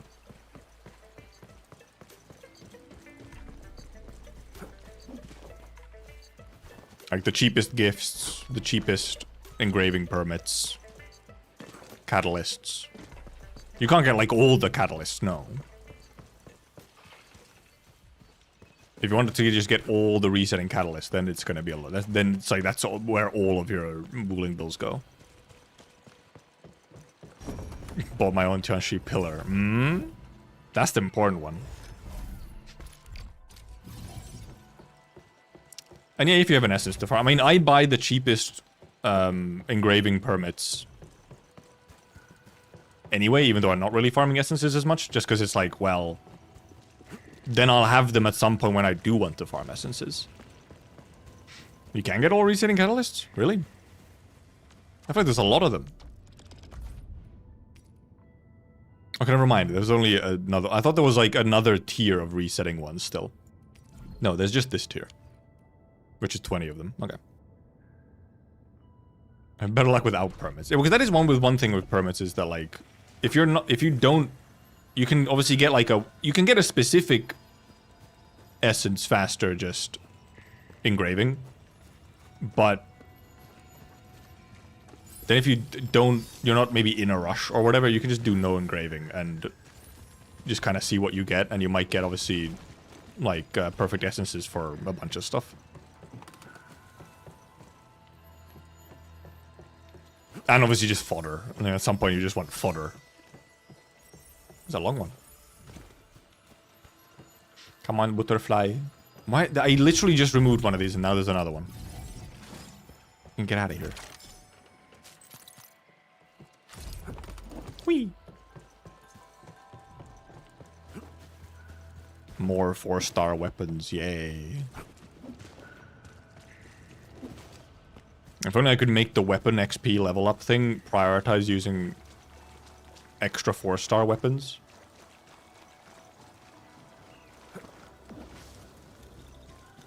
There's a funny enemy over there who just is spamming. Where's so sandy? Well, at some point, you know, like, you can get to the point where actually your best sanity uses is just getting, like, fodder essences. Like, that'll actually be your biggest upgrade, is getting fodder essences so that you can get essence etching.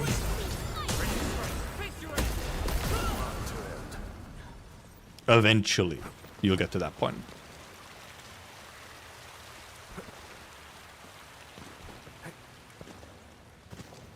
I think some people focus a little bit too much on essences right now, but like at some point you'll want to focus them. But right now you can also just use so much stamina on instead just getting some levels or some skill levels or whatever. Or leveling up other units higher.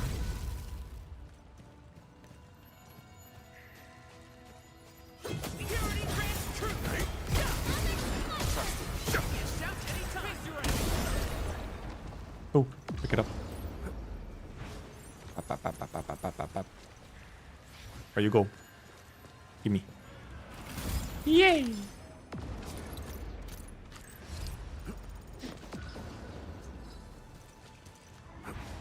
With how much fodder you can farm without any tickets in case you luck sack it? Yeah, I guess so. But you have the permits anyway, and you're like, well, I might as well get this perfect essence like early, then I just have it. And I don't actually have to care anymore. Or you can engrave for another one. Like, if you have the engraving permits anyway, it's just like, well, I mean, you could just use them.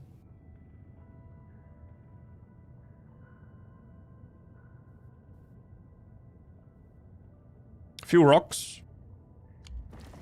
Oh yeah, we have to kill this guy to get the chest unlocked. What the heck? There's a chest up there! It's almost missed it. There's a bunch in this little cave. Multitudes, even.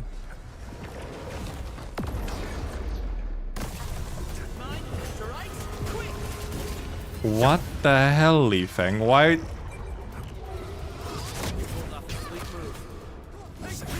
Li Feng was just fucking out there doing nothing, man.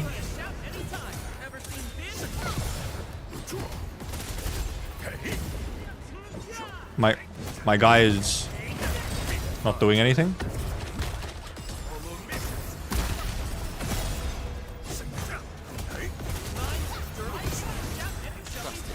I actually interrupted him accidentally. Shows.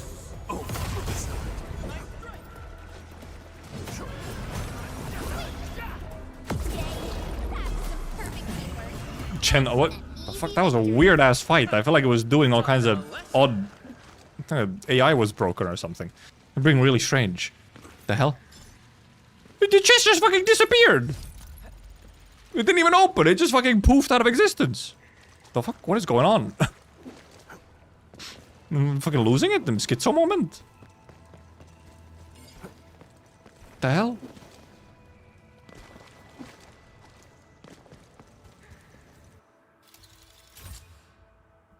Yeah, the enemy also just poofed the instant it was out of HP. Rewarding trip. Actually, I wonder if this is the... No, this is still the mail for the survey. And not for the stuff that fell through the ground. We're still waiting for the one that fell through the ground. We'll see if it arrives. Or not. 12, 20, 42. Well, I have most chests. Have I missed 8? How have I missed 8 Auralines? There must be a bunch that are just hidden. Or like, need to scan or something. How have I missed 8 of them? 8? Well, here's one, isn't it? Yeah. I heard it. Also, there was this thing, but I also heard the shimmering. There has to be a bunch that are just scannables, so I've ran past them. Fucked up.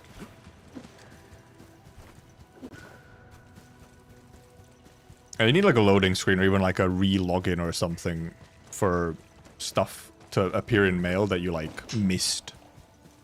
It might even be as much as like an actual re-login and not even just a loading screen.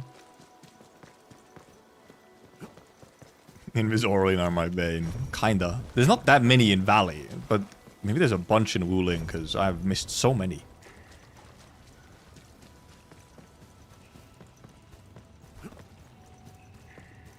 But yeah, I will eventually just use the compasses. How many do I even have right now? I have 14 Wuling ones. And 20 for chests, actually.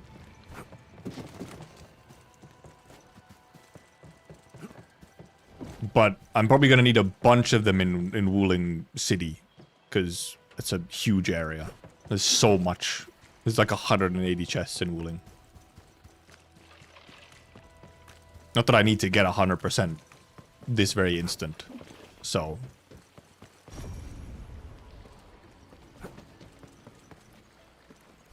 I could maybe do it for those 2 chests. I have those 2 chests. I wonder where they are. Really? Oh my god, I just didn't look over here.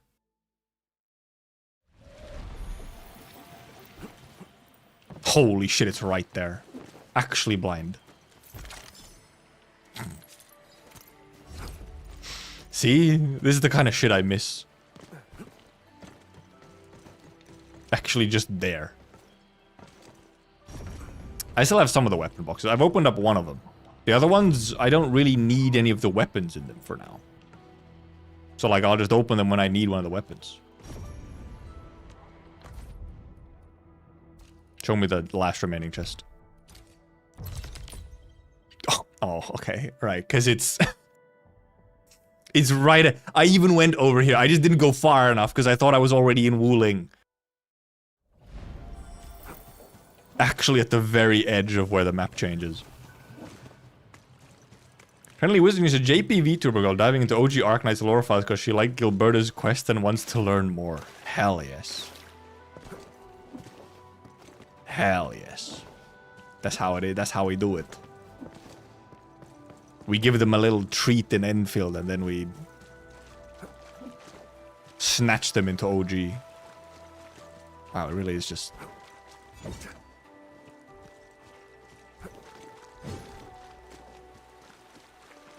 And there's a little... What the fuck? There it is. Ancestral Spring.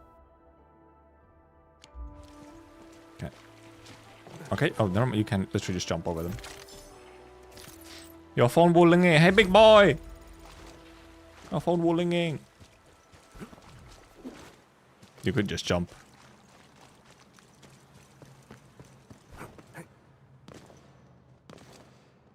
A little bit too hard, Jewel, yes. Even though, yes, there's a bunch of the Gilberta quest, which is like... This is just weird chores for NPCs we don't really care about. Looking forward to seeing Silvergun upload again, and he said he disappeared into Enfield. He did? Oh, I wasn't even aware. But yeah, he didn't upload for a while, because what, his fucking PC exploded or something. Or at least his GPU did. Now, where the hell is there still 7 Auralines? Holy moly. I was making an EF review after 2 weeks? Okay. If he did. If he said these things, then he might have said these things. It's possible. He said game is mid at first and then said actually I'm down to grind out what EF does and will be back once he completes everything. I would not be surprised if Silvergun does come back with its mid. I feel like he has very pointed and like exact opinions on what he likes. You know? So. These guys respawned already?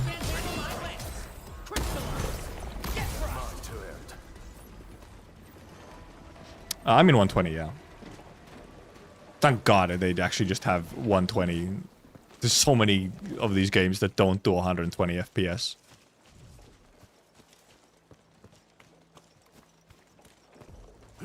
Time to fight. Leave it to me. You guys do that. I'm looking for Auraline, okay?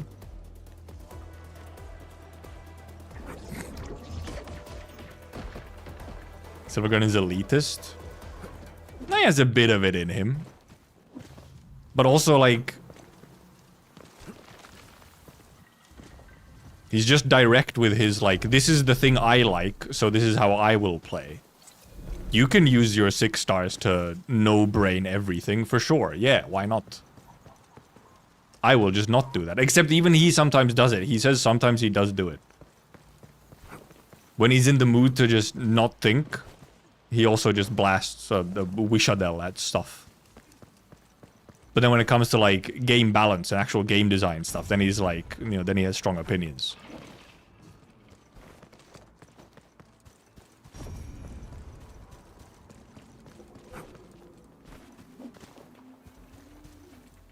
But he doesn't say like, my way of playing the game is the correct way, which is what true elitism is. Of like, you should like the thing that I do and do the thing that in the way that I do it. I can't use bombs on ores. I find them my special swordmancy for Rocky Stife voice line. Too adorable. Got chend.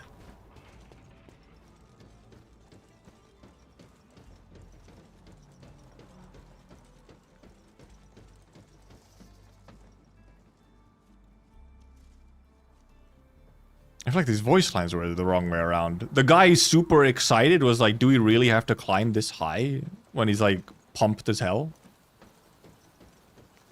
He's like, fuck yeah! I love being this high. Ah!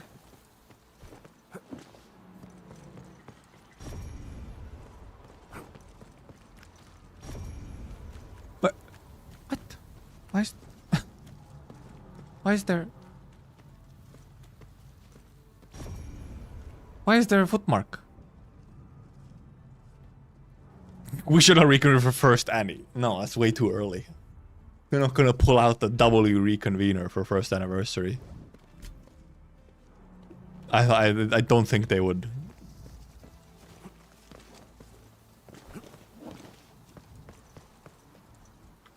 What am I doing? I guess I'm running around, possibly trying to find more Auraline. I should probably just give up and use my compasses, though.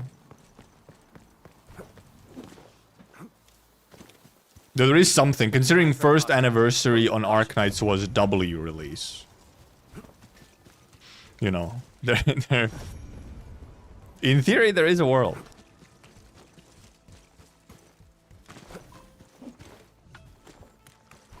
W's first Anishigin ult in 3 years. Yes! Can I press this thing again? Or no, it's just okay. It's marked by the scan, even though it's not interactable anymore. An M3 is not first Annie. No, absolutely not. M3 is a much longer term narrative device. Some good summer skins. First of all, summer skins, EU. Second of all, they've said they're not doing skins for the foreseeable future.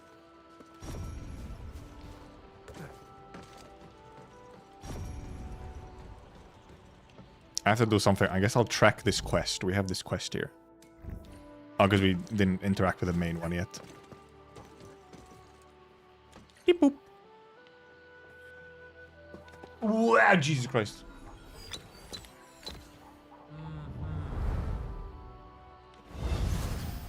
The Vinograms.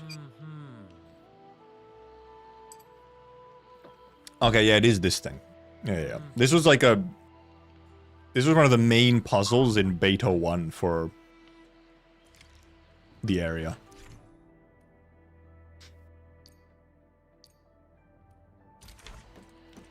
Okie dokie. We need double, double, single, single, double, single.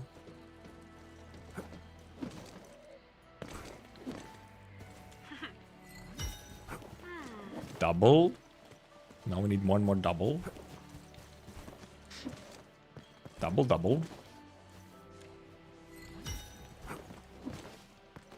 Single.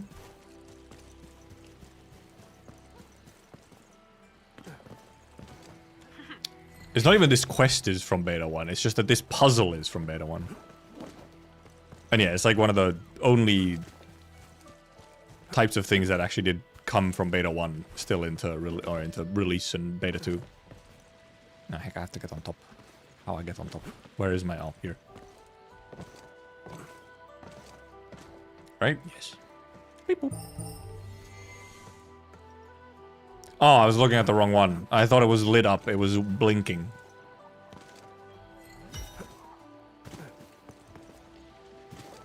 I looked at it wrong. Whack. Whack. Thorns Reconveners, bare naked man. Over here. Right, I didn't touch this one yet. Did I touch this one? Maybe I did. I didn't. Beep boop.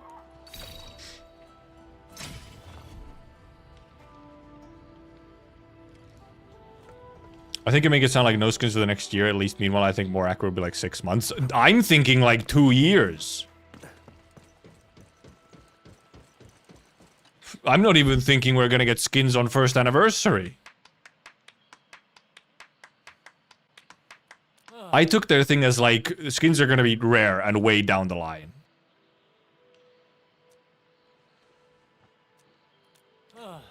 Which, I mean, if we get him earlier or more often, then I mean, I guess I just win, because I'll get like a happy accident of like, oh, nice surprise. But I'm 100% not expecting even skins within a year.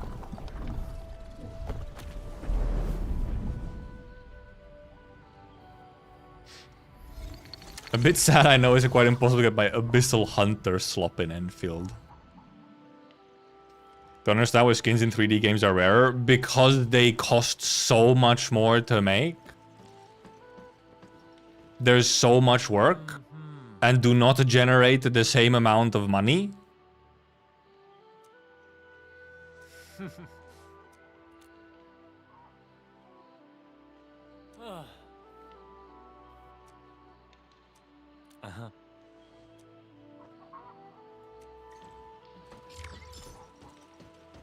They have the model already.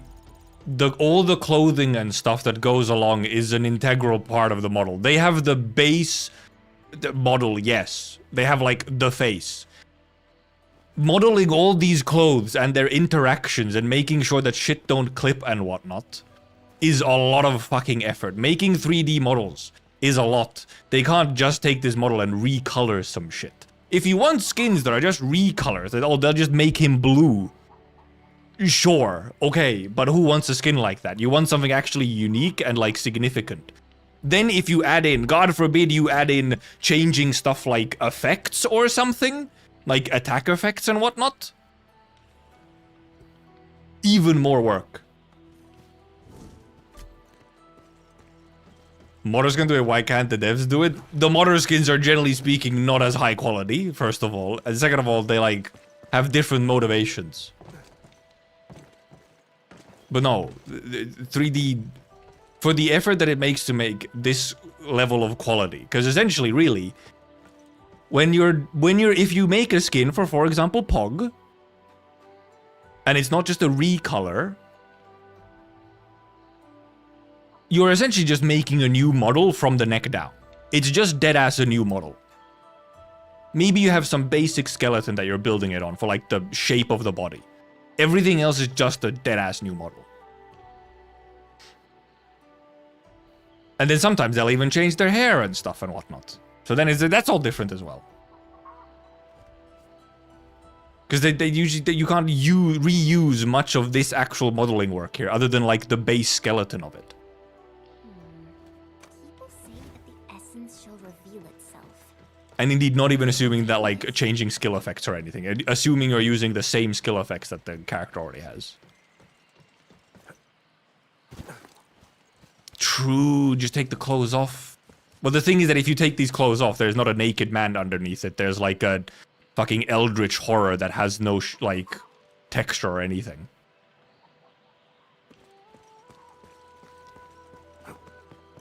I think people underestimate the amount of work that goes into making a new model like this.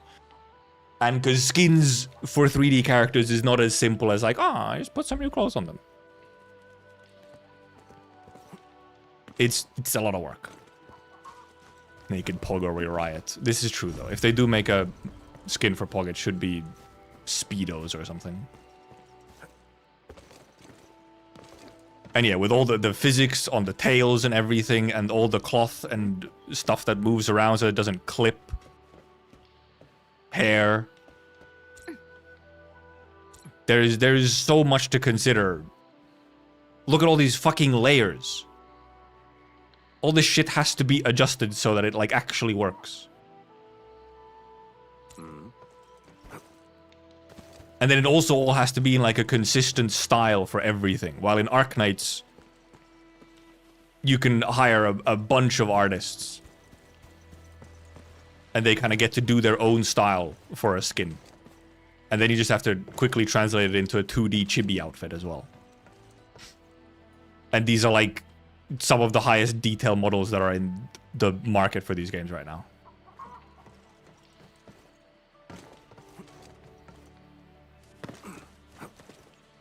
Yeah, no. Skins for these kind of things are a lot of work. It's a lot of work, and you can't sell them in the same way that you can sell a new character. I always have a bunch of new stuff in there. Archive. My archive dot is back forever. Tunes in to talk about undressing cat boys. He's not a cat boy. He's a bird. Actually, he's a hippogriff. But like...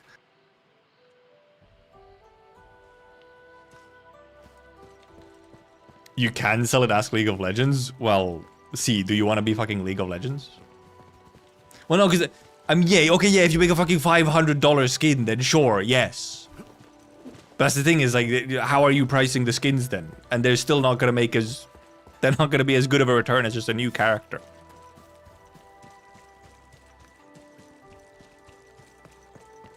I don't actually need to do anything with that thing.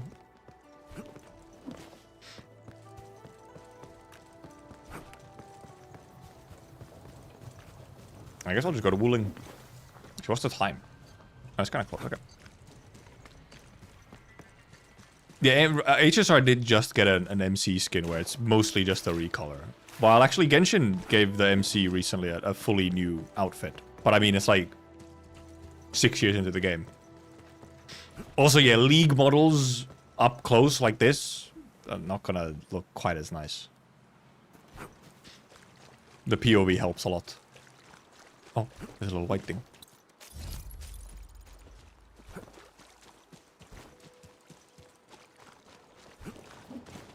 Yeah, no. There is a reason why most of these games do not do a whole lot of skins. And for example, so I mean, look, there is a solution actually to this. There is a solution to this. There's actually a game that has they have found a solution to this thing of, okay, how do we justify making like skins consistently for multiple characters, right? There's a very simple solution, which you can find from Honkai Impact 3rd, which is that your skins are gacha. There is a gacha that is just for skins. You have to use your premium currency for getting new characters on instead getting a skin. That could be an option. Would you like that? Because that's a way to solve the incentives issue.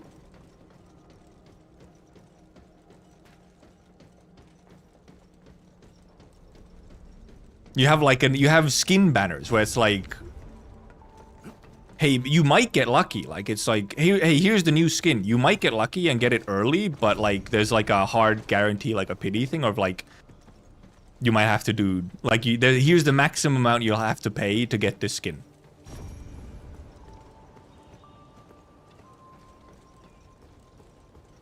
So, I mean, then you can get more skins if they cost you the same currency as your new character currency.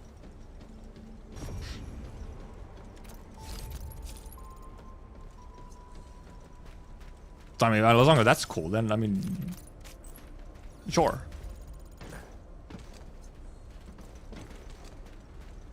Cope and hold my funny yellow currency for a potential skin in 3 years. That is also a whole other question with Enfield skins. Is, will they even make them purchasable by geometry? Or will they be directly paid? Or how will they function? My blueprint for Sure Knight production? I don't think I've actually even blueprinted my Sure Knight production. I just made it. I don't think I even like saved it as a blueprint. Probably because I was like, I'm gonna update this at some Watch your point. step. There could be goodies. Spray some water.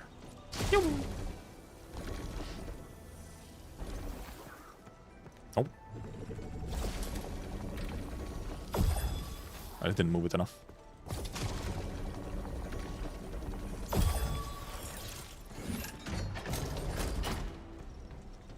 OG AK already have skin gacha? Does it? Ah, what are you talking about?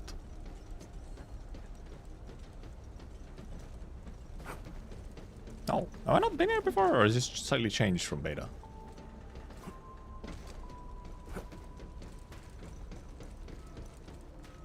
Oh yeah, was there indeed a... There was that like one-time skin gacha thing. Yeah, for the old skins, yeah. Yeah, there was that thing. Yeah, the one-time only thingy. I forgot about that one. Yeah, because we haven't had that one on global yet.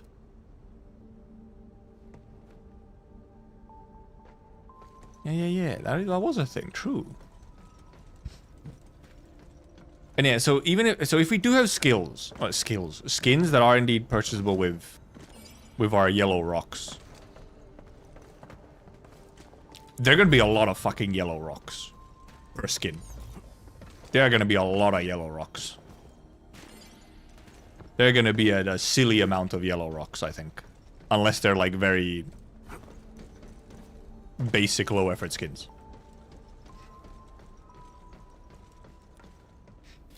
Who do you think will be the long-lived character from Terra that can be in Enfield? Or Farron. We already know she's here.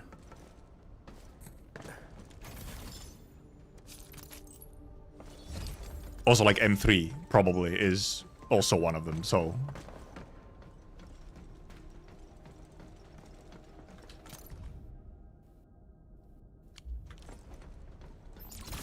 If the raiders are having a tough time. What about Suiciboons? Well, I mean, there's a fair amount of proxy, obviously, that we know that. There's a fair amount of proxy somewhere on Palos, but I feel like they're not one of the Suiciboons.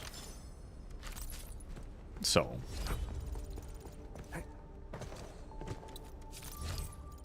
So, because I wonder if they'd bring Sui siblings like directly actually into Endfield, or if they'd do them in a slightly different way. Like, would it be a bit? I mean, I don't know. They are super popular, so people love the Sui siblings.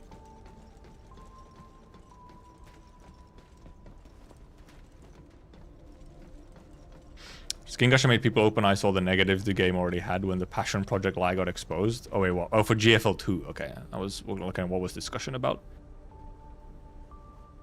Yeah, that was indeed a huge thing, wasn't it? Yeah. GFL 2 did.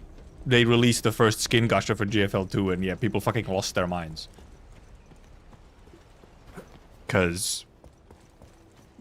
But it was maybe like a straw that broke the camel's back kind of situation. Which gun playable in Enfield?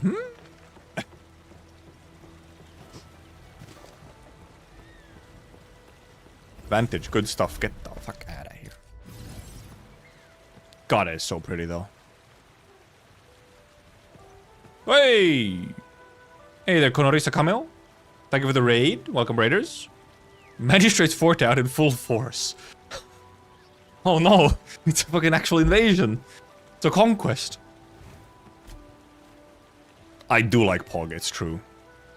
I do love him.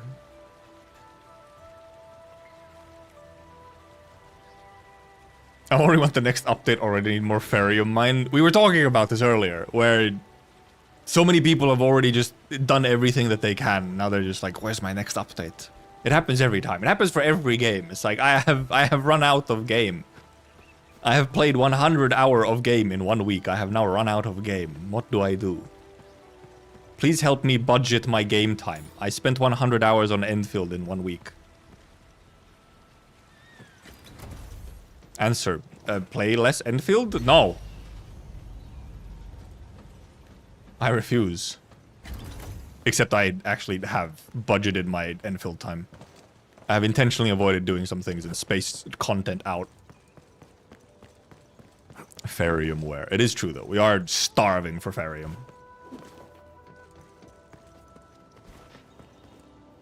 The Enfield is a means of waiting for Withering Waves 3.1. I guess they did kind of overlap, huh? Oh, well, not completely overlap. What, 3.1 released last week? Or something like that, I think. I think that's when I saw everyone playing it. Making my second account now. Shaking my head. I have never been like a second account type of guy. Oh, this is just fill in the entire thing.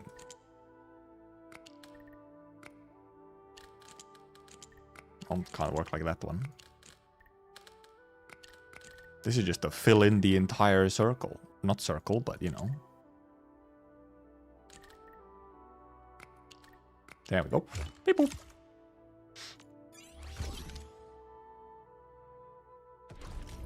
I think Let's Game It Out make multiple vids on Enfield, or was I thinking of someone else? Maybe Fluff Chinkao?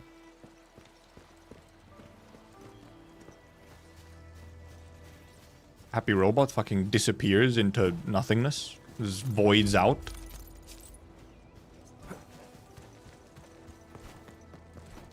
Already pressed this right, yep. Did I go up here? I didn't. Is there anything here? Maybe that was probably just... Oh, there was a gear chest here, wasn't there before? Mentally unstable guy who has 3 Enfield accounts yet? Probably. Most likely. It would almost seem like shocking if there wasn't.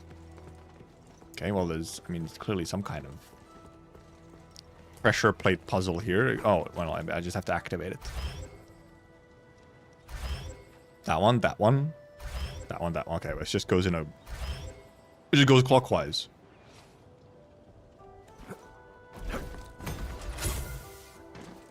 Then you have to move the water. Move it. Oh, because you can't move from this one to this one. Wait, huh? Oh, right, okay. Yeah, that makes sense. No, wrong way. This way. Wonder how long it'll take before we beat Warfarin. I think it'll take a while. I feel like Warfarin is set up as a very long-term, like, goal, if you want to. I mean, Rhodes Island almost in general. They're like, Rhodes Island is all mysterious currently and very isolated or something, so. Oh yeah, oh yeah, someone posted that one on the, oh Christ. Oh no, I forgot about this thing. You could, oh, okay, never mind, we're good.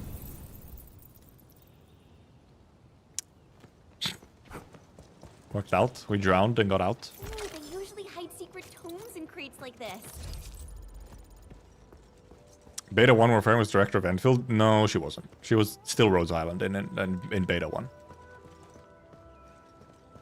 She was still very much Rose in Beta 1. He's just standing in URI. Oh.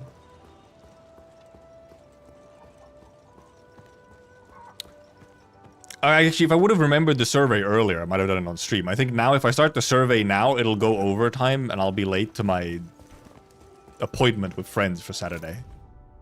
If I remembered it like half an hour ago, we should have done it on stream, yeah.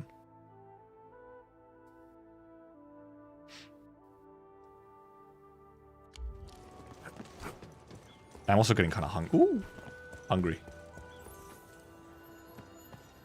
I don't want to speedrun the survey, so I guess maybe I could.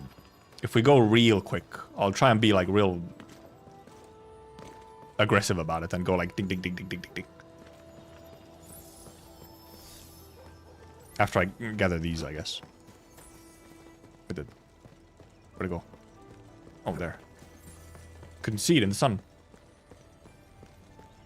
Because I might actually write some stuff into this survey as well, so I want to spend some time actually writing some things out. But yeah, I'd rather spend a decent amount of time writing into the actual full into the freeform feedback. I'd rather spend a decent amount of time actually thinking through some things that I want to put into there, because I didn't really use the freeform submissions on the previous surveys. So I'd want to actually fill it out properly this time. Ooh, music. Inside music.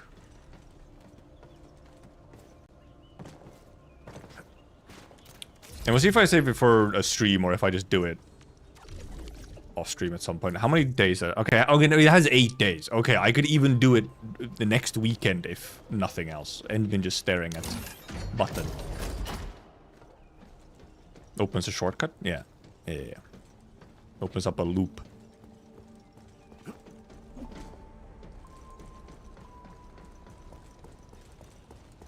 And yeah, yes, most characters from AK are not indeed here. It's been a while, you know. It's on a different planet where you can no longer travel to, and it's been 150 years. Procrastinating, real. Yeah, that's the thing, because I feel like I want to like think through a bunch of things that I want to add to the general feedback section, or like the open feedback section, since I didn't do it for the other surveys. So I would like to take my time with it, I guess. Which, indeed, if I started 30 minutes ago, it would have been fine.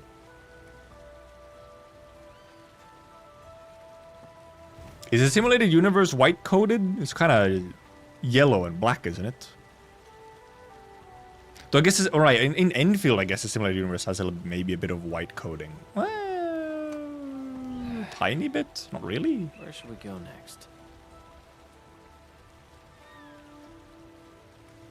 I kept a notepad. Yeah, I kept a notepad during beta.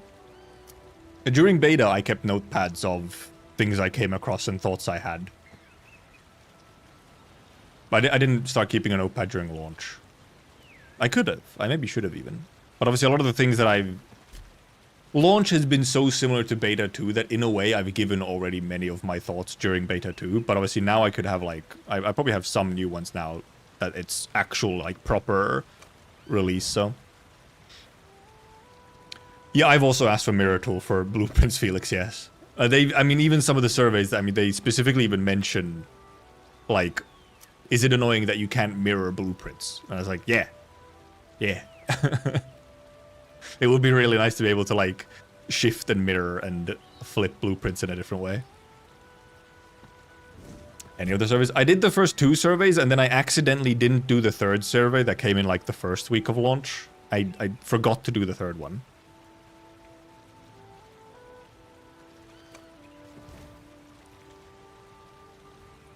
And yeah, I can't remember what survey it was. I think it was one of the beta surveys where they asked. I'm not sure if they asked about them now in the launch surveys. In beta surveys, they did specifically, I think, mention, like, would you like to be able to, like, or like, they were like, what sort of problems have you run into with blueprints? And one of the choices was not being able to mirror them. Was one of the options you could give on it. One thing actually, one thing I have put into the surveys multiple times, I think, and used to be a thing in beta 1 and is no longer a thing for some reason, is that there's a bunch of things when you're going for especially character menus where it's like, I can use WASD, right, to like move and select a gear, right? But I cannot double click on a gear, I cannot press space on a gear, I cannot press enter on gear, there is no keyboard input to equip gear and stuff like that, to like switch things. Even though I can go like, I can go Q and E. But I cannot find anything that would equip it. I've tried everything on my keyboard. And then also, yes, like it would be really nice to be able to go from gear crafting from like here directly to there. When you're in here, also, and you're selecting gear, right? And you like look at gear and whatnot. I would like, well, actually, okay, here, never mind. Here, I was gonna say something stupid. Here you can see like, you know, your main stats here, right? You can see main stats here. But it would be nice if you could go directly to gear crafting from this menu. So you would go into gear crafting. Then when you're in gear crafting, you would have like a thing of like, okay, what are all the main stats that I'm looking for? Like you would have a contextual little information of like, you came here from this character, here are their like stats. Like here, their main stats are this and this. And when you're... Is it in weapons where... Yeah, in weapons... In weapons, when you're selecting weapons, it does not show you your actual main and substat, or like your 2 main stats, right? Like your priority stats. It highlights ones that are part of it, but it doesn't show you like both. It doesn't actually, it's like, oh, by the way, will is your primary and your agility is your secondary. It just highlights if it's one of them, but it doesn't tell you which one. So like little things like this. And earlier we talked about the whole thing where it's a lot of clicks to go to an event. Like if I want to go to the photo event, it's like, first you open the menu. First you open this menu, then you click 1, 2, 3, just to get to here. And like 3 or whatnot. And then like another click to actually go to like the one that you want to do. There could be like a little side button in the way that Arknights has a button where you can click and it takes you to the most recent active event. The one that's like currently active. So right now there could be a button here to go directly into the Umbral Monument like lobby. It could be right here. It could just be, there could be an extra button to skip to it. Instead of boop, boop, boop, boop. Okay, now I'm there. Cool. It's always a little funny how there's like some quality of life things that they've actually solved before and then they like don't translate it over for some reason. It's a little funny. Oh, and a huge one is the fucking the delivery jobs. Delivery jobs. When I'm making the delivery jobs and whatnot, and I'm transferring them, why can I not transfer delivery jobs from this menu when I'm doing the delivery job? There should just be a transfer button when I pack the package. Also, let me pack all the packages at once. Let me accept like 1 package delivery per depot node. There's no reason to limit the amount of active deliveries I have, other than like, you already have an active delivery at this depot node. Then it's like, okay, yeah, I can't pick up 2 packages from the same depot node. Okay, yes.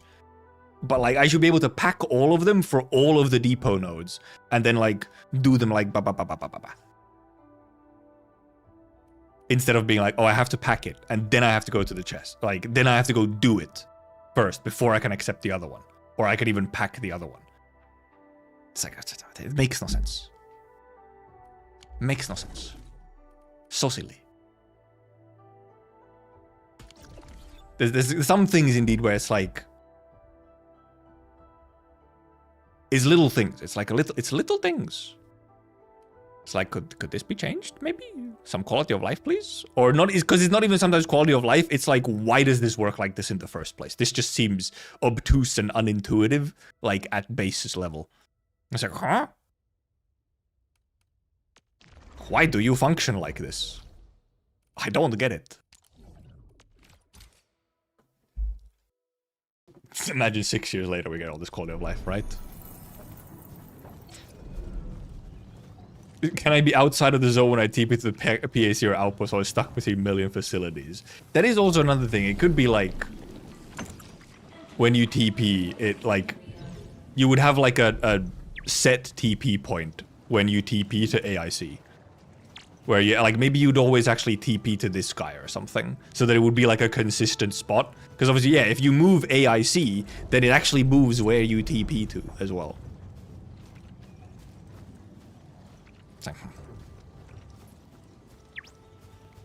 Base out of beta. But no, the map still has markers of photos already completed. That's like a minor one because it's they will disappear once the event disappears. Also, indeed, like we talked about earlier, this has to be a bug. This is unintentional. I swear to God. Why did the icons for unactivated side quests disappear?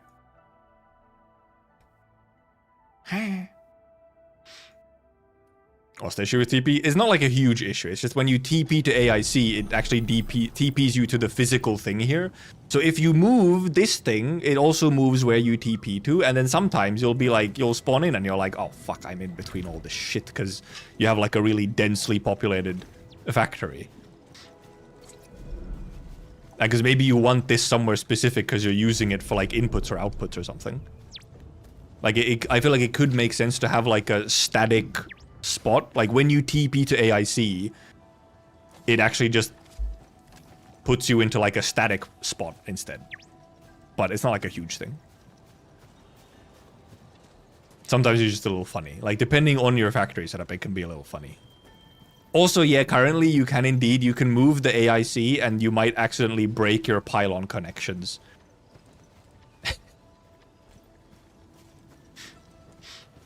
Because that's the thing. There is like, in some cases, it's actually nice that you can move it. Because then you can actually put it into like the spot that you find most convenient. But, I don't know. And yeah, in Wuling, yeah. In Wuling, indeed, you can move AIC and you fucking break your pylons sometimes. Or like your relays. It can be funny. Like I had to adjust some stuff because I'd moved my AIC to like somewhere over here. And then I'd set up stuff and whatnot. And I'd moved it over here so that it connected to over here. And I was like, fuck, I kind of want it over here. So I had to put like an extra pylon because now it was too far away.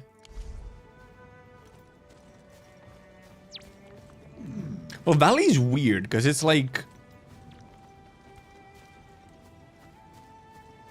Is Valley infinite range?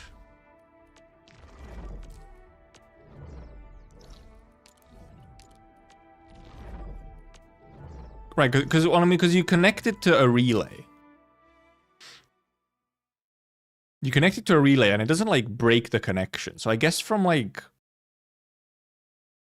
It just always connects it, yeah. Like on Valley, I guess they were like...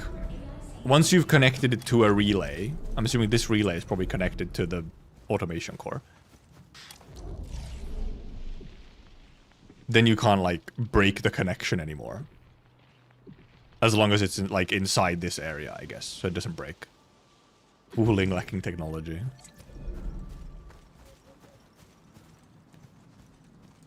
Well, it's not like it's not just the minigame. It's sort of, but like it's not actually obviously infinite because like It's infinite inside here.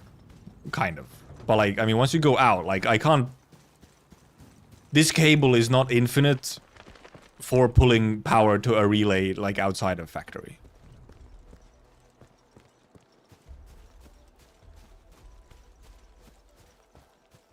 I did forget that there is indeed a fucking TP thing. Where you can indeed somehow, like, teleport wire. Which is so silly. We're not talking about that, drugs, about the area inside. We're specifically talking about connection from AIC to relays outside of it. That specific interaction.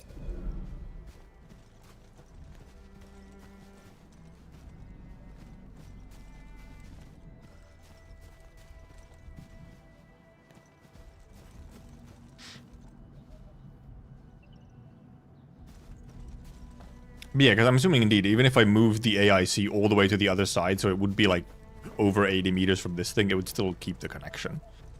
But in Wuling it doesn't, which is funny. In Wuling it doesn't keep it, but then in Valley 4 it does, probably because it was like, it would be like a fucking nightmare. Because obviously you can break the connections, like, oh, if you fucking move a relay tower, then it actually will break some of the connections that it's connected to, but...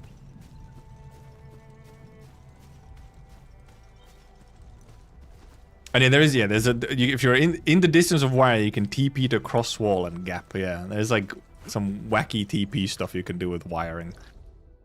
Obviously in Wuling doesn't matter anymore. Oh, I guess we can. I have enough stamina to do one more essence run, so that I can do etching at some point. We gotta go to Wuling for that one. Over here. After doing my Sakiko masteries, my SS8 auto doesn't work anymore. Get fucking destroyed, Baka. Dude, I mean, come on, man. That's refreshing. When was the last time you actually got to experience the thing of auto-deploy breaks because you leveled something up? I can't remember the last time I got to experience that incredible moment.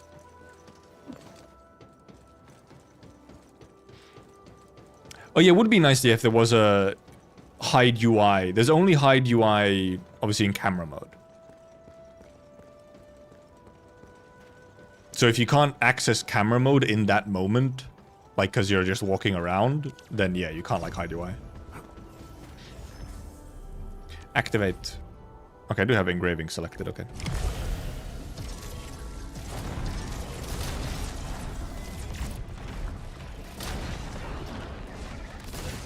You dance. Yay! That was some perfect teamwork. Hog dance. How'd you do that? Please teach me. You pulled off a sweet move.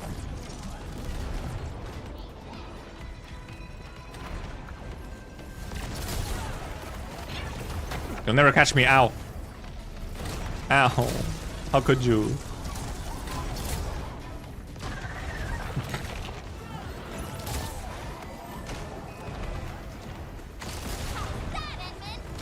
Pupok. Pupok. Impressive. Now this is gaming. This is Endfield gaming.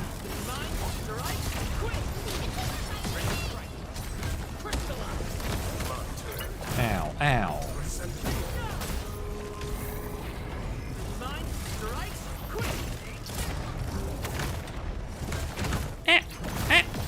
Ow. That was an oversight. You pulled off a sweet move. Get out of here.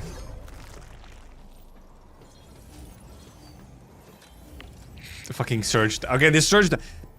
Cubic. I don't know if we're still in chat. The surge tower is cool because it's like on top of the alluvium, which you normally can't do, but also it's like in the way of getting to the claim rewards.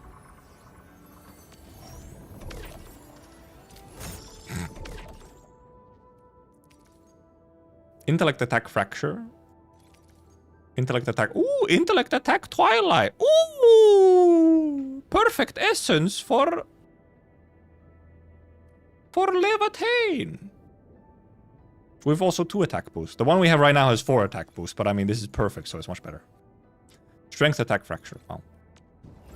It really is that easy. I've done an entire maybe like 5 essence etching runs ever, and I now have Levitain's best in slot. Wow. Cool. I guess we'll go etch that. Maybe we'll actually have a... maybe we have enough fodder to actually get the... This is literally just so that I can get the damn BP mission. Oh yeah, that actually is a good point. It would be really nice if you could, like, in this kind of same way that when you're engraving, you like select stuff to engrave. If you could have something where you could set a filter of like auto lock essences that have these. If you could have like a set, if you just have like a bunch of templates where it's like you can set the 3 stats you want on it, and then it's just, hey, auto lock these if an essence has these 3, or auto lock it if it has these 3. That actually would be really nice. If you could just have like set like a couple of templates or like presets or whatever of, hey, auto lock if it has all 3 of these. Once again, it's just like, you know, another quality of life thing. Yeah, more team slots could actually, it's... My blades are always ready. Considering Enfield, where it's like you are kind of encouraged actually to make a bunch of different teams, it's a little funny we only have 5 slots. It's like we have physical slot. We have a slot for every like damage type. Physical, heat, and so on. Like, we have 4 elements and then physical. And then we don't have gear presets either yet, yeah. Gear presets and even team presets where when I switch to this team, if I could, when putting like a team slot, it would also register the gear and weapons that they have so that you can like easily pull them back and forth between characters and don't have to manually change them. Would be nice. Physical team, stagger team, etc. And yeah, 5 teams is a level. For a game that encourages you to actually make multiple teams, 5 teams is not that many. So funny. And yeah, some of the inventory stuff should also be adjusted. And some of it also is just clearly wrong. Like they've actually incorrectly tagged some stuff. Etch. Oh, actually just go equip it on Levitain first, why don't we? Looking for me? You finally remember something? Where is it? There it is.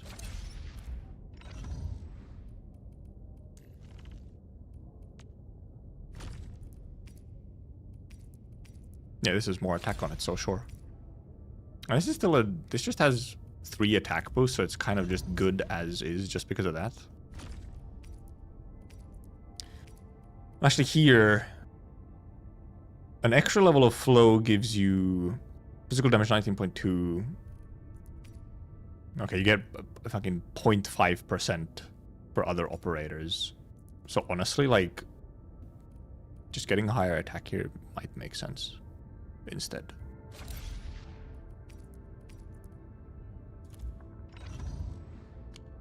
Anyway, etch. Year 5 niche knights in Enfield. Only characters with hats.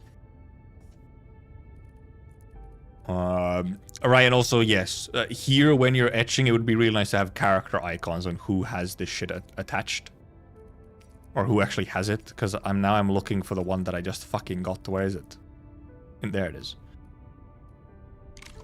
Let's try and get a little bit of Twilight, why don't we? We'll attack Fracture. I'd probably just throw this shit in here. Damn. Failge. Damn failge.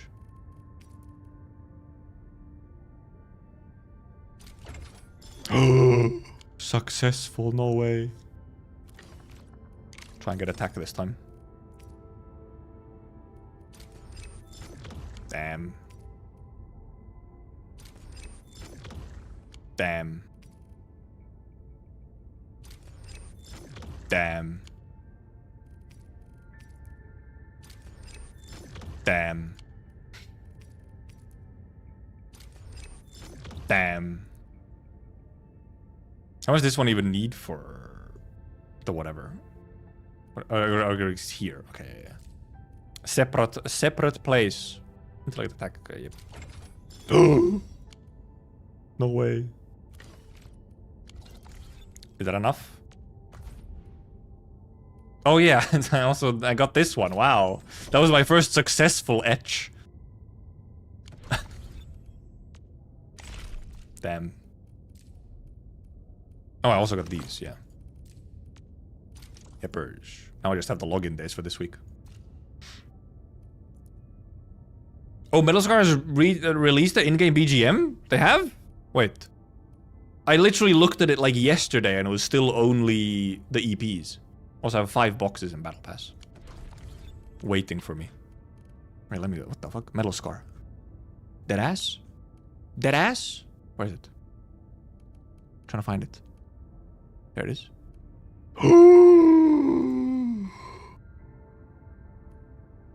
Yes. Yes. Okay, so they have also separated to... This is probably Valley 4 and like other general ones, and then this is... Wuling.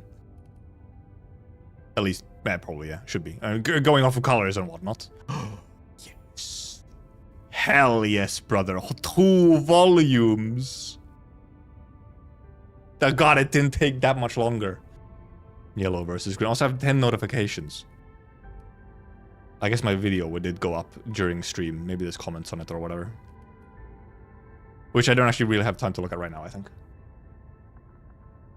I have a DM.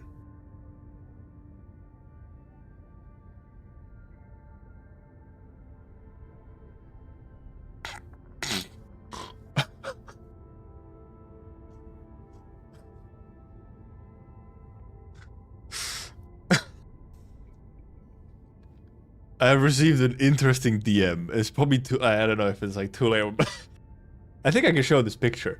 My friend has just DM'd me. DM'd me this picture.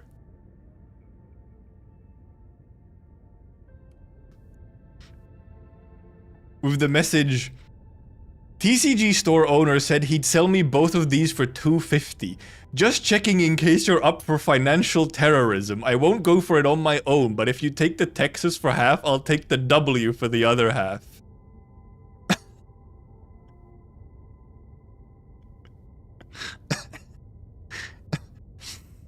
€250? 250 euros? For 2 cards?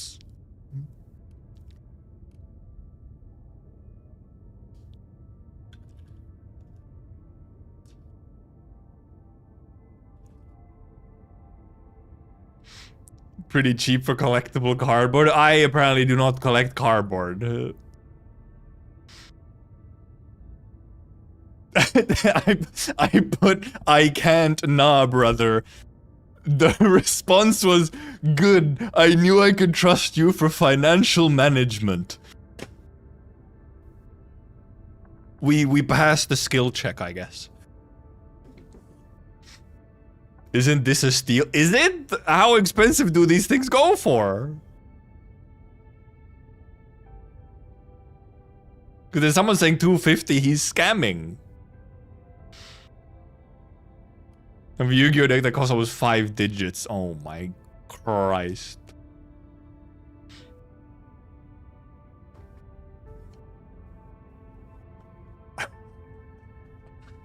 Fun. I was wondering what DM I had. W1 I've seen for close to 200 in JP stores. They do love their job W. I mean, I'm sure, yes, you probably, if you try to, you can get them for... If you sell them online somewhere, you probably can get a higher price than what they pay here, but like...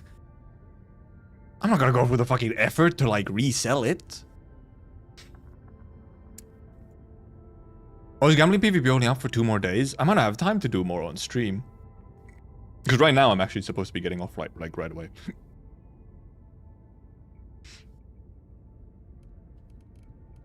Is it indeed only open? I guess it is only open. Yeah, I guess it is, yeah. It is only up for a little bit. I don't even have all the rewards from it yet.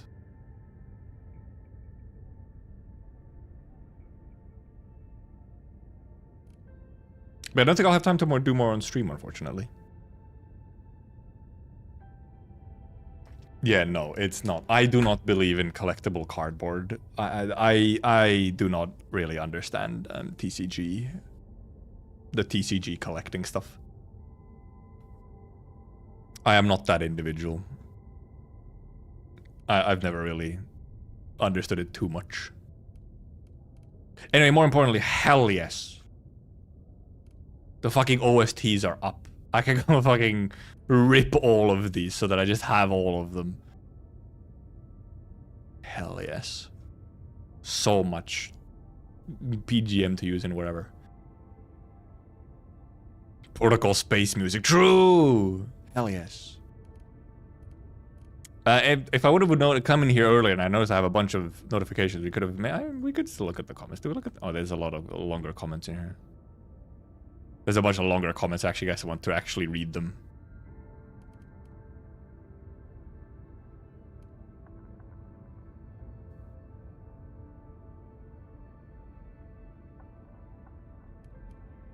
Because I was also getting some comments still on my Ember short. For whatever reason, this short, I am not a fan of Ember's design. This short, for some reason... Also, why did my mic sound like that? This short, for some reason, of Ember has, after launch, specifically, it has just entered into the algorithm, and it's been consistently getting views for like the last couple of weeks, and comments. Right? I think it is just over-sexualized for her persona. He's speaking, he's speaking. Character and her backstory. But at the same time... Do you have a combat mission that requires my presence? I am constantly having to fight my, like, monkey brain from just taking over. The lizard brain just taking over. Where I'm, like, running around on her or doing anything. Like, why is she like this, man? Why is she so caked up? Also, I look 2 years younger because this is beta 1. This short is, I think, over a year old. That's why. This isn't even a beta 2 short. This is beta 1. That's why. Speaking the truth. Lizard brain. Lizard brain go... Neuron activation. Male brain saw boob and ass. I like how I hear my... I'm apparently interacting with the menu of Endfield in the background somehow.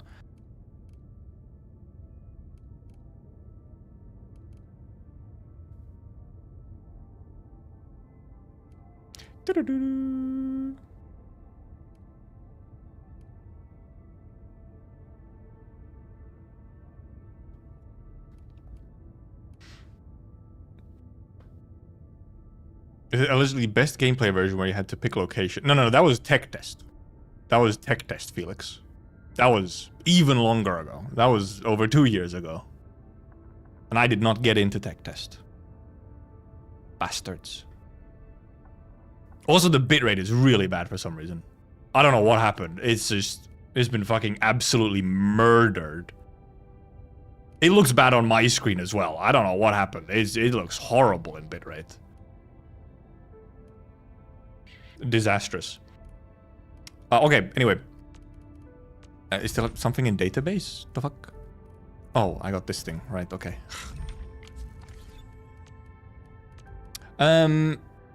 We will end it for there today. We'll see what happens next week and what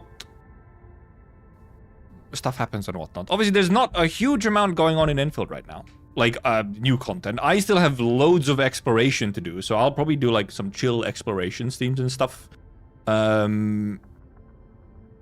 Might be some stuff coming to Arknights. Actually, maybe there isn't, because right now it's just the collab event, isn't it? I'm not sure if we have anything overlapping with collab event.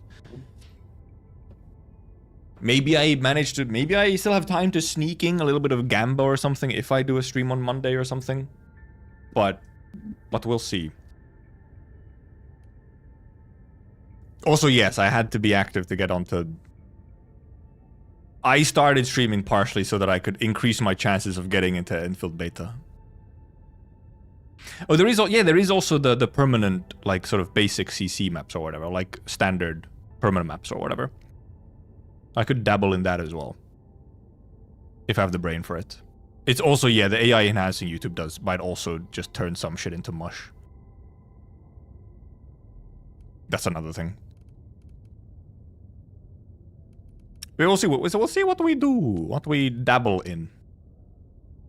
Because what is next in AK? Because right now it's... I swear I've seen the data mine at some point. Wait, I think I can probably even find it. Give me a second.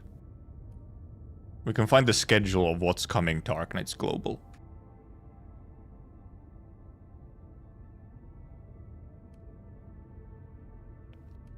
I think Mantra is coming, but it's not the next thing. I don't think Mantra is the next thing. We have some gameplay stuff, I think. Like gameplay events in the middle. Can I find this scheduled data mine?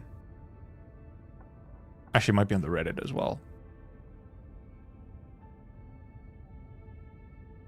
I just know Rory tweeted it, like, quoted it at some point, so I'm looking for it through here for some reason.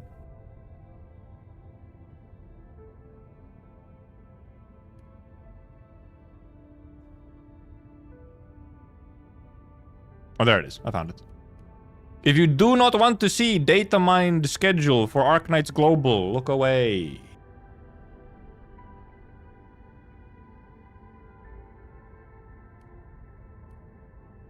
We have Grand Overture Rerun is the next thing, actually, on the 24th. Which is 10 days away. So, there's really nothing happening until, like, the collab ends. Then we have a rerun. Then we have record restoration for... Or, this is not even an event. It's just record restoration for common catastrophes. Then is Rebuilding Mandate, which is new thing. Actual new thing.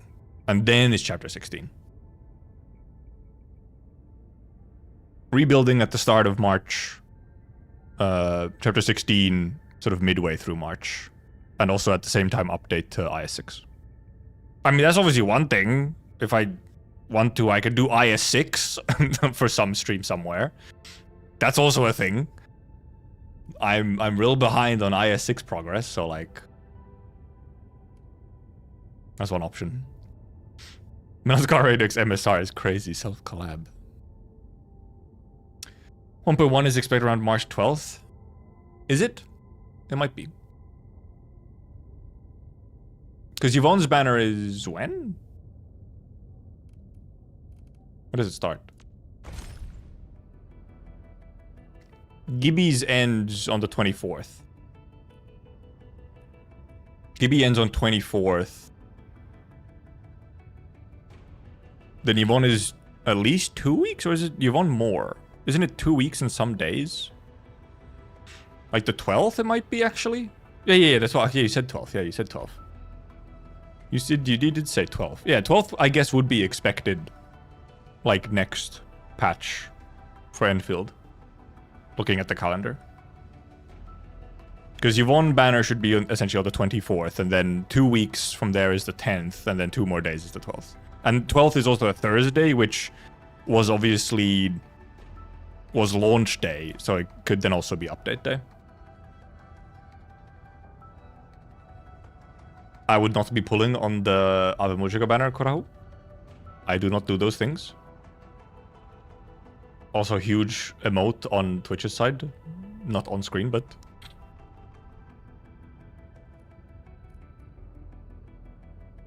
But yeppers. Also, I have no Arsenal tickets, by the way. I don't even have a 10 roll in Arsenal tickets. Pog Signature took all my Arsenal tickets, which was impressive considering how many I had. Okay, anyway. Yeah, we'll see what happens next week with streams. Sorry for the inconsistency and whatnot, but I never really know my schedules these days as well. Except for Friday, Saturday are always guaranteed stream days, pretty much. Unless something happens very bad. But...